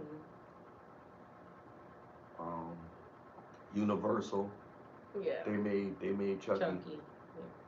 I mean, that's like the most famous shit that they got. But they got Universal got so much. Like Universal is all the monsters, all the horror monsters.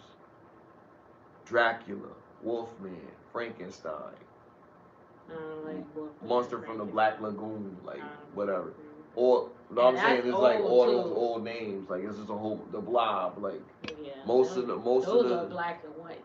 yeah, but they got. I mean, did you see the Blob in color? I didn't know they made it. That just Yeah, they sounds got a dumb. Blob. I don't. No, I but told you it's I don't not. like It's creature not the features. old Blob. It's a new Blob. When did it come out? It came I out. don't like creature It features came though, out so in the that's. late '80s. It was good.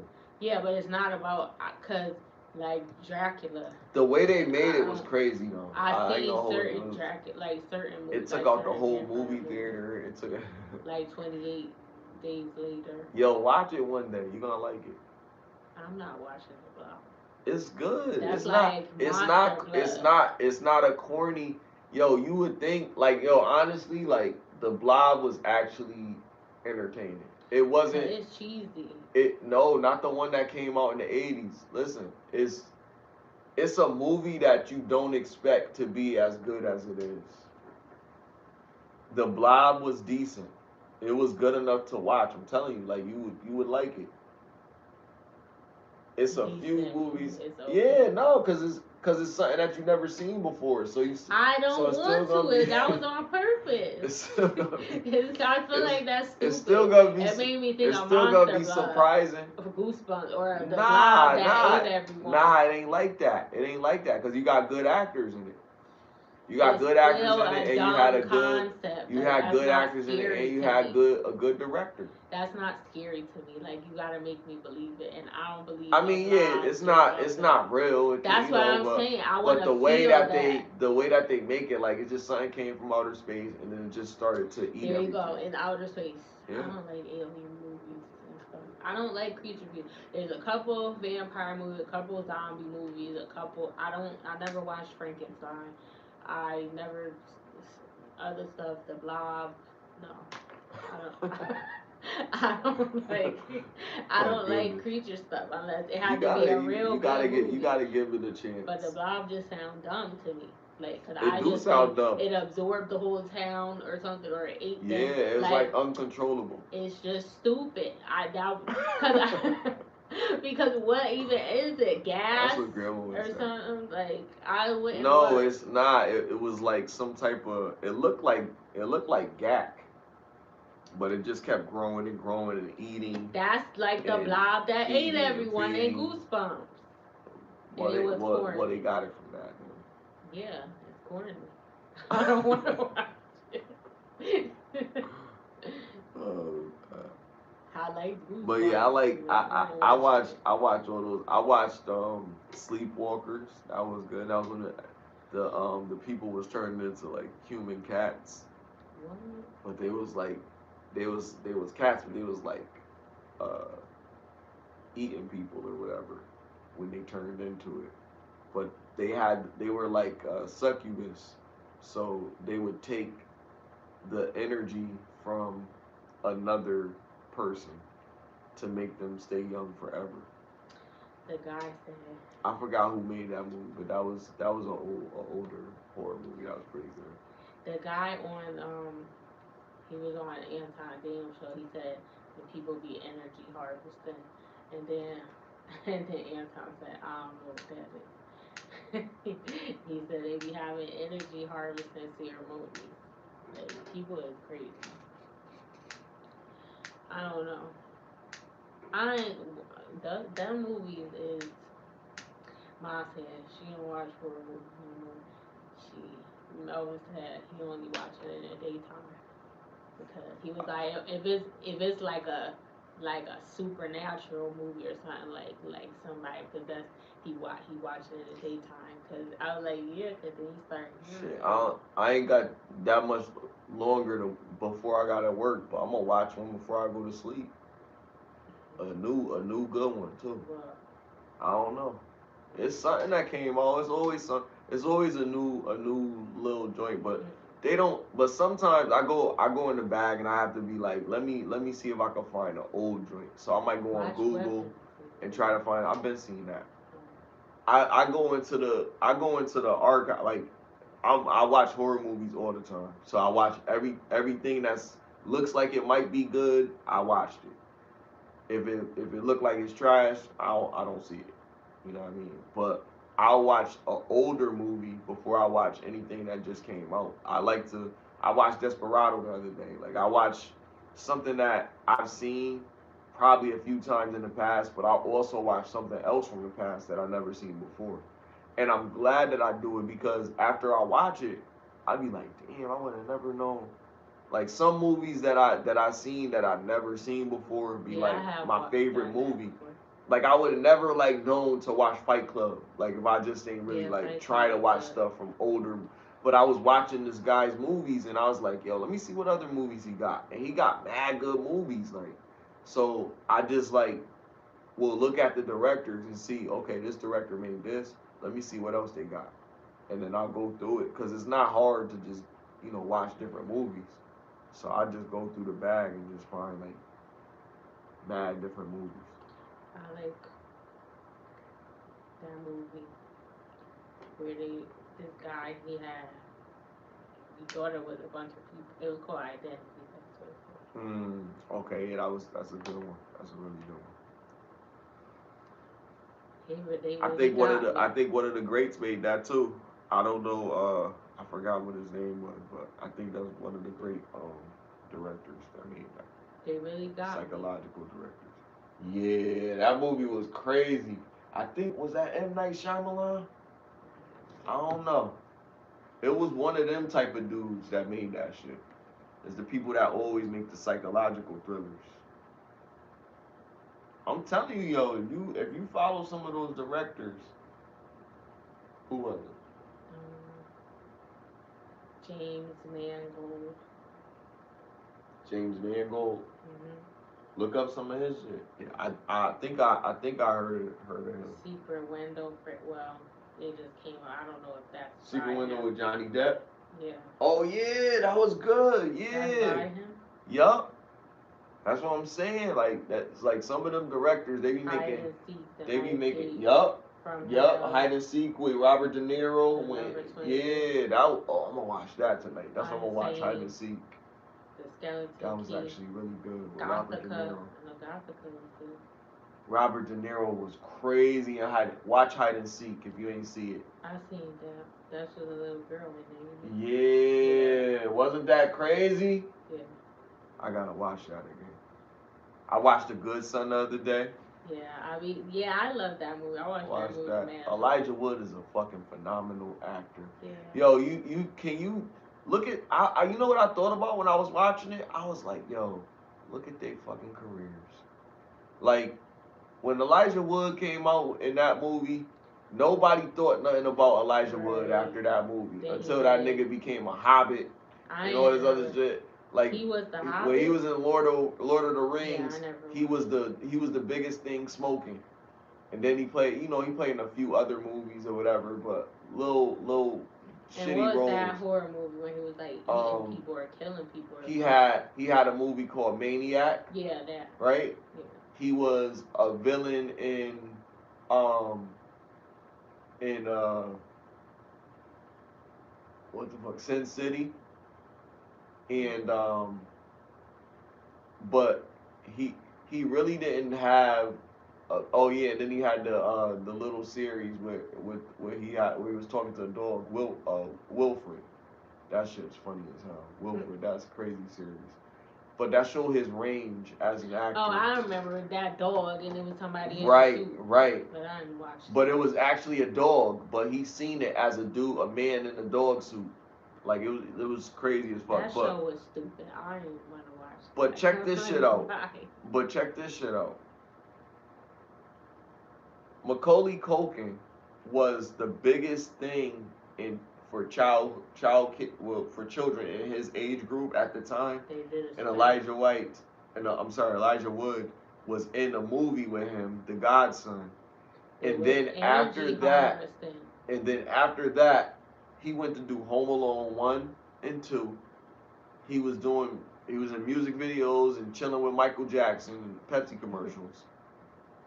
And after that, Even his little brother was out there doing movies and stuff. Like his little brother was he had a little cameo in one of the Home Alones, and you know what I mean. It was a whole bunch. That was his real sister in the good time. Was it? Yeah. Okay. I ain't know that. They got the same. I know they favored in the movie. No, I always they wondered do. about They that. got the same last name. Cause I had looked it up. Cause I don't know. Somebody told me, or I thought they looked alike or something. And I looked it up. Cause I told you I watched that movie mad times. So I was just curious. I'm like that. Cause I love that when they have, but that's really his sister, so that don't count. Like, but I like when they have characters or whatever, and they supposed to be related, and they actually look like they could be related. Like, so that's why I was interested. I'm like, He put Elijah Wood on. I don't care, yo. He must it have was been his friend. energy harvesting. He must have been his friend. He was like, "Yo, you want to do this role, bro?" And then all of a sudden, boom! Now this nigga, it's fucking It was energy harvesting. Mr. Frodo. You put him on, so now you lose the power. Yes, He was I doing don't know, spells maybe. in the Because that's probably what happened to the Corys. Well, you probably don't know about Corey Feldman. Yeah, Corey Helm in Yeah, the yeah. Vampire movie. Right. They just was like the young dudes because Lost Boys was a really big movie when it came out. And he was in as a horror Bordello movie. above. There's a lot of good horror movies that came out in the 90s and in the 80s, man. Like they really like set the tone for horror, yo. Like I till this day, like it's some movies that I'm still satisfied if I watch the original Texas Chainsaw Massacre, I still get the same feeling. It's still very serious. I don't get the and when I watch the one with I'm not gonna lie, the one with Jessica Biel, I could watch that. I could be like, yo, this is actually a really good remake. And you don't hear that a lot about a lot of movies. They remake a lot of movies and they're trash on the remake. So it's like After, but when they keep going, cause then that when was the one with Trey Songz that wasn't that good. It was alright. That's a remake. That's what I'm saying. And they should have stopped. That's not even a sequel. No, I know. I seen all of the Texas Chainsaw Massacre too, but I'm saying the last one that was really they needed to. And then they try to change. I'm like, they got changed Trey they Songz changed the in this family junk, name yo. and shit, the family story and all this. Like Yeah, it's a 'cause whole. she got Because that's the what people letter. do. They slap a different name on the title, and that's how they sneak that shit in there and make another movie, a spinoff or some shit. That's her cousin, and then they she can't started say taking nothing. care of him and shit. Yeah, that's After he killed all her friends. And fucking wild shit. There was another one too that came out. After that. Yeah, there's another one where. Oh yeah, they were like on a kids, bus or something. They were kids. Okay, you talking about that one? There was another one where there were kids, and he was like in an insane asylum or something. Then he escaped from the insane asylum. It was called Leatherface. That was it. It was just called Leatherface. But they were like kids. This was came out in 2016 something or 2017. It's not that old, but it's not that new. But it's like the spin-offs that they making now is like crazy because they changed the whole storyline of everything. The only thing that was like pretty good was the Jessica Biel one because it kind of still went with that same angle because I think they used the same storyline kind of that one and the sequel to that one. But this other shit, these crazy shits, like I'm like, yo, these shits don't make no sense. With this girl was his cousin and she inherited the farm, and then the shit when they was kids getting out of insane asylum. Where did this story come from? It just got really weird, like, and it was like this young fat kid. It was like this young fat kid.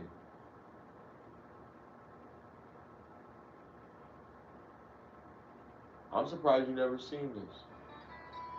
I'm trying to see if I did.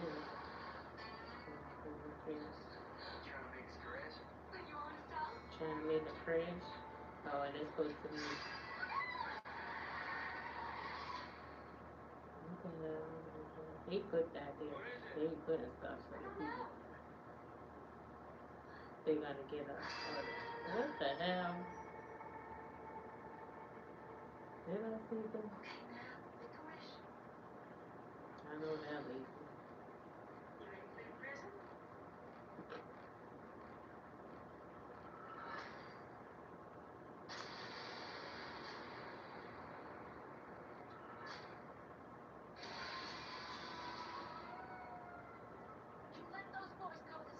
He's not under arrest. I think I did see it. What are you talking about? I'll take all yours. And it got him in it. I don't know. Who it is. Who it is. Steven Dorff, I think that's his name. Yeah, I seen it in the cast, but what? Let me see him. He do look familiar, but I can't think of. He played in Blade. He played Frost in Blade. That was the one that was working with Jessica, and they killed them. No, you never seen the They first Blade? killed. Oh, the first one. I seen them all. I don't remember. I don't be knowing people names, and I only seen Blade like once. You watched Blade 3 already. I know I watched. Yeah, that was Trinity, but I don't remember.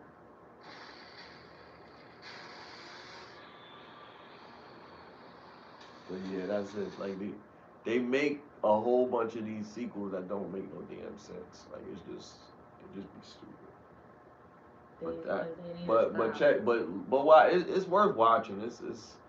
It's a different angle, a different way to look at the story. You might like it. I just don't like it because the movie that I like is great because it exists among some of the greatest horror movies of all time. Friday the 13th was good and actually a sequel that you could be proud of because Jason became a franchise. But the original, the leader in Friday the 13th was actually um, the mom. So like yo, all these movies is crazy, yo. You just, I don't know. It's just, it depends on the person. Like if you really into movies like that, I'm telling you, go to like, just look up greatest thriller movies of all time, top 10 greatest thriller movies of all time, and watch them. Just open your mind and watch them, and you will be surprised. Those movies are actually probably good. But we was talking about movies for a minute. But yeah, you got any other topics this week? No. Well, thank you for joining us again for another episode of Get Lifted. 30 is the new 20. Hit the like button, share, and subscribe, and hit the notification bell so you're notified the next time we post or go live. I'm Lahefa, aka Erica. Smiley Jizzle.